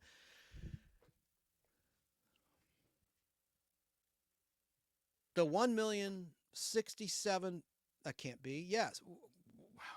1,067,000, 1,060, that's right. It couldn't be 1 million. Am I nuts? The 1,067.5 acre Rising River Ranch near Cassell, an apartment in Burbank, a 5,575 square foot desert modern home in La Quinta, California, sometimes misidentified as in Palm Springs, California, as well as a large but understated house located next door to his longtime primary Bel Air, California residence. Eastwood is known to have purchased property in 2 other states. He owns a 5,700 square foot house in Sun Valley, Idaho State, and a 1.13-acre oceanfoot manor in Hawaii. The latter was featured in an episode of the 2012 reality show Mrs. Eastwood and Company. That's it. I couldn't remember the name of that. I watched it on the E network, cable network back then. Eastwood previously occupied homes in Studio City, Sherman Oaks, Tiburon, and Pebble Beach. Woo.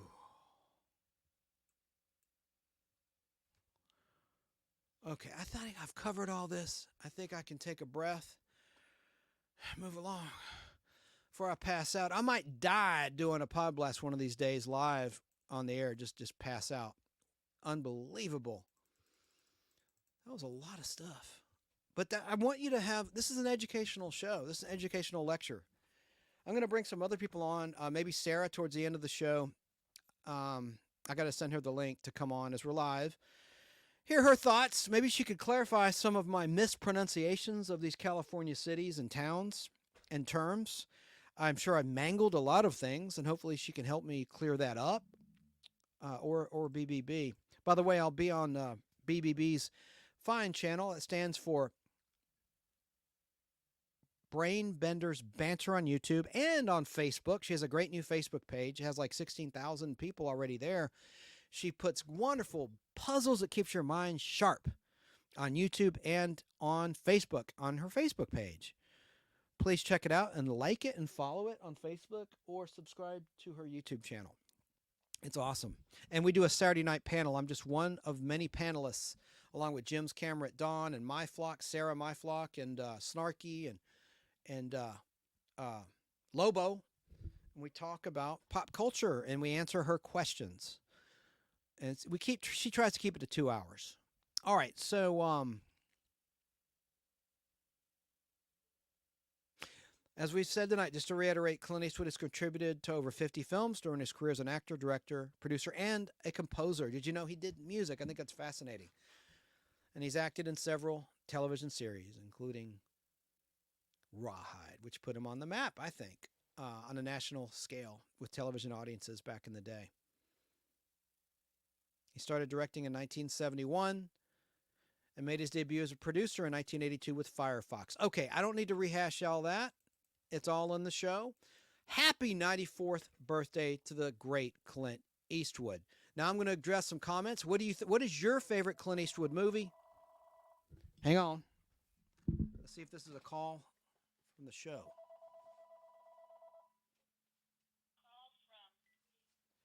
The Nostalgic Podblast, you're on the air. Who is this? Hey, Shane. How you doing?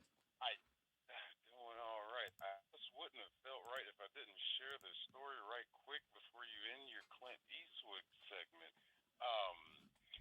Getting into Western movies, my uncle, my favorite uncle, got me into the Westerns, man, and his man was John Wayne. But I'd watch some John Wayne movies with him and everything, and, you know, he was a fan of Clint Eastwood movies, too, and I just took on to Clint. I don't know what it was between Good, Bad, and Ugly, Two Mules for Sister Sarah, Fistful of Dollars. Clint Eastwood was my Western guy, and I just had to share that. Awesome, man. Do you have what's your favorite? That's a tough question. Do you have a favorite or favorites in the Clint Eastwood repertoire of films he acted in or directed? Are you a Dirty Harry guy or a Western guy or what? That is a very hard question. I have the whole Dirty Harry catalog. Wow, if I had to pick a favorite, right now, kind of leaning somewhere between Fistful of Dollars and, well, that's between that, Space Cowboys. Oh, I love it, yeah. Gran Torino. Gran Torino holds a special place in my heart just because he was so, not to glorify it, but he was so racist in that movie, and just how he was such an angry old man, and people have told me, it was like, that's going to be you when you get older, and I'm like, no, but the way way that movie ended, the smack in the face to the granddaughter, thinking she was going to get the car, and the oh god, I forget his name, but the neighbor kid leaves it to him, and it's just like, oh, that was heartwarming. God, I love that. That's cool. Yeah, and you know his stories matter. I didn't know about his scoring of music. Did you know that? I didn't know that he composed stuff. I did not know that. I did not know that till you said it. And I didn't know either till I researched tonight's show. Wow. Yeah, there's like some movies I'll check out. Oh, who did the music to this? Who did the music to this? But yeah, I did not know he did anything with music composition or scoring and stuff like that. Yeah. Did not know that. Unreal. That's pretty cool. Yeah, it is. I think that's awesome. What are you gonna do this weekend? You got any plans? This weekend, not much. Just getting ready to watch some movies and stuff and get ready for radio on Tuesday. Yeah, I have to be somewhere at 5 a.m. Monday morning. I probably shouldn't put that out there. Watch me get robbed or something, but that's what working men do. I bet you're like, I don't want to hear it, Chance. I get up around that time every day. But, well, man, do you have any other thoughts about Clint Eastwood? Just, I'm glad that man is still ticking. He's got one movie I still have yet to see, The Mule. Yeah. I know it's on Netflix right now. I've heard it's pretty good. I do appreciate the work he does with Ron Howard. And I think anything Clint Eastwood does it's good. I have not come across a bad Clint Eastwood project. No, not that I could think of. Because everything he does is just so fun and enjoyable, and sad to say, it's gonna happen. Father Time is on our backs. Yeah. But he's gonna be a great loss. Well, he's in great shape too, because of his exercise and other activities of physical nature. I think he's, knock on wood, he's going to be around a while. I think he's going to make it to 100 and beyond. I don't want to jinx it, but I just think because he's very healthy, playing tennis and whatnot, and still working, even though they say it's going to be his last film coming up. And isn't it cool? You're in Atlanta, the Atlanta area as I am, and I think it's cool that he set the record straight for people that didn't know the Richard Jewell story, that believed the media saying that he was a suspect, even though he was vindicated. They did half-assed retractions. I mean, he puts it in your face that this guy was a hero on the big screen. That was a good movie. Yeah, that was a good movie. That was a really interesting to watch because it's so close to us. We were here during that time, and seeing that on the news is like, oh my God. And I remember that on the news that they had him in custody, and it's just like, oh, this guy do it? Like, this guy looks like he wouldn't pull off something like that. And that movie really goes through the details of, how he was persecuted and cleared. And I still have the newspaper when they finally caught, what's his name, Rudolph, and they finally got him. Yeah, and he'd attacked some clinics. I don't even say the word. Yeah. The guy was a Fruit Loop. He was like a religious zealot Fruit Loop. Yeah. Yeah, that guy was off his rocker. Yeah. Definitely. I'm going to check into some more stuff because I heard a rumor that they're supposed to be doing a remake, sad to say, of Deadpool. The Clint Eastwood Deadpool. Oh, yeah. Of course, I thought the comic book for half a second. Yeah, I got to look more into that to see if that's actually going through, but I did hear something about it. Hopefully Interesting. Don't. Interesting. Yeah. Jim Carrey was a whack job in that. Yeah. He's so talented, Jim Carrey. I love The Cable Guy. Do you like The Cable Guy? I'm sure you've seen it. You're a big moviegoer like I am. Cable Guy has one pivotal scene that I really love. It's when they go to medieval times. I swear they stole it from, well, I ain't gonna say they stole it from me, but I did the same thing that, what's his name? Not Jim Carrey, the other guy. Matthew Broderick? No. Godzilla. Yeah, Broderick. It did the same thing I did. We went to medieval times back in, it was a high school marching band trip.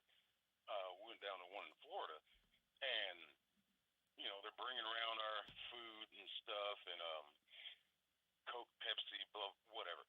And I was just like, can I get a fork? And she was like, well, in medieval times, you know, they didn't have forks, the silverware, and I'm like, but they had Coke? And she just looked at me, and just like, and she didn't know what to say. She just kind of scoffed and walked away. I'm sorry you hate your job. These are questions. Oh my gosh! Yeah, I thought you were gonna tell me you took the skin off and put it on your face. Hello, Clarice, like Jim Carrey's Cable Guy did. Yeah, and you know Ben Stiller wrote and directed that. So if you ever came in contact with Ben Stiller in the '90s, who knows? That's before social media, but you still had email, I think, just barely. In '95 when that would have been made. It was funny enough. That was my 9th grade year in high school marching band. When they, him and Broderick got in the ring and fought each other, and they were doing the Star Trek fight, that music. We marched that. We did a Star Wars / Star Trek show. We actually marched that song. Nothing wrong with that. Look, they're doing the Darth Vader march and have for decades in sporting events, and you know, so they can. And that's Gerald Fried, a Mock Time Season 2 premiere of the original Trek. Yeah, that's funny, man. I would have liked to have seen that march that you did. It was a great show.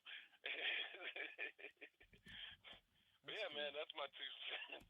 Well, thanks for calling, man. Hope you have a great weekend, and I hope that you can see my unboxing and maybe jump on it, you know, at some point. We're going to be with Danny Staton if you're interested. And thanks for sharing your comic books last Sunday. It was awesome. Thank you, Shane B. And it's Sick 2210 Productions on YouTube. Please subscribe to his channel. Please link it in the chat, moderators. Sick 2210 Productions on YouTube. Great channel. All right, man. I'll let you later. Yeah. Yeah, man. Thanks for watching and calling in. Shane B, everybody.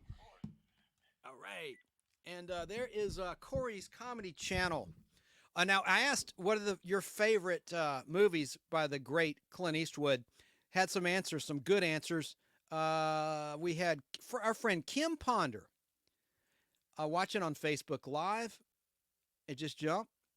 It is hard to pick just one, isn't it? Just like it's hard to eat just one Pringle, right? You can't stop. Once you pop, you just can't stop.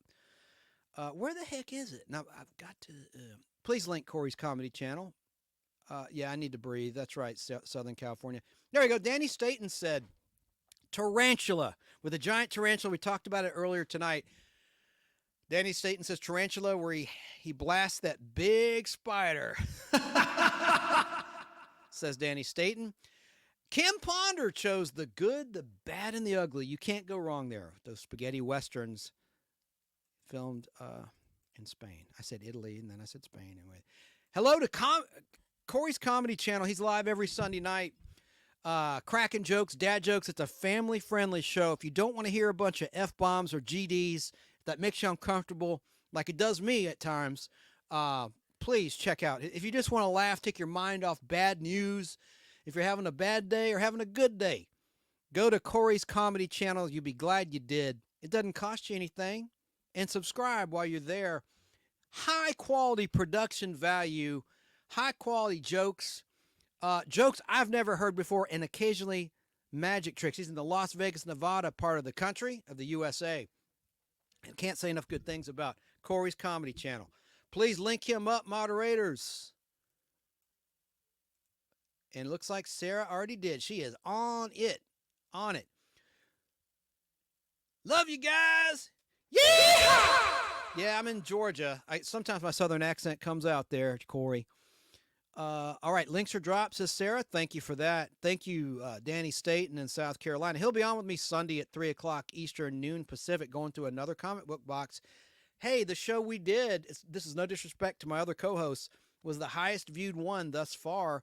I mean, not by much, but I thought, I got to bring Danny back. People like Danny. They really do. And I do. No, you're awesome. Thank you for the like, Corey, we were just covering the life of Clint Eastwood because he just turned 94. And if anyone can make it to 100, just like Betty White was so close to that finish line, right? And Bob Barker, I think Clint's going to make it. My money's on Clint Eastwood to make it to 100 and beyond. And Corey just told a joke. You guys are on me like stink on a skunk.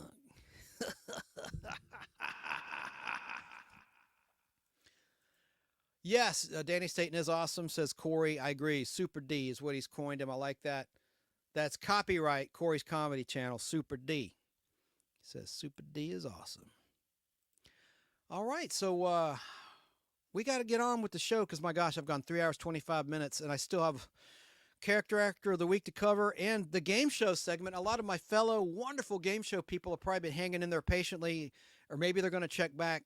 In their instance, if they don't care about anything but game shows, it might be best just to wait till after it's live because I will link the exact cue mark when the game show talk resumes or begins in this instance this week. Now, what am I referring to? I'm referring to this. We just covered this man who just turned 94. I've been covering in a series the greatest game show MCs of all time who are no longer with us, and we've covered quite a few seen here. Sorry, listeners at Fistful of Radio out of Atlanta. I'm on there Saturday at 2 Eastern, 11 a.m. Pacific, Saturday and Sunday, with a replay of this live broadcast on the social media video platforms I'm on, like YouTube, the Nostalgic Podblast, YouTube, Facebook Live, Twitch, Twitter, all that good stuff. But I'm sorry, listeners, I'm showing a picture. If you want to see it, just go to the Nostalgic Podblast. Just Google The Nostalgic, with a C, not nostalgia, The Nostalgic Podblast. Google that. You'll see the YouTube channel. Click that YouTube link and look for a thumbnail image of Clint Eastwood with the yellow background on the live tab. The non-live, which I'll put on there after the fact, maybe a day or two later, will have Peter Tomarken, who I'm going to feature in just a minute. He's my game show host of the week, who hosted the original Press Your Luck. Got a few clips of him going to get to. Here's my channel. Just give it a look-see. Listeners, I know that does you no good, and the people already on YouTube can see this, but give us a listen. I think hopefully you'll learn something, and maybe you'll be somewhat entertained. And, of course, we are brought to you by Remind Magazine. We'll talk about them later. You can give the gift of Remind Magazine for 1 full year for $12, including postage, including tax, out the door. Give kids something to read this summer. Give adults, you want to keep their minds sharp, your parents, your brother, your sister. They'll think you spent a heck of a lot more than just $12. You can't even get a streaming service for $12 for a month. And the regular price is over $5 an issue. It went up. I noticed, like everything else in this terrible economy we're in, hopefully there'll be some alleviation to that one way or the other. It was $4.99. I think it's gone up over $5.99. Regular price per issue. How about $12? How about going to remindmagazine.com for details? I'll give more information. There's a current edition as we're live, the June 2024 Where Are They Now edition. Child stars and teen idols of the 1950s through the 1990s. Check them out. But let's pivot. Let's pivot and talk about, who do you think we're going to talk about? I already gave it away. We're going to talk about Peter Tomarken, the original host of Press Your Luck, and then the Character Actor of the Week. And I got some other fun stuff coming up. But another birthday I'm just going to mention briefly. I don't have any photos or video. Brooke Shields recently turned 59. I say happy 59th birthday to Brooke Shields. She was born on Monday, May 31st, 1965 in Manhattan, New York. She was a model, popular actor. She was exploited, though. Her mother was her mentor and her manager, yet she let her do movies like Pretty Baby, a movie called Communion, or, boy, that movie freaked me out. It was a horror movie. I don't want to get into it. There's a terrible scene where someone's toes are chopped off in a shower. Horrible scene. And she's a little girl, you know, and you think she's the killer. Communion. Alice, Sweet Alice, it was renamed. But she did, Pretty Baby was really disturbing, but she did The Blue Lagoon and all this. And but happy birthday to you, Brooke Shields. Not that she's listening to or watching this show. I'm just going to put it out in the universe. Very popular actress and model. She was exposed to show business early on since her mother was also a model and her manager. But Brooke's mom helped her find work when she was just a baby, starting her career as a model. Brooke Shields eventually moved on to acting in such early films as Tilt. That was a good movie about pinball, innocent film. Pretty Baby, not so innocent film. Communion / Alice Sweet Alice. The Blue Lagoon. Endless Love, weird movie. I do have a picture of that where it sends a terrible message where the stalker actually wins.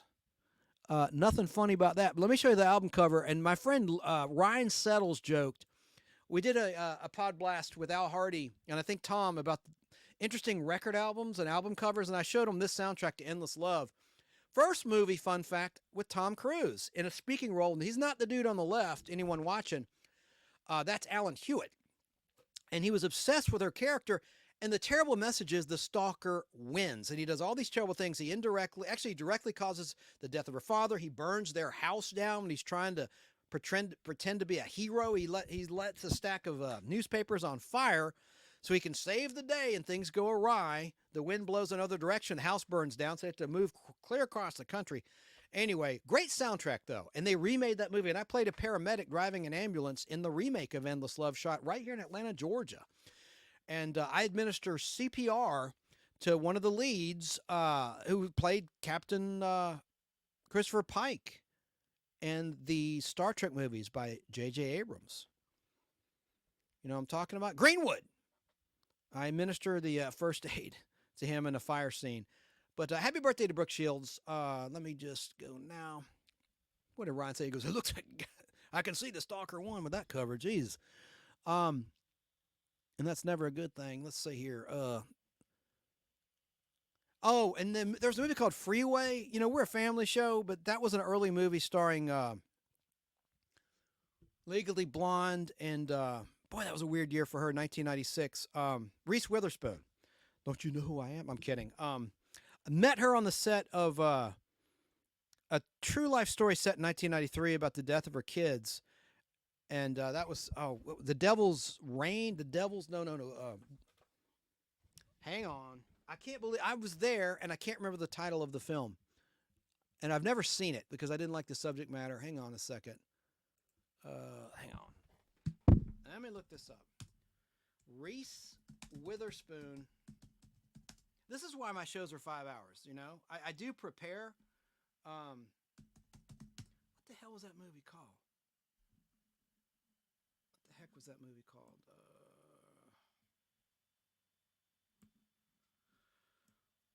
Oh, boy. See, I don't have the D key.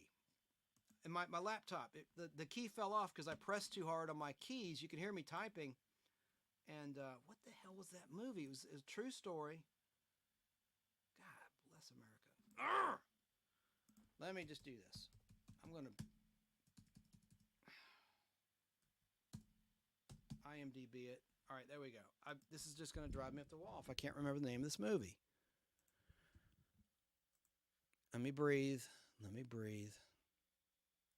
It's not one of her better known films, and I have never seen it, so I can't comment on whether it's any good or not. Hang on. And hey, she sold her production company, I think, for $1 billion. I mean, what a successful person. She's done a lot of interesting movies, though, but she did Freeway with Brooke Shields. That was the reason I brought her up. And Kiefer Sutherland was in it just before 24, a couple years before 24.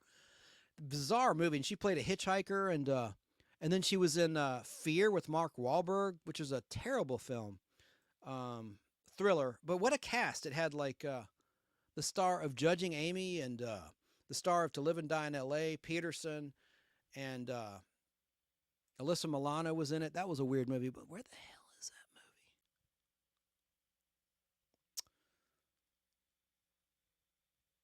movie? I don't even see it listed on IMDb.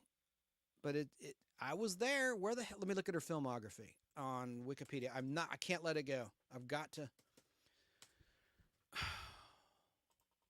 Hang on a second. I'm looking at her wiki. It was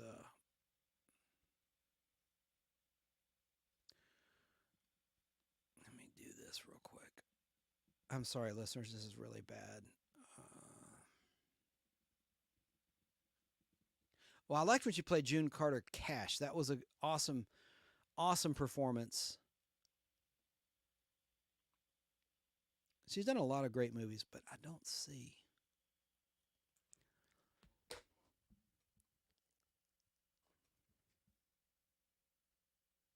Could we get a filmography, people, please? I'm going to move along. I've stopped the show, and this is not good.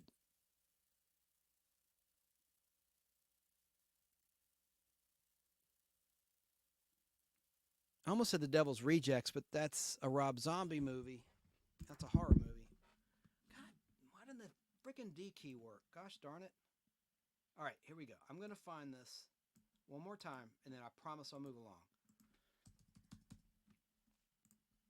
All right. Devil's Knot. 2013 crime thriller, The Devil's Knot, like tying a knot. K-N-O-T knot. Okay. Boy, that wasn't worth it at all. It really was not worth it at all. Okay, we're going to move along now. That took a weird turn. My bad. I'm missing the D. Oh, wait, Corey has a joke. Corey has a joke. I just saw the chat. All right. You're still missing the D key? That's funny because my Gone in 60 Seconds DVD disappeared. It was just here a minute ago. Rim shot. Now that's comedy. My delivery was terrible with your joke. You had a great masterful joke there, and I messed it up badly.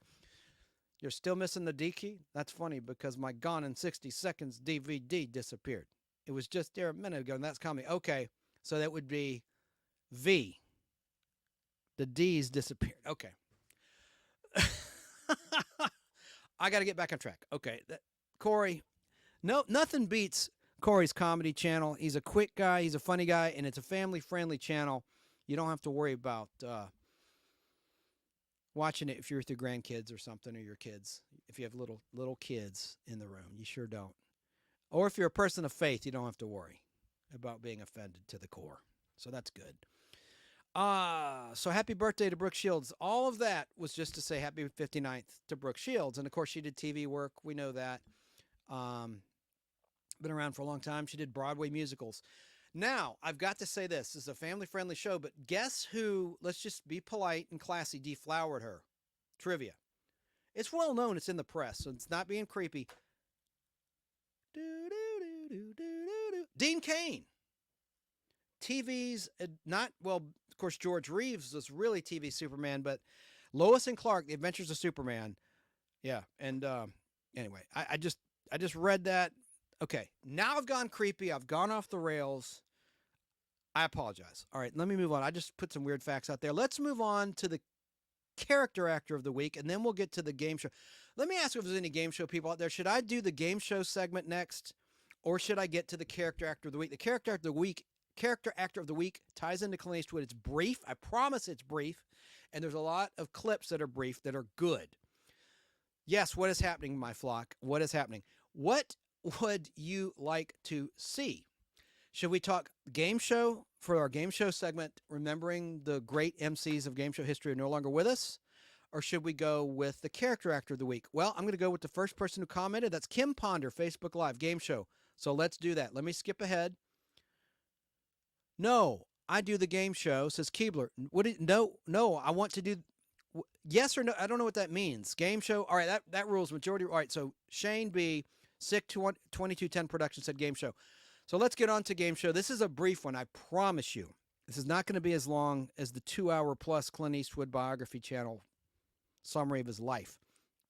And then we'll get to the character actor of the week, and I've got to talk about our friends at Remind before I get to the character actor of the week. Okay. Item. Back to honoring the memory of game show MCs who sadly have left this earth, but left a lasting impression thanks to video and digital and celluloid.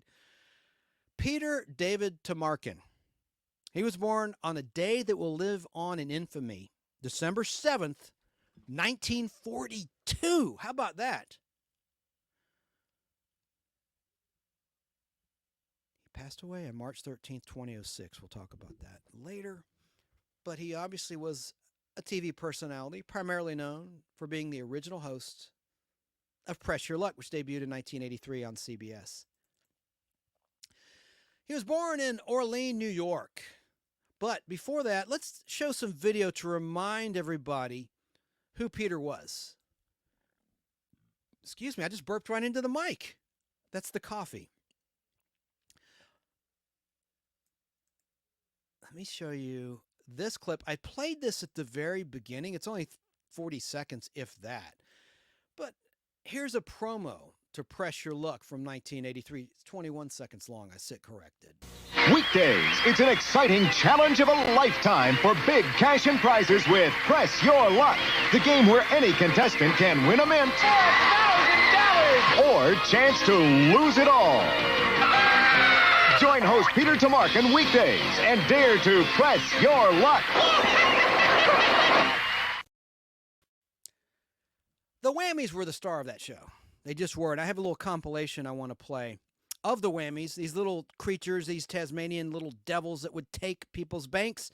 And, of course, there was the Press Your Luck, quote-unquote, scandal, non-scandal, with someone who memorized the pattern by using a VCR back in the 80s. It was an unemployed ice cream truck driver named Michael Larson. And the network said, that's cheating. And he broke the bank. And so they instigate a rule. They did not air his episodes because they were convinced he cheated. We'll talk about it in a minute. Got a couple of interviews with him that are fascinating. But there's going to be a big screen movie about the Press Your Luck, quote-unquote, scandal. It wasn't even a scandal. But first of all, we're talking about Peter. And he was a great host, I think.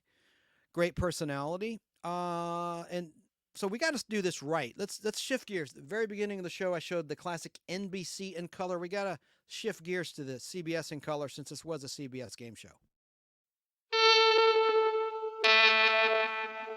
CBS presents this program in color.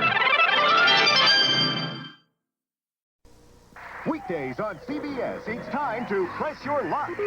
TV's hottest new game show where you can win a bundle or lose your shirt. Watch host Peter Tomarken give contestants the chance to win a fortune. I'm going to press my luck. Are you ready to press your luck? Weekdays. The announcer on Press Your Luck was Rod Roddy, who had replaced the great Price is Right original announcer. God, I can't believe I forgot. What is happening? It's something in my head. It's a total block. He just had a big birthday. He died of a stroke in 1985 or complications from a stroke. The voice of the match game on CBS. Johnny Olson. It just went right into my feeble brain. Rod Roddy replaced the late, great Johnny Olson on The Price is Right. And he was flamboyant. He was like a Liberace of game show announcers. And I'm going to show you a clip of Rod Roddy on Press Your Luck. 50 seconds later. Before we leave, here is a goodie. It comes to us from Jay Dexter of Medina, Ohio. She writes in, or he, he, of course. What would it be she with Jay? That's ridiculous.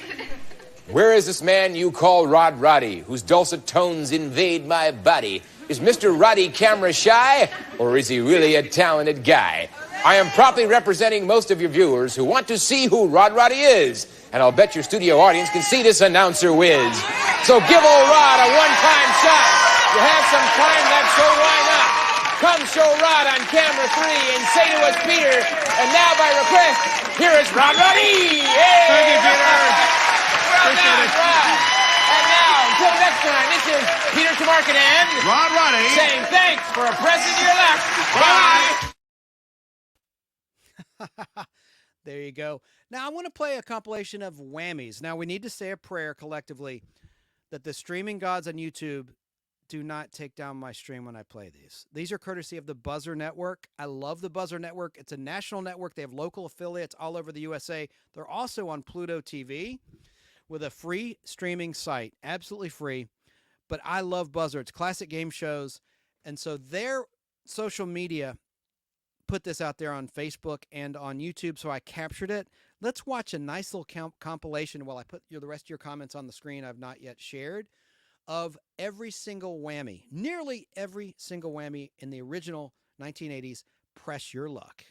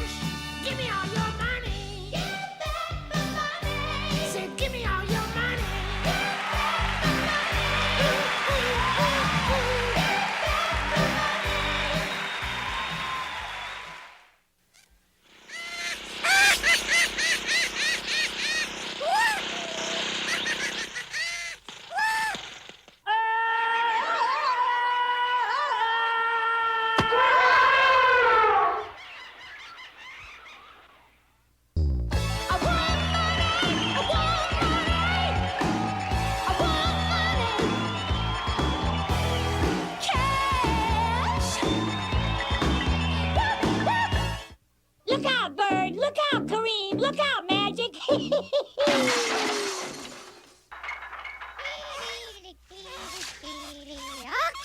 take it away. Oh, gee.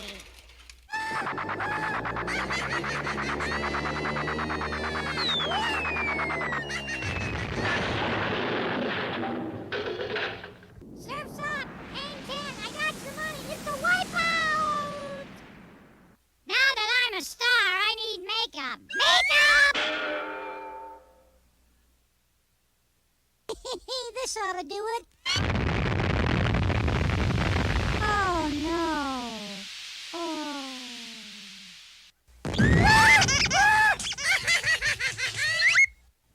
Elementary, my dear Fang. It was greed that got him. Yes, yes, yes!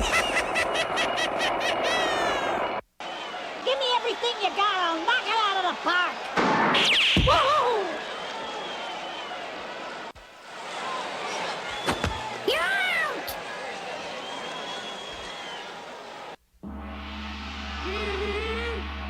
It's coming to me now. I see financial disaster in your future.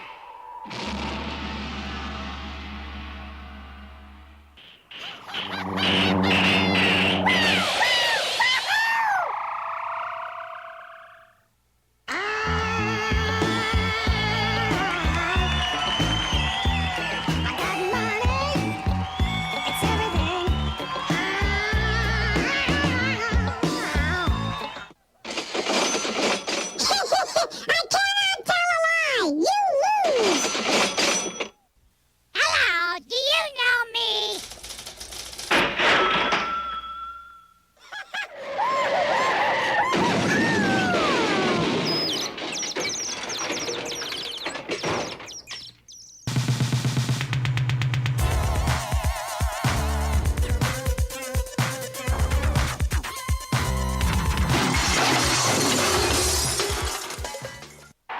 Give me a W-H-A.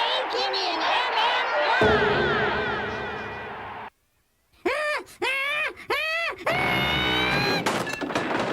Not again. It's good to have your money back again. Ladies and gentlemen, Tammy Whammy!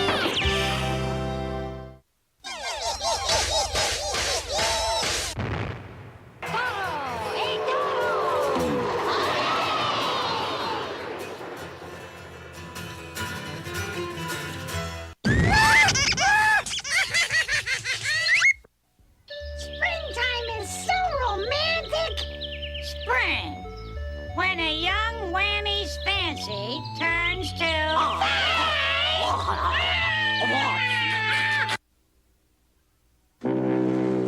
Hasta luego! Arrivederci! Bon voyage! That means goodbye! Tammy! I'm up! I'm up! I'm up!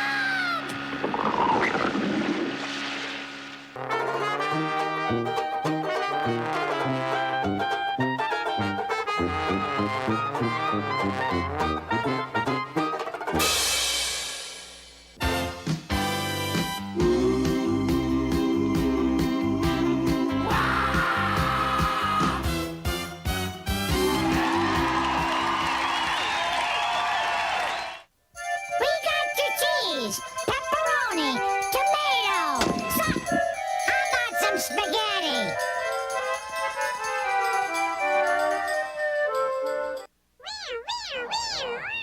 Hold it, Bang! Hold it! Don't forget the money! Look out! Look out! Who would ever hurt a whammy? Who would ever want out?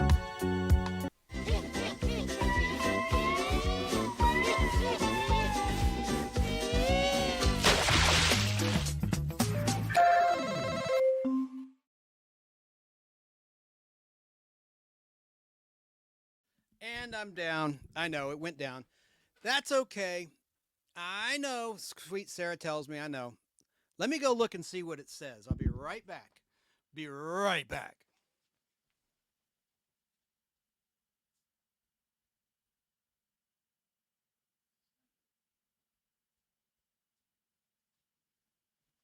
Sorry, listeners. It says stream suspended for policy violations. Hopefully, we'll be back on. Let's talk a little bit about Peter, and then we'll talk about the Pressure Luck scandal as we wait for the stream to return.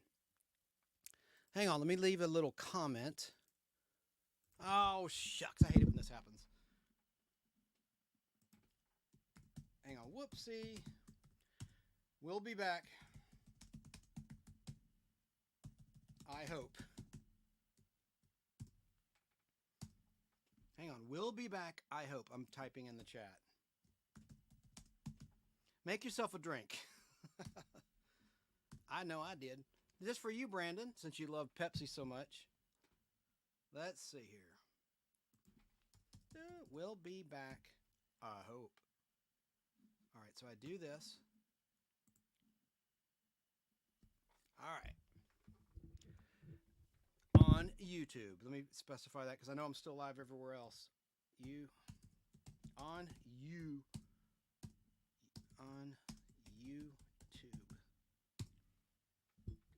Check, check, check, check, check, check, check. Check, check, check, check, check, check, check, check, check.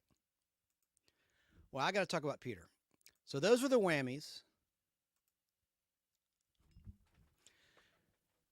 As I said, Peter Tomarken was born in Orland, New York, the middle son of Barnett and Pearl Tomarken, who owned Dee's Jewelry Store in Orleans. His family was Jewish, members of the Temple B'nai Israel. They relocated to Beverly Hills, California in the 1950s. Peter graduated from Beverly Hills High School in 1960 and from UCLA with a bachelor's degree in English. Before hosting game shows, he appeared as a contestant on the Rebus game in the 1960s. After graduating from college, Peter Tomarken married his first wife, Dana, who later served on the Beverly Hills Board of Education from 1985 to 1993. He and Dana had 3 children, Jason and fraternal twin sisters Alexis and Candace. Tomarken worked on the magazines Women's Wear Daily and Business Week in New York City during the late 1960s before moving back to California to work at various advertising agencies. Peter Tomarken made an appearance as a reporter in the 1978 film Heaven Can Wait. I love that movie, Heaven Can Wait. It was a remake. Thank you, Sarah. She's texting me, you're back on YouTube. Thank you, dear. Heaven Can Wait starred Warren Beatty as a guy who died, a LA Rams football player who died. And he sees, no, they don't see him. No, he sees alive people. It's the opposite of he sees dead people. I see dead people. He sees everyone that's alive. And Jack Warden was in it, but they don't see him. He sees the alive. He doesn't know he's dead at first.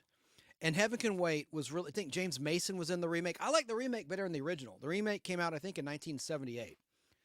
I did not know until tonight that Peter Tomarken made an appearance as a reporter in 1978's Heaven Can Wait. Yeah, it is 1978. As well as the character Ro in the Secret Empire portion of the short-lived NBC series Cliffhangers. Oh my God, hold the phone. We talked about that. Cliffhangers, I'll be brief. I'm digressing, but it's important, I think. Cliffhangers was a show that was created and directed in part by a guest of the Podblast, Kenneth Johnson, whom I interviewed back in 2022. Kenneth Johnson worked on The Bionic Woman. He created The Bionic Woman. He created the character of the Bionic Woman, spinoff of the $6 Million Man, and he directed it, wrote it, produced it. He also did the Incredible Hulk TV show. Of course, Stan Lee and Jack Kirby created the character of the Incredible Hulk in 1962. But the TV show, before it was a weekly 1-hour show, it was two 2-hour movies, both airing in November 1977. The first one, titled The Incredible Hulk, which was the origin story, written and directed and produced by Kenneth Johnson. And the second one was called A Death in the Family, a 2-hour movie, not directed by Kenneth Johnson, directed by Alan Levy, but he was the producer on it. So, and he also later did V, the original miniseries in 1983 about the lizard aliens that come to Earth to eat us and steal our water and our resources. And then he did the TV version of Alien Nation. He wrote a new book recently, Holmes Coming, about a time travel tale about Sherlock Holmes chasing Jack the Ripper. It's kind of like Time After Time, directed by Nicholas Meyer, a 1979 movie. But I digress. But I think he put a really cool spin on it in his book. And he did the Short Circuit 2 movie, he directed that. He's done a lot, and he's been on the Podblast. But he also did a show called Cliffhangers, which was opposite like Laverne and Shirley, like the #1 show. It got a terrible time slot by NBC, but it was a cool show with 3 rotating stories. Dracula, 1979, and it had The Secret Empire, which was a Western dude finds himself underground, and aliens are under there with modern, like better than modern technology, like futuristic technology. And he's trying to escape the secret empire. And then you had another story starring Susan Anton, who was once married to Dudley Moore, pretty tall blonde model.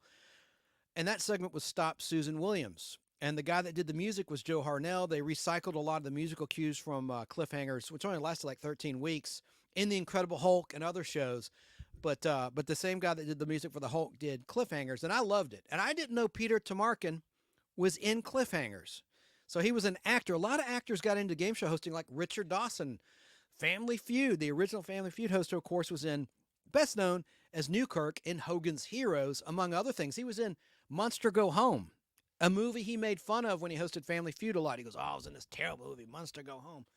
He would always bash Monster Go Home in his monologues, or just as an aside when he's talking to one of the contestant families, Richard Dawson. But okay, we're talking about Peter Tomarken. So he did those acting roles. But here's where his game show career began. After Cliffhangers and Heaven Can Wait and these other smaller roles, but pretty cool roles, he later started his own advertising firm, which put him behind and in front of the camera for many commercials in the late 1970s. His agent then suggested that he should try his hand at game show hosting, to which Peter Tomarken replied, why would I want to do that? His agent said, because you work 4 days a month and get paid 6 figures. That's the thing I love about game shows. I always want to be a game show host. They would tape, back then, 5 or 6 shows in one day. Think Judge Judy. She would tape all of these cases, fly from New York to California, and work like 1 or 2 days a month and get paid multi-millions of dollars. Of course, that's a very rare instance, but what a life that is. What a cool thing. Game show hosts have the same. Look at Pat Sajak, who recently retired. His last Wheel of Fortune aired June 7th, 2024. And Ryan Seacrest took over as host of Wheel of Fortune. Vanna's hanging around for a while, spinning the letters. I'd like to see Pat Sajak's daughter take over eventually. I think she's in her like late 20s or mid 20s. I forget her. Maggie Sajak. But yeah, I mean, you tape 5 or 6 shows in a day, the whole week shows in one day. And Gene Rayburn, when he hosted Match Game, they would tape on Saturday and Sunday, and he'd fly from New York to California back in the day. So anyway, why would I want to do that? That sounds like something Al Hardy would say. He says a lot. Why would I want to do that? Well, Peter Tomarken's agent said, because you work 4 days a month and get paid 6 figures. After a pair of failed pilots for NBC, including Rodeo Drive in October 1980, which was later picked up as a series for Lifetime Cable Network in 1990, 10 years later, and a pilot for Duel in the Daytime in August 1981, both produced by Jay Walpert, Peter Tomarken got his first network job as the host of Hitman for NBC. Excuse me, it just lasted 13 weeks, from January 3rd to April 1st of all days, April Fool's Day, 1983. Peter also co-anchored a news magazine show on Playboy TV called Playboy on the Scene. Tomarken was then offered the hosting job for Press Your Luck, which he hosted for 3 seasons on CBS from 1983 to 1986. He also co-produced and co-wrote the 1984 NBC special titled Those Wonderful TV Game Shows. Peter Tomarken then hosted the pilot for Wordplay in October 1986 with announcer Rod Roddy, whom he worked with on Press Your Luck. But Tom Kennedy, brother of Jack Nars, hosted, and Charlie O'Donnell announced that series. Next, Peter Tomarken hosted the short-lived game show Bargain Hunters for ABC during the summer of 1987. After a year hiatus, he returned to host Wipeout, which he also produced, which ran in syndication for one season from 1988 to 1989. Peter Tomarken's next project was a pilot for a game show adaptation of the board game Monopoly, which was produced by Merv Griffin and intended to air daily in syndication. Peter Tomarken and other TV stations balked at the use of a midget to portray rich Uncle Pennybags, making the show impossible to sell. The project was reworked into a summer replacement weekly series for ABC in 1990. Peter Tomarken was replaced by Mike Riley, a contestant on the pilot, and Rich Uncle Pennybags was removed. He hosted several other unsold pilots, including TKO for Mark Goodson Productions, Two Heads Are Better Than One, and Livewire for Press Your Luck producer Bill Caruthers, Winds of Fortune, and Show Me the World game shows before the game show market stalled in the early 1990s. Peter Tomarken then turned to working behind the scenes as a producer and writer. He joined the staff of ABC's America's Funniest People as a segment producer for one season in 1991. He also wrote and produced episodes of Real Stories of the Highway Patrol. Peter then returned to the game show arena in 1994 when he was hired by the brand new GSN game show cable network during its conception and early years in the mid to late 1990s and served as a host for their evening interactive phone game shows, Prime Games, which featured Decades and Race for the Numbers. In the year 2000, Tomarken took his final hosting position on the Fox Family Channel game show Paranoia. He also appeared on several infomercials and acted in small roles, including in the TV show Ally McBeal during that time. He semi-retired from television to work as a real estate agent. You got to do what you got to do to pay the bills. A lot of money in real estate. When GSN, the game show network, decided to revive Peter Tomarken's most successful series, Whammy, the all-new Press Your Luck, Tomarken taped a pilot episode, episode 1. But Todd Newton, who also hosted a pilot, was eventually selected to host the revival, which lasted for 2 seasons. In 2003, Peter Tomarken returned to GSN to participate in a documentary based on Michael Larson's run on Press Your Luck in 1984. Talked about that a moment ago. He narrated the program, titled Big Bucks, the Press Your Luck Scandal, and also gave his own take on the event. As part of the special, he hosted a segment of Whammy, the all-new Press Your Luck, making a surprise appearance to host the question round, which reunited the 2 contestants who competed against Michael Larson with Michael Larson's brother James for a grudge match. James won with a total of $6,695. Now, Michael Larson had died in February of 1999 of throat cancer. We're almost done talking about Peter. I'm going to play a few clips. I'm going to try to. I didn't do a prayer properly, and look what happened. My stream went down when I showed all those whammies, courtesy of Buzzer, the Buzzer YouTube channel. Peter Tomarken, a private pilot. Never do that. And his second wife, although my dentist is a private pilot. Tomarken, a private pirate. Oh, real good. Peter Tomarken, a private pilot, and his second wife, Kathleen, who was born on June 12, 1964. This is serious. Were killed when his Beechcraft Bonanza A36 N16J Jr. crashed a few hundred feet offshore in Santa Monica Bay during a climb out from the Santa Monica Airport in California on the morning of March 13th, 2006. Rest in peace. The aircraft lost power shortly after takeoff, and Peter Tomarken attempted to turn back to the airport before crashing into the bay.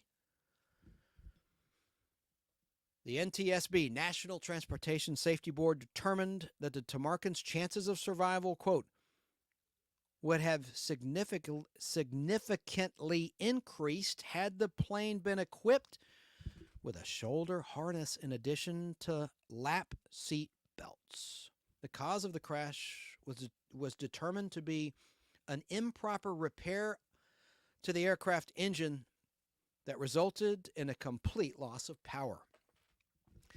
The Tomarkens were volunteers with Angel Flight West, a nonprofit organization that provides free air transportation to needy medical patients.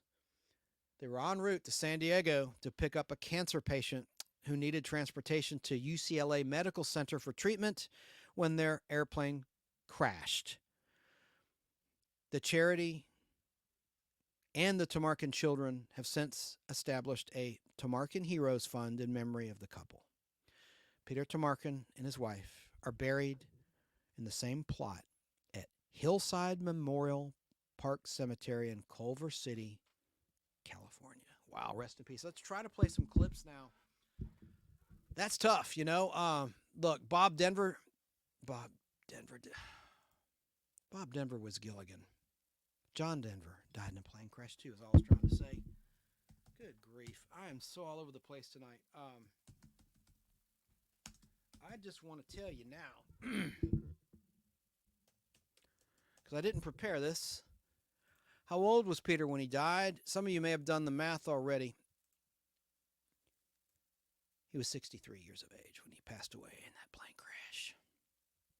But now we're going to look at the comments. I'm going to try to play a couple clips and hope that I don't have the stream go down again. Woo, okay, I've shown the promos. I've shown Rod Roddy. I have a speech impairment all of a sudden. I need more Pepsi. Or maybe I'm having too much Pepsi. Maybe that's the problem. Let's talk about the Press Your Luck scandal. I already talked about it. I'm going to show a couple clips. These are not in the best of quality intentionally because I thought it would prevent YouTube from having my stream be interrupted. I'm going to try it. I'm going to try to play it. And then I'm going to play a rare interview with Michael Larson before he died in 1999. Let's try to watch some of this. Now, remember, he memorized the pattern. Perfectly legal. He bought a VCR, and he noticed, hey, I've seen that pattern before. So that's pretty bright. He used his own memory skills to learn where the pattern was and where the whammy would appear and would not appear. And he earned in the excess, it was six figures, well over $100,000, $116,000. But the network, they instigated a new rule. They capped the earnings a contestant could earn. And I think it was at $40,000 possibly. Someone in chat let me know, my wonderful game show people. I meant to research that. I was in such a hurry to whip this show together tonight. Anyway, they capped it. You could get nowhere near six figures thereafter. And they didn't air these episodes. Watch him looking at the board, and he does like a fake whammy. This cracks me up because he's playing possum here in the beginning.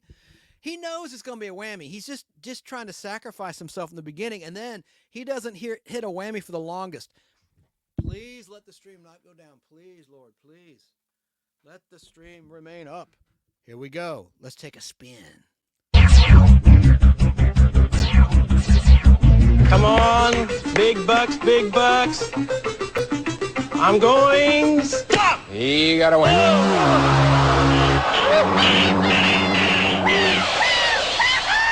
I need lots of money. Come on. Go. Stop! Stop at $1,250. Stop! Stop at $1,250 again. $4,000 on a spin. Michael's going to yell stop for us anytime. Stop at $5,000 on a spin. Oh, he's looking for more big bucks. Stop at $1,000 on a spin. $12,000. Stop at Kauai. Michael, a trip to Kauai. And the value of the trip is $1,636. $14,136 on the line. Stop at $4,000 on a spin. What a hunk of change to ride. Stop at $500 and spin. $18,000. Oh, $18,000. Gutsy, $700 in a spin. Michael, are you ready? Yes, I'm Two ready. Michaels going in at $19,336. Let's get some big bucks. $1,000 and a spin. And here we go. Wow.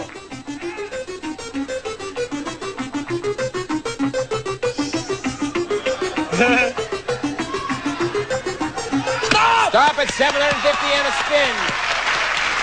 Pressing his luck. $5,000 and a spin. Michael,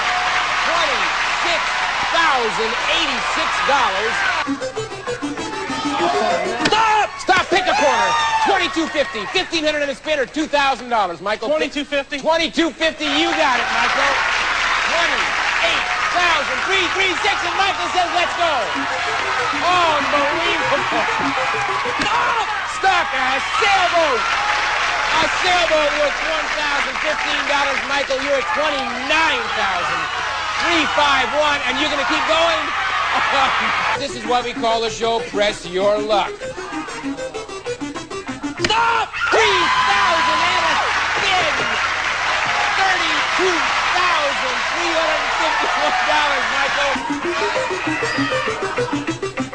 Stop! Stop at $500 and a spin. He's unbelievable. Oh, Michael. Stop! $4,000 and a spin. $4,000. Stop! Stop at $750 and a spin. Go again! What a hunk of money to ride. 37,601. Wow. Stop! $3,000 and a spin. Oh my, $40,000 riding on one spin. Stop! Stop at $1,000 and a spin. 42,601. Michael, you want to go again? You've got 4 spins. This is unreal.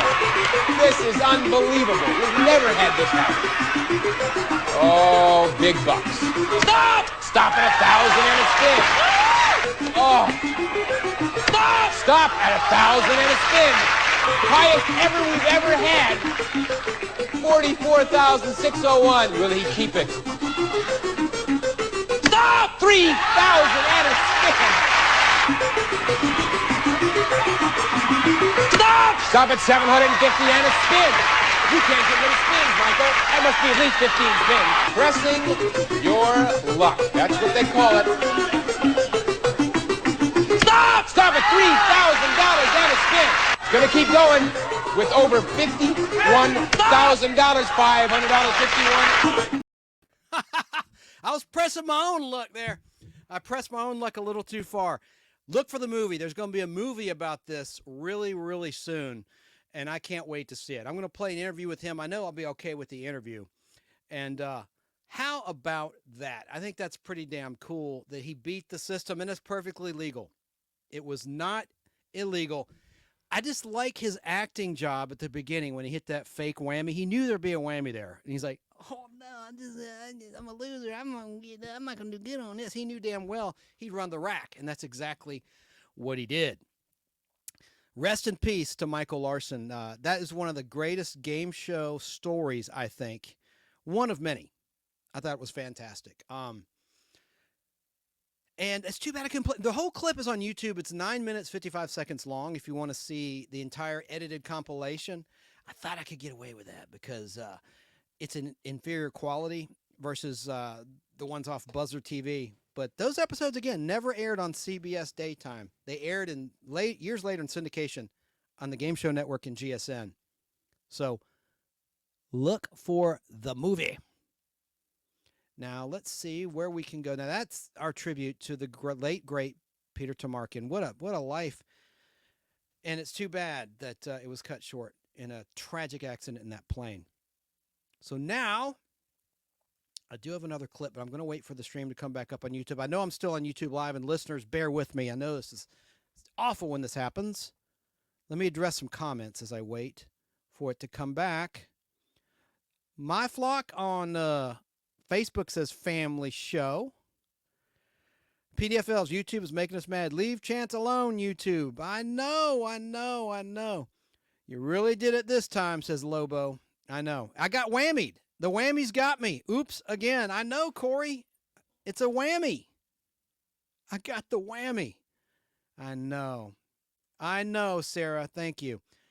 It should come back, I hope. Let me go check one little thing. Sorry, listeners. Get a drink or go to the restroom.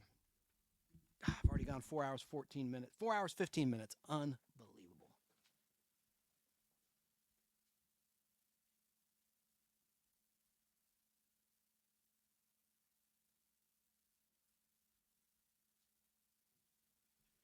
All right, well, let's continue on and see if this thing's going to come back again. Family show. All right, I got one other clip I want to play. It's Good Morning America interview with Michael Larson. Just waiting for the stream to come back. Hopefully it will. I've got to space this out. And he's back, but in the potty. Am I back? I don't know. Let me check. God, this is a terrible show. Terrible show when this happens. Just terrible.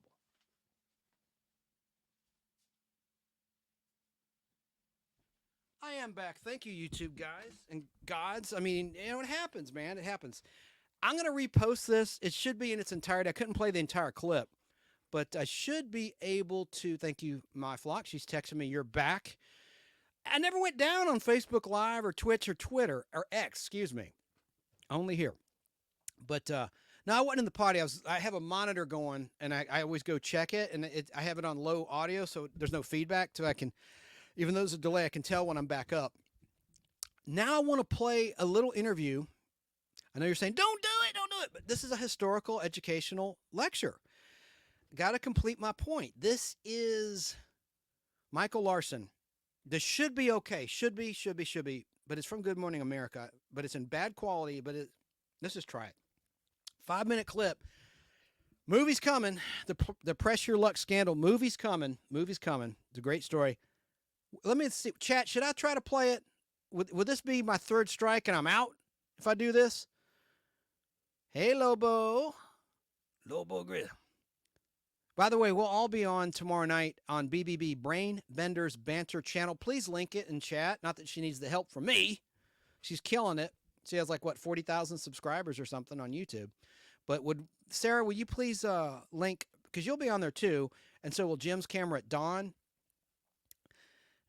and Lobo, and of course Chrissy. It's her channel, Brain Bender's Banter. We're going to be talking pop culture, and should be a lot of fun. Well, I'm going to try to just play a little bit of it. I'm going to roll the dice. Hope a whammy doesn't get me. Let's watch Michael Larson on Good Morning America before his death in the year 1999. Show at its own game. So he goes to Los Angeles, he gets on the show, and then becomes the biggest one-day winner in game show history. Journalist Peter Greenberg, who often covers travel issues for Good Morning America, tells us the story. And while it isn't the famous quiz show scandal that's playing in theaters, it is a story worthy of the big screen. Geritol presents the exciting quiz program, 21. Gotta be James J. Braddock. Correct, you have 21. This guy a natural or what? $20,000. What if we would ask you questions that you know? Well, I think I'd really rather try to beat him honestly. Just an idea. Quiz show is about how television producers duped an entire audience. 10 years ago, it was an audience member who duped the producers and won more money in one sitting than anyone else in the history of television. Paul Michael Larson was an ice cream truck driver in Lebanon, Ohio. In November 1983, he wasn't selling a lot of ice cream, but he was watching a lot of daytime game shows. In particular, he studied a CBS show called Press Your Luck. The key to winning Press Your Luck was in getting control of the board, where players hit a plunger to stop the action on a prize, money, or a dreaded whammy, which bankrupted you. For 6 months, Larson videotaped the shows, slowed the tapes down, and figured out the patterns on the board. So I taped about 5 or 6 shows and then went through them a frame at a time. And I determined that there was some sort of pattern. Not easily. It took 6 months for me to actually work out all the patterns, but in about 6 months' time, I had 6 sequences of 18 numbers. We had found out that he had saved up enough bucks to buy an economy airfare and fly out from Ohio to play the game. Producer Bill Carruthers thought Larson would make a great contestant. I liked him a lot. Bob Edwards, the senior contestant coordinator, said, something about the guy that bothers me. I said, now, Bobby, you and I have been doing this together for years. I mean, come on, I like the guy. You know we very rarely disagree. I got to overrule you. I'm sorry. Let's book the guy. I knew I wanted to get on the show very badly, so I freeze-framed expressions that people did. Woo! You know, whatever it looked like that attracted these people. Michael Larson. How are you, Michael? Hit a whammy on his first spin, and then hit 1,250, had $2,500 bucks. Not a big score for round one. So we go to commercial, come back, we come back to the next Q&A, and all of a sudden the guy comes out of the bushes. Stop! Stop at $4,000.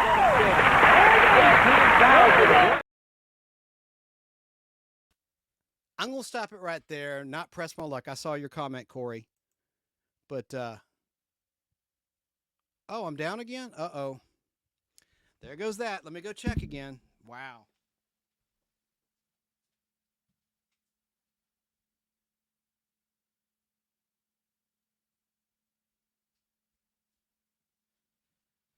I was hopeful that the inferior quality that you talked about, Keebler in the comment where he says your audio stinks. I know the audio stinks. It's all there is. I thought it would be permissible. I know. Well, hopefully it'll come back on. And I have other clips, but now I don't know if I should play them. Well, I'm not going to play more of that.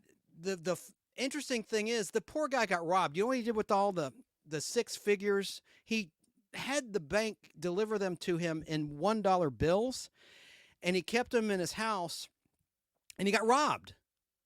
He got robbed of his money. That's why this is going to make an incredible movie. And he did nothing wrong. He memorized a pattern. So anyway, that concludes our discussion about Press Your Luck. I did have another clip, but I don't dare risk it, of the 2022 version of Press Your Luck, showing some whammies. But I think that might be really bad if I played that, since things... Okay. All right, I'll save the rest of the clips. Let's see. Lobo says, a puff, a cloud of dust, and a hearty hi-ho silver. I know. Coffee. All right. Yeah, Kim Ponder. Not worth losing your show. Okay, my flock. Yeah, because it's been a pretty good show. So let me now go. Who else? There was another comment here. Whoops. I'm getting coffee, says Kim Ponder, watching on Facebook Live. Cool. Yeah, because I don't think the stream went down on Facebook Live, but if YouTube, it went down temporarily, but not on Twitter or Twitch. X and Twitch is still up. I can tell when it's back on YouTube because I have several people watching on YouTube Live. Let's see here. I know Sarah keeps texting me, you're down. I know. Let me respond to her at least. Thank you, Sarah in Southern California. Thanks for letting me know. Thank you. At least you saw what he looked like after he shaved his beard off. He looked kind of different, didn't he? But I'm really excited about the movie. I'm a game show freak. Okay, I responded back. I got you always. Let me see something here. I better put my glasses on. I had better luck when I wore these. I'm not trying to be a superstitious twit. I did text you. All right, I can't. People are watching on Facebook Live. I can't just, yeah. To hell with YouTube. It's back. Okay, thank you. Well, now I know I'm back. That's funny. I have a greater delay than you do. I should be able to hear it if you can see it. Okay. So, too bad I couldn't conclude that clip. What I said, YouTubers, is the ironic thing is he got all of his winnings and he had them transferred to $1 bills, stacks of cash. Michael Larson in his home, and he blabbed everybody, and he got robbed. He got robbed of all of his winnings. But look up that video, Good Morning America, Michael Larson, if you want to see the rest of it. I stopped it short. I should have kept it going, but I didn't. It's very interesting. And I had one other clip of the 2022 Press Your Luck with showing some whammies. I better not risk it. Maybe second or two. Press my luck. All right. No whammies. No whammies and stuck. Oh. Sucks to be you. Get it? Sucks. Enough. That's all I'll play. It's going to go down if I do any more of that. Fair use. Fair use. Man, oh man, man alive. So let me look at comments, and I had a great compilation of whammies there from the new version. I just want to say about Elizabeth Banks, she's a fantastic game show host. She's been hosting Press Your Luck for 5 or 6 seasons now, and I think she does an excellent job. And she's easy on the eyes too. So, and she, of course, was in the Spider-Man Tobey Maguire movies playing Betty Brant. Did you know that? She had a wig or darker hair, but and she's done tons of movies. And she directed Cocaine Bear. Elizabeth Banks, the host of the current Press Your Luck. So there's that. And let me now see. Got some other stuff. We got to talk about the character actor of the week. Man, am I nervous. Am I ever nervous? Nervous. Because I have so much planned, but it's 4 hours, 25 minutes. Geez, it's gone way longer than I thought. I didn't think the Clint Eastwood segment would be over 2 hours. It was like 2.5 hours. Want to talk about the nostalgic treat of the week. This requires no clips. And then we'll get to the character actor of the week, just to space everything out. As they say in Canada, in Brandon's neck of the woods. Brandon's garbage truck videos on YouTube. Okay, let's see. I have to show you the nostalgic treat of the week. And it's these. Totally fattening. Laden with sugar and calories. Horrible for you, but it's the Hostess Bakery fried fruit pie.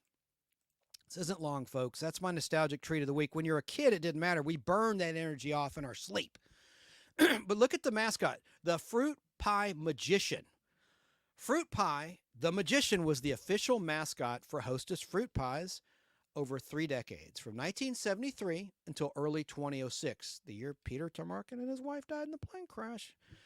Didn't plan that, but we're going full circle once again on the Podblast. Your show, the Nostalgic Podblast. Fruit Pie, the Magician, was featured in print ads and comic books, as well as animated television commercials. The character appeared on Hostess product labels as a fruit pie, sporting a cape, white gloves, top hat, and magic wand. Anyone watching can see the picture I've thrown up. Hostess Bakery described the mascot as, quote, Fruit Pie, the Magician loves to entertain friends with his wacky magic tricks. His favorite magic trick is to make Hostess fruit pies appear out of thin air. You always have to keep an eye on the magician, or else he may play a trick on you. I never tried the chocolate fruit pie. I've had tried every single one of these when I was a kid, but for some reason, there's a chocolate one you don't see in the picture that's on the screen, and everyone says it's so great. Corey's Comedy Channel. Chance, got to run. Good night to all the fun people. Hey, have a great gig. If you got a gig tonight, I'm waving at you, and I will be there Sunday night for your live stream. Thank you. So there is the fruit pie mascot. And I think there's like over 600 calories per fruit pie, and they're still around too. Unbelievable. Now, the comic book ads I talked about, they were in Marvel comic books in DC, and Barry King of BK on the Air, Saturday mornings, 10 a.m. on WBHF, that's Eastern time, 10 a.m. to noon, with co-host Alan Sanders. He suggested to me once, not too long ago, that he thought it'd be a great idea if there was a reprint hardcover coffee table book of all of the Hostess ads, because these were Marvel comic book characters in the Marvel side. You had the Hulk, Spider-Man, and they were kind of funny little one-page ads featuring the fruit pies of Hostess. And I think that's a great idea, because those are comic book related, MCU related in a way. Another alternate timeline, if you will. I think they should reprint those. That's a great idea. Never thought about that. So there you go. There's the nostalgic treat of the week. I sound like Sarah. There you go. I'm back. So let me get back to some other things. Now, next week, I'm going to talk about 2 brothers in this picture. They were both great game show hosts on excellent game shows. I'll talk about and reveal later who they are for next time here on the Nostalgic Podblast. By the way, don't cry. No show next weekend. No show Friday night. I'll be working. I don't know when I'll be offset, but no show next weekend except for the comic book show. And I'm going to have K-Pop Junkie and Papa Wheelie on June 9th. Tomorrow, I'll have Danny Staten with me. Sunday, always at 3 o'clock Eastern, noon Pacific time. That'll still be on par, but Friday, there'll be no show. Saturday, I'll still be with BBB on her channel, Brainbenders Banter, but sorry, no show, no Nostalgic Podblast show. So if I'm long tonight, I guess so be it. You get a double dose because I won't be back next week. How's that coffee, Kim Ponder? Keebler says the chocolate fried fruit pies were good, but peach was better if heated. I never thought to heat them. I like the cherry one the best. Cherry and apple, but cherry. That was a really good Hostess fried fruit pie with that caked on sugar. Ooh, on the outside. So good. I'm glad they're still around, even though they're terrible for you. They sure are good. They're totally diabetes inducing. As I drink regular Pepsi, acting like I'm concerned about diabetes. I mean, I am. I don't want that. That's for dang sure. Okay. The coffee's wonderful. Good. Well, hey, that means you're going to be up a little bit longer. Or is it decaf? You could be drinking decaf. So now we're going to get to the character actor of the week. But before that, I got to talk about, let me find my character actor of the week. This is a good one. Oh, such a good one. And I do have some clips. I'm going to risk it. I'm going to risk it. I'll put it on after the fact. If the stream goes down, I've put, I think, just about every comment on the screen except for links, because links don't help you on a screen. That helps you in the chat. But I will, I'll re-upload it.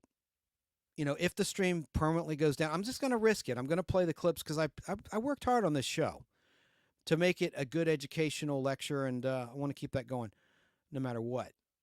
And if it goes down, so be it. On YouTube, I don't care. It'll still be going on my other platforms like Facebook Live and the Nostalgic Podblast Facebook group. All right. But first, I already mentioned this, but I just want to reiterate that our friends at Remind Magazine have an incredible offer where you can give or receive a full year of Remind Magazine for $12, as I said earlier, including taxes, including postage. Now, what is nostalgia? What is Remind Magazine? It's all about nostalgia. It's monthly comics and features from the 1950s to the 1990s. Remind Magazine offers fresh takes on popular entertainment from days gone by. There's lots of brain-teasing puzzles, so BBB would like it. I should give BBB a subscription. That's Chrissy of Brain Bender's Banter YouTube channel. But there's all sorts of puzzles in there, word searches, things like that. And the best part is it comes to you in the mail each and every month. And your gift recipient will think you spent a heck of a lot more than just $12. Go to remindmagazine.com. Please mention the Nostalgic Podblast when you order, or you can call Old School. If you don't like to order things online, call this number toll free. They accept American Express, Discover, Visa, or MasterCard. Just simply call your kind order specialist at, are you ready for this? 855-773-6463. I'm going to put that on the screen next time I'm live on a Friday night. I'm going to add that card because it's hard to hear a phone number. Most people just go to remindmagazine.com. But here's the number again if you want to call, 855-773-6463. It's just like the old days when we'd get Dynamite Magazine, Mad Magazine in the mail, Boys Life Magazine, Sports Illustrated Magazine. Print is not dead with these people, the nice folks at Remind Magazine. They keep your mind sharp with the games, and it's just a great gift for graduation or a summer gift. No matter what the age of the person, you could teach a youngster about pop culture through Remind Magazine.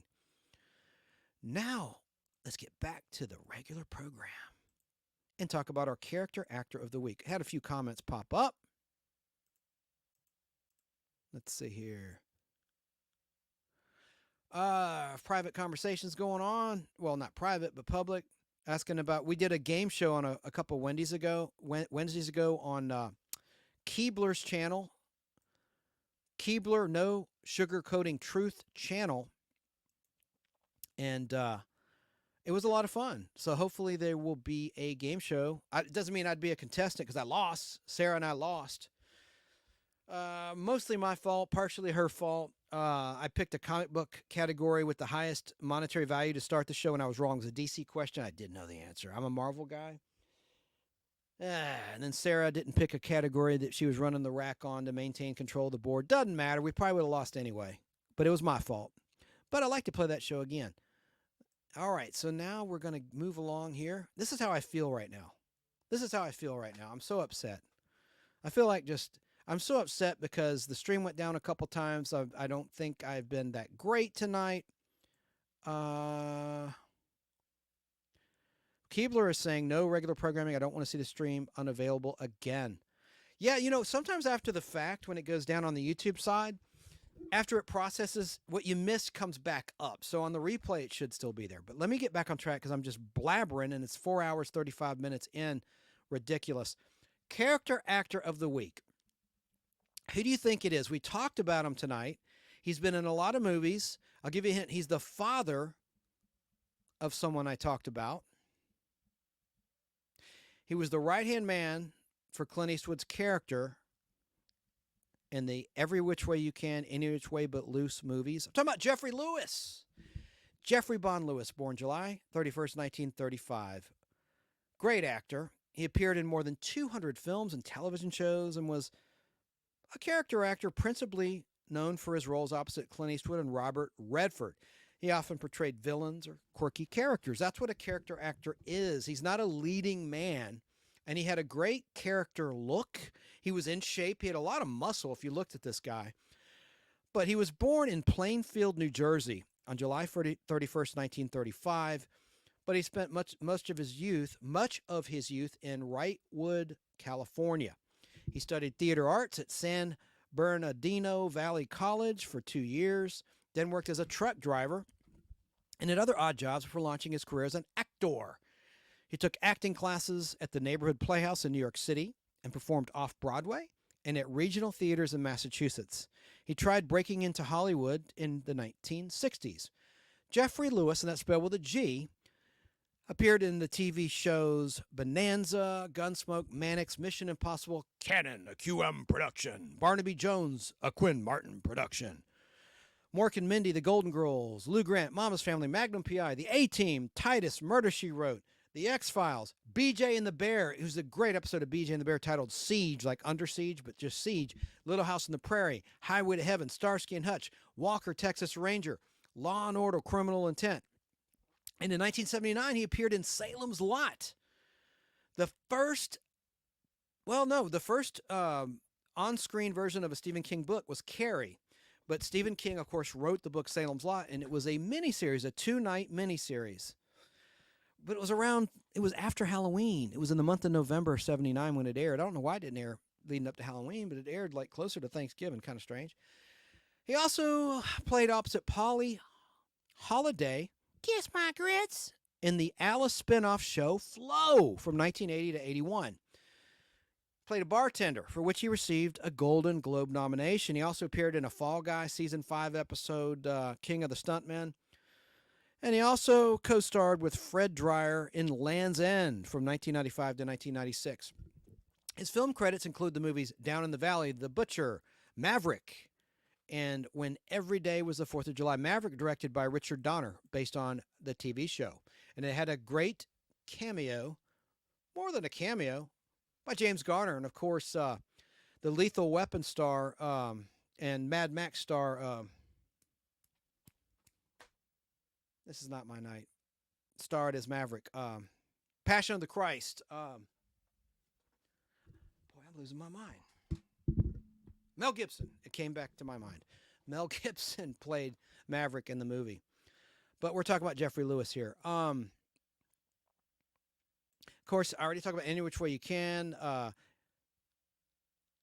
Every Which Way But Loose, Thunderbolt and Lightfoot, High Plains Drifter, Bronco Billy, Midnight in the Garden of Good and Evil. And in the 1980s, Jeffrey Lewis was also a member of the musical storytelling group Celestial Navigations with musician and songwriter Jeff, spelled the same way he spells it, Geoff Levin. Richard I'm so bad tonight. Jeffrey Lewis. Richard Lewis is a comedian who passed away recently, unfortunately. Jeffrey Lewis was married 3 times and had numerous children. Some news outlets reported he had 9 surviving children. Others said 10 surviving children. One of his children is actress Juliette Lewis, whom I met in 2011 at Smith's Old Bar, a small bar and hangout here in the Atlanta, Georgia suburbs. And she sings in a punk rock band. I accidentally touched her rear end. It was truly an accident. So after the show, I was front row. My ears were blown out. I was right by the amps. It's really loud. Great music. And it was after the show. And I was reaching around for something, and I grazed her rear end. She gave me a look. She didn't get mad. She didn't hit me or anything, but I accidentally touched her rear end. Juliette Lewis. Total accident. Anyway, he acted with his daughter in at least 2 films, Blueberry and The Way of the Gun. She's a great actress, and so was he. But Jeffrey Lewis's other children include his daughters Brandy, Hannah, and Deidre Lewis, and Emily, Columbia, and his sons are Peter and Lightfield, Miles, and Matthew. And he had 9 grandchildren and counting. But on April 7th, 2015, Jeffrey Lewis died of a heart attack at the age of 79. He had suffered the heart attack while working out at the Motion Picture and Television Country House and Hospital, according to his family. Miles Lewis told Variety he had been suffering from Parkinson's disease and dementia. Rest in peace, Jeffrey Lewis. Going to play an interview with him. This one should be fine. It's from a convention. Very hard to find interview footage of Jeffrey Lewis, but see, he was in shape. That's what I'm saying. He worked out to the end, it sounds like here, and that would keep your mind sharp if you were suffering from dementia. But I just think he was a great character actor. See how it came full circle with Clint Eastwood? That was his buddy. And Clint Eastwood picked him, as you heard earlier in the show, for a project. Now, I'm going to try to play that interview. I'm sure a lot of you are advising me against that, but I am going to play it because it's from a convention. It can't possibly be copyrighted or an issue with the bots.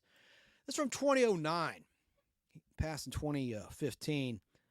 Let's watch it. It's 5 minutes long, provided the stream stays up, and I got some other clips I'm going to share with you. Let's go. No Fear on the Podblast. We are rocking and rolling right here at WonderCon 2009, and it's my great privilege to be with Jeffrey Lewis, who's been in an amazing amount of films, and you've worked with some amazing directors. So let's start with one in particular. Oh, Clint Eastwood. You've been with Clint Eastwood. He's a pretty good guy, huh? Yeah, I did seven films. So how did you guys first get hooked up? Were you up-and-coming actors together, and then he just... No, I had done a Western, which was my first movie, and he saw it, and he was doing High Plains Drifter. He was going to go do that at the time, and he said, I want this guy. He saw me in the other movie. And the producer said, fine, I'll have him come in, you can meet him. And he said, I don't want to meet him, I want to hire him. Among them, you were in Any Which Way But Loose. And Every Which Way You Can. Every Which Way You Can. We call them the monkey movies. Right, the monkey movies. And you were in several of the Westerns, so I get them all confused. You were in... Bronco Billy. With him, Midnight in the Garden of Good and Evil. That's a great movie. That's a little bit different for Clint. You know, that's kind of a darker film. Talk about that one a little bit. Well, it was a true story, and they hired the guy who was the judge in the actual, who was the lawyer in the actual case. He hired him to be the judge in the film. Oh, cool. And then I played this character of a Looney Tunes kind of guy who has flies buzzing around his head, and he's a real guy, and they were going to hire him. Clint said he was going to hire him, but he's a little too far out. So they brought you in instead. Yeah. But you have a tendency to play a lot of unhinged characters. Yeah, but I don't stay unhinged. I think that... Yeah, now we're here with him now, and you look at he's calm, cool, collected. But in the films, he's always... In the films, you're always doing such amazing, very colorful, very outstanding characters. Oh, neat, thanks. I just finished a movie. It's called Pickin' and Grinnin'. Uh-huh. Oh. It's a country western film. They're putting it together now. It'll probably be released in July. Now, you also worked with Rob Zombie in Devil's Rejects. How was that? Compared to working with Clint, I understand that he's very relaxed as a director. What was... Rob. Yeah. Yeah, he's a class act. Yeah. Yeah. So that must have been a lot of... Say about him, he's a class act. That's cool because he's a really cool guy. I've met him as well, and you know he's got such strong vision of what he wants to do. Yeah. So did you find that when working with him? Yeah. Yeah. He knew exactly what he wanted. Yeah. Either that or he would sometimes what he wanted was for me to do what I do, you know, which he does most of the time with his actors. Good directors do that. What would be your favorite role that you've done with Clint or in any film? A movie called Every Day's the 4th of July. It was a television movie, but there are no dead spots in the script, and I played a guy who doesn't talk. He's a mute, but he can hear, but he doesn't talk. So it was an interesting problem for an actor to get in a scene with someone and explain to them, you know, without going, sounds like, you know. That's not the game. That's got to be difficult because you're not able to vocalize, so you have to do everything face and gestures. That must have been a challenge. It was, and it was fun to do. Yeah. I'm starting a film in July called The Whip, which is my first movie that I've written. Yeah, and I'm going to do that. We're trying to decide. I'm trying to decide if I let my friend direct it, you know, since I'm going to be handling production and producer and acting both. Trying to decide if I let someone else direct it. Well, no. You know, it sounds like it's your baby, so, you know. But would you be interested in directing it if you could? Absolutely. Yeah. That was the plan at first. But with this new plan, it means that I would get the money faster. But I don't. If you get the money faster, then maybe you might want to give it up a little control. And your part in the film is? A guy who doesn't talk, so I don't have to talk. A guy who's kind of like the mute. Oh, so almost a similar character. Yeah, I never thought of that. We've discovered something together. That's cool, man. We really appreciate you taking the time, sir. My pleasure. Character Actor Spotlight of the Week. Thought that was a really neat interview. Now, I mentioned how Jeffrey guest starred on BJ and the Bear in Season 2. Let's watch a clip, a commercial for the first BJ and the Bear TV movie from 1978. Okay? Hang on a second. I'm paranoid. I thought I was down. This is not that long. It's 42 seconds long. It's very rare footage. But did you know that BJ and the Bear preceded the Dukes of Hazzard, which debuted in early 79? A lot of people think it's a ripoff. It was more of a ripoff of Smokey and the Bandit and Convoy, sort of a and Every Which Way But Loose, because of the orangutan and a chimpanzee. You know, it's a trucker with a monkey. And in Smokey and the Bandit, you had that dog, and they ripped that off. And Dukes had Flash came along. That was Roscoe P. Coltrane's dog, his little hound, older dog. Anyway, I digress. I'm all over the place. So let's look at it was an NBC movie of the week, BJ and the Bear. They didn't intend for it to be a weekly series, just like The Incredible Hulk. Like I said earlier, November 77, it was just two-hour movies in November 77. Then in March 78, it debuted as a 1-hour weekly series on CBS. Kind of the same thing. It was a movie of the week on NBC. Let's watch the original 1978 promo for the 2-hour movie titled BJ and the Bear. This is Victor Bozeman. Be with us next week when NBC Wednesday Night at the Movies presents The Reach of Love, starring Sally Struthers and Tony Musa. BJ was a happy-go-lucky trucker who would haul anything for a price. You are the guy, aren't you? The guy who hauls anything anywhere for $1.50 a mile, no questions asked? But this time, his cargo was 11 young women escaping from a white slavery gang. Sheriff Lobo runs the whole thing. Please help us. And does he ever? We got him now. But roadblocks mean nothing to B.J. McKay, an ex-POW and helicopter pilot from Vietnam. Claude Akins and Betty Visor star. BJ and the Bear next Wednesday at 9, 8 Central and Mountain. Danny Staten on the replay. I know you love that. You love BJ and the Bear. You said you have them all on tape, or a lot of them. I have them all on tape in WOR. You have the original broadcast. How cool is that, huh? All right. Now, here's a 1981 20-second long NBC promo to a season 3 episode of BJ and the Bear, and you will see Stax, played by one of the Lander sisters. Are you ready for this? Here it goes. Fair Enterprises, Evil, Anything, Anywhere, it's BJ McKay. BJ's mixing business with pleasure with his new lady partners. Come on, BJ, we can handle it. It's Smokey and the Bandit ×7. Oh, yes. And even the law can't slow him up, because there ain't no stopping him now. BJ and the Lady Truckers, Tuesday at 9, 8 Central and Mountain. Yes. Now who are the Lander sisters? Let me show you a picture I pulled for tonight. There are these ladies. One was on Dallas, one was on BJ and the Bear. You have Audrey Landers on the right and Judy Landers on the left. I love puppies. I love puppies too. I love your puppies. I'm just kidding. She was Stax. Stax. S-T-A-C-K-S. Stax. And Afton was the character that the other Landers sister on the right, and they weren't twins. They were sisters, but similar in age. She played Afton starting in season 4 of Dallas. Yeah, there you go. And her brother married on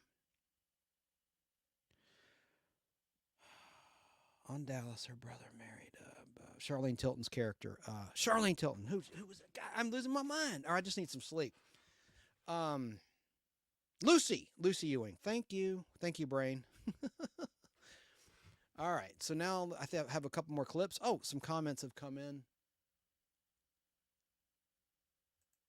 Yeah, that happens. She says chat disappeared. Had to leave and come back, get back. I know it's a YouTube glitch or something. Good night to Kim Ponder. She had said, I put this on the screen. I didn't for listeners. I'll read it. Kim Ponder watching on Facebook Live says, good night, Chance and everyone. Work calls tomorrow. Bummer. This was a great podcast. Thank you for spotlighting the game shows. You're very welcome. And thanks for choosing that as what you wanted to see next in our agenda tonight. Keebler, no sugar-coating truth on YouTube. One of my moderators says, I bet Chance had that poster on his bedroom wall. What are the Lander sisters that I showed? No, that I found I didn't. I don't even know if it was a poster. I think it was just something that I found on the internet. I'll put it up again though. Yeah, there they are. I love puppies. Indeed. Okay, let me get back to the clips because I think we're about to wrap the show. I'm going to try to keep it under 5 hours. Oh, wow, I haven't sent Sarah. My phone's charging in the room. I meant to send the link. Maybe I'll put it in the chat or something, Sarah, if you want to come on and say goodnight or something. But I'm not going to hang out backstage and all that. I got to get to sleep. Yeah, Danny, I just played some BJ and the Bear rare footage. Oh, you saw the picture. You're referring to this. I played an ad for the very first BJ and the Bear TV movie that I found. Rewind the tape. I just played it. I was thinking about you, brother. I can't believe you're still awake. It's 1 a.m. on the East Coast. So now let me get back to the clips. I might have another BJ and the Bear thing. I can't remember. Let's see here. The shades coming back on seem to help me with the YouTube gods. Okay. All right, I played that. I'm sorry, folks. I'm sorry, listeners. This is so unprofessional. Played that one. Well, I was going to play this for Shane B. He's probably not out there anymore, but if he catches it on the replay, I told him about a movie called Grizzly. It was shot in Clayton, Georgia, and I was going to play a little bit of the trailer just to close the show out on a scary note. We're trying to wind down and go to sleep. And here I go play something that's going to get people spooked and scared. It's just a trailer, so there's no blood or guts. Whoa, my Pepsi just popped. Scared the heck out of me. Let me play this trailer for Shane B's benefit, Sick 2210 Productions. He was out there. He wrote it down. He took notes. He's going to try to find the movie on DVD. I saw it on at a drive-in at the Starlight Theater back in 2006 with my girlfriend at the time here in Atlanta. Great movie. It used to air on CBS Late Night censored version. CBS back in the day had CBS Late Night Movie. But let's look at the trailer to Grizzly. It's just 2 minutes long. Please don't let the stream go down the YouTube side. Please, Lord, I'm serious. Please. All right, here we go. Grizzly!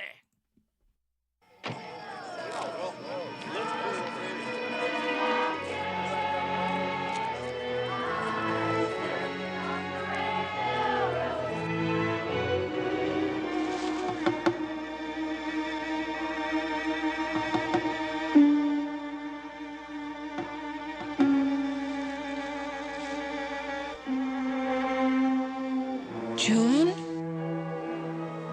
June?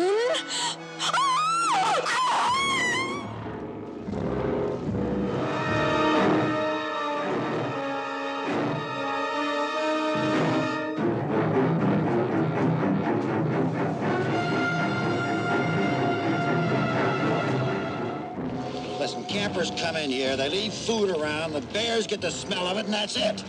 Well, this is different. This bum's eating his victims.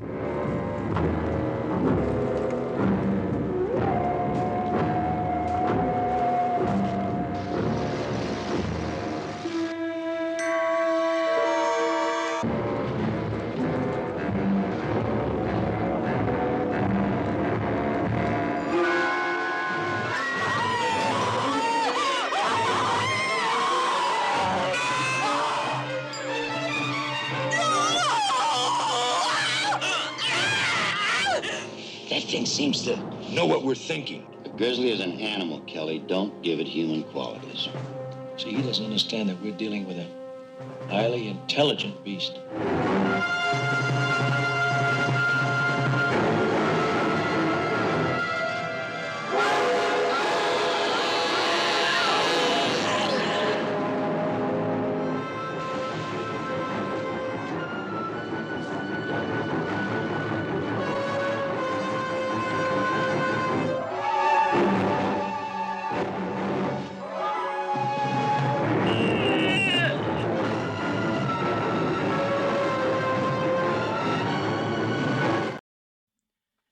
Yeah, that was the cleaned up version, because like you saw the lady sticking her hand out in the first, arm gets ripped off.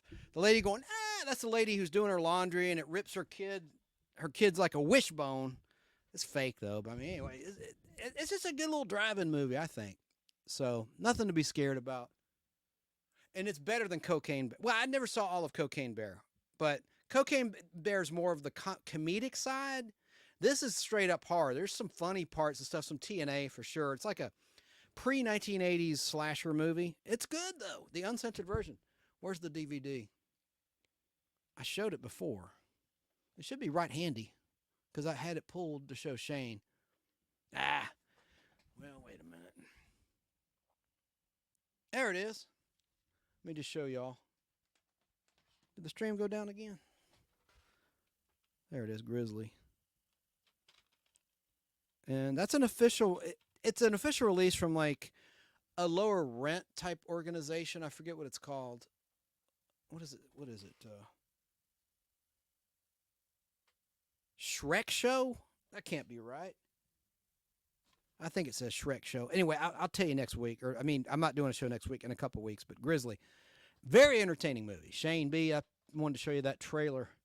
There used to be actual scenes, but I didn't want to show one of the death scenes for the ladies out there, or the squeamish guys, or, they don't want to see fake blood. But the blood's like orange looking in this. The blood itself doesn't look that great. All right. So we're going to sign off.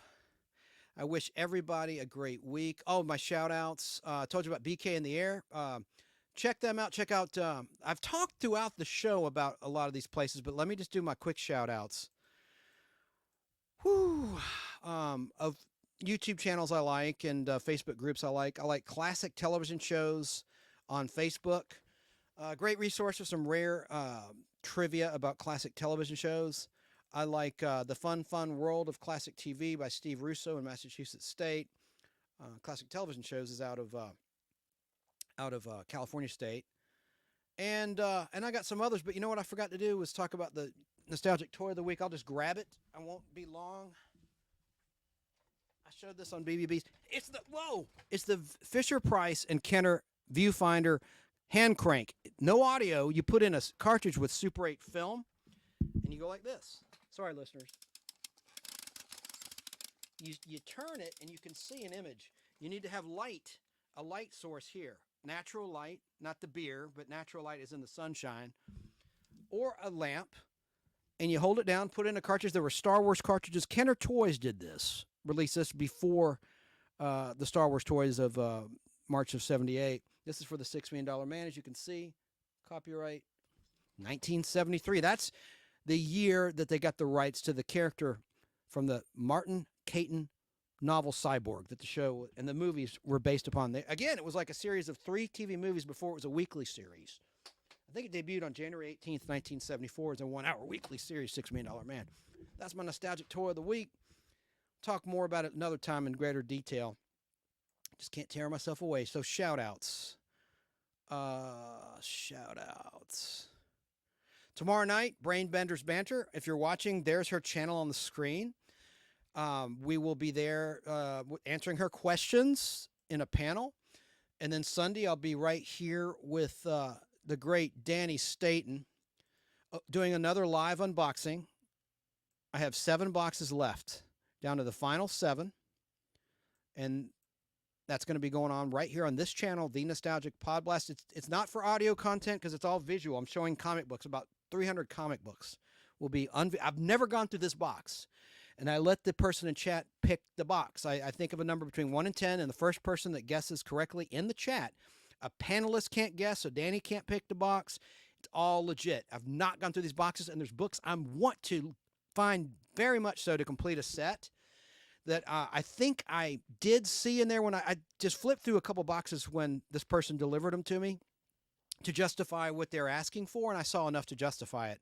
And I thought I saw one of these comics I'm looking for, so I'm dying to find it, and I've not broken my willpower and looked through them. I do that only on Sunday once a week until I've gone through them all. So 7 more weeks of this, and then I'll have a wraparound where I show you some before and after. I'll show you some books that I cleaned up from this collection because they were in kind of old bags and boards and whatnot. So that's going on there. I recommend My Flock, her YouTube channel. If you're into jokes, it's an adult channel, not adult like dirty things, but there's adult language, and fun and laughs, and if you're into cannabis, you'll love it. It's My Flock on YouTube. Check her out. Let me just now get to gosh darn it, I have a little script here because I always leave someone out. All right, talk about the fun world. Jerry Dobson, how could I already talked about him a couple times, but Nostalgia World on Facebook. If you're on Facebook, that's a good group I recommend you should join. He just turned 60 years of age, so he's got the knowledge. He's 60, so he knows all about pop culture. He lived it. Forget Stranger Things. He lived Stranger Things. He's a boomer, I guess. Barely. Anyway, Curtis of RetroZest.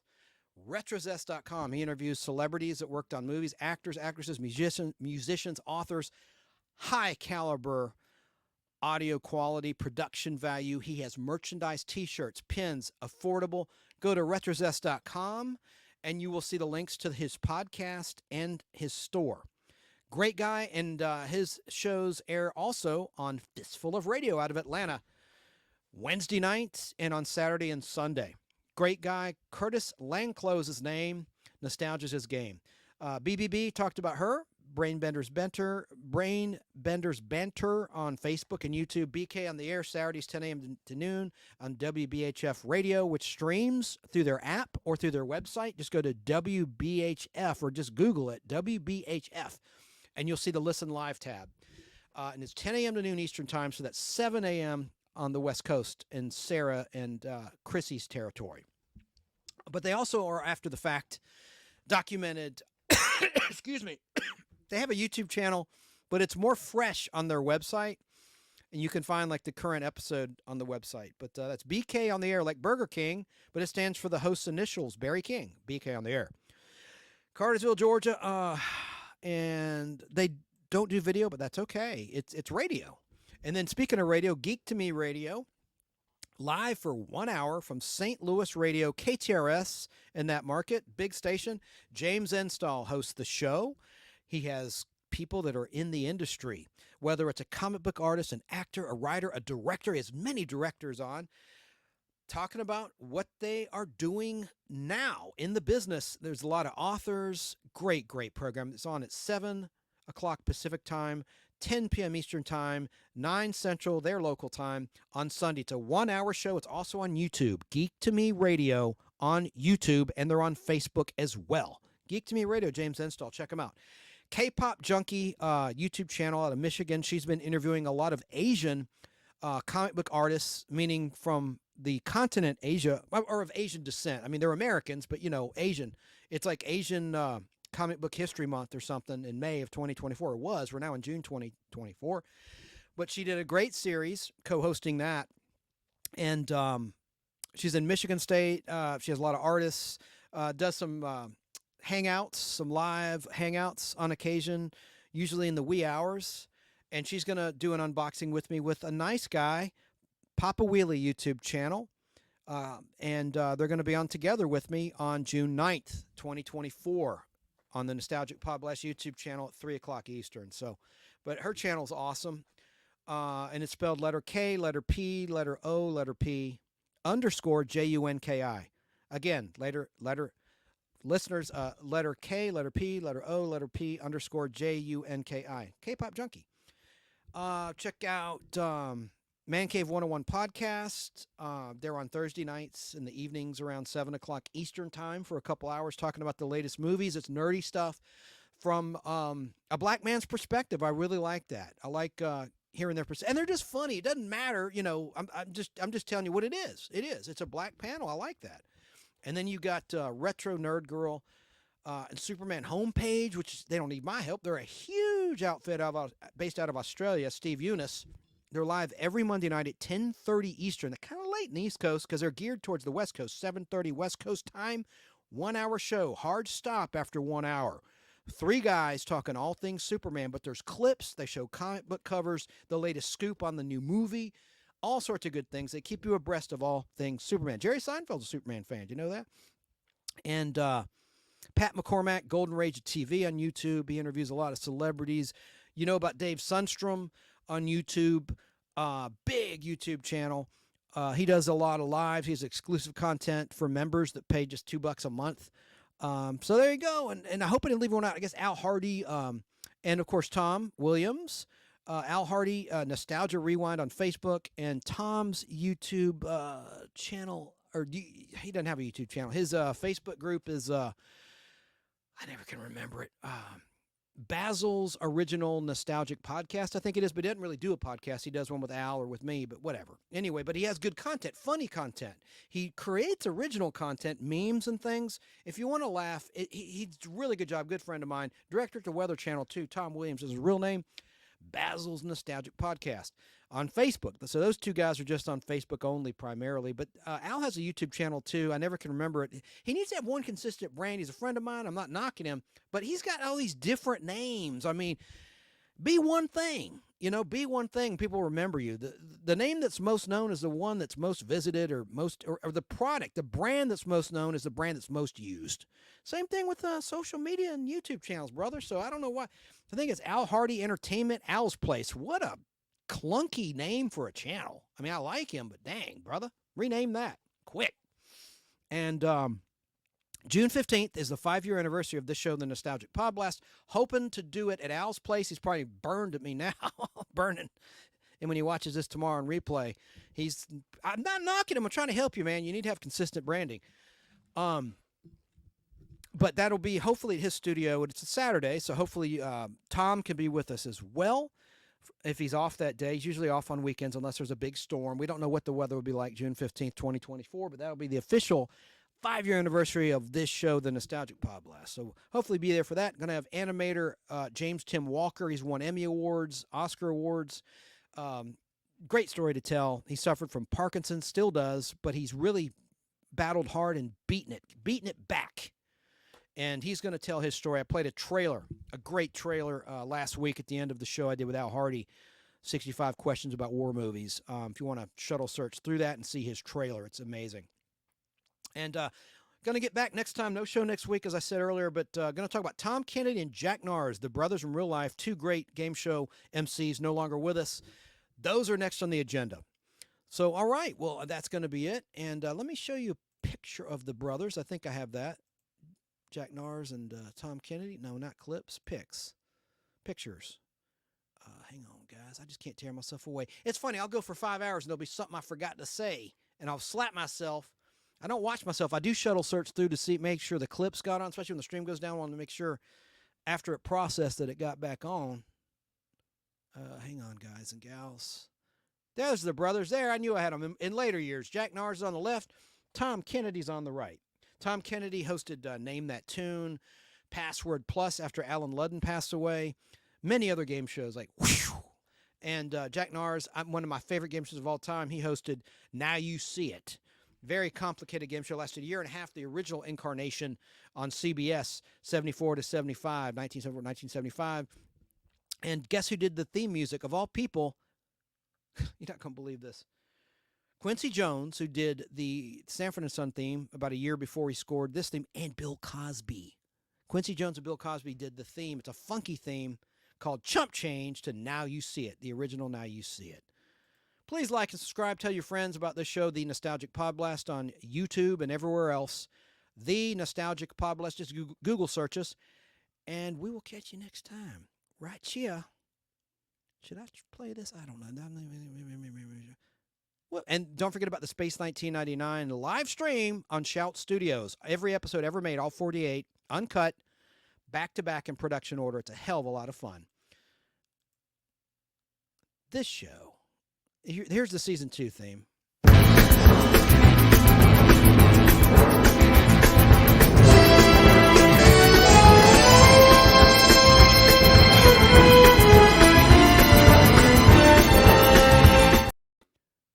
That's all I'm going to play.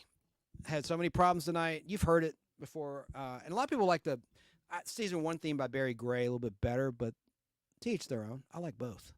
Nothing wrong with liking both. I guess I'm bi in that regard. Well, let me just check this quick scan of the comments, and we'll say goodnight finally. We're finally going to say goodnight. Been too long a show. Bye. We'll see you tomorrow. Brain Bender's Banter and My Flock on Brain Bender's channel. Thanks for sorry, listeners at Fistful of Radio. This has been kind of a crazy show in a good way, hopefully. We'll catch you next time. Bye. Good night, Lobo. Thanks to everyone who watched. Thanks to Shane B for calling in. Appreciate you. And catch you next time on the Nostalgic Podblast. Again, like I said earlier, no show Friday. I'm sorry about that. No show Friday. But we'll be back the Friday after that, as long as I'm not working on a set or something. But, yeah, man, thanks for being here. And you have a great week. Stay safe. Good night.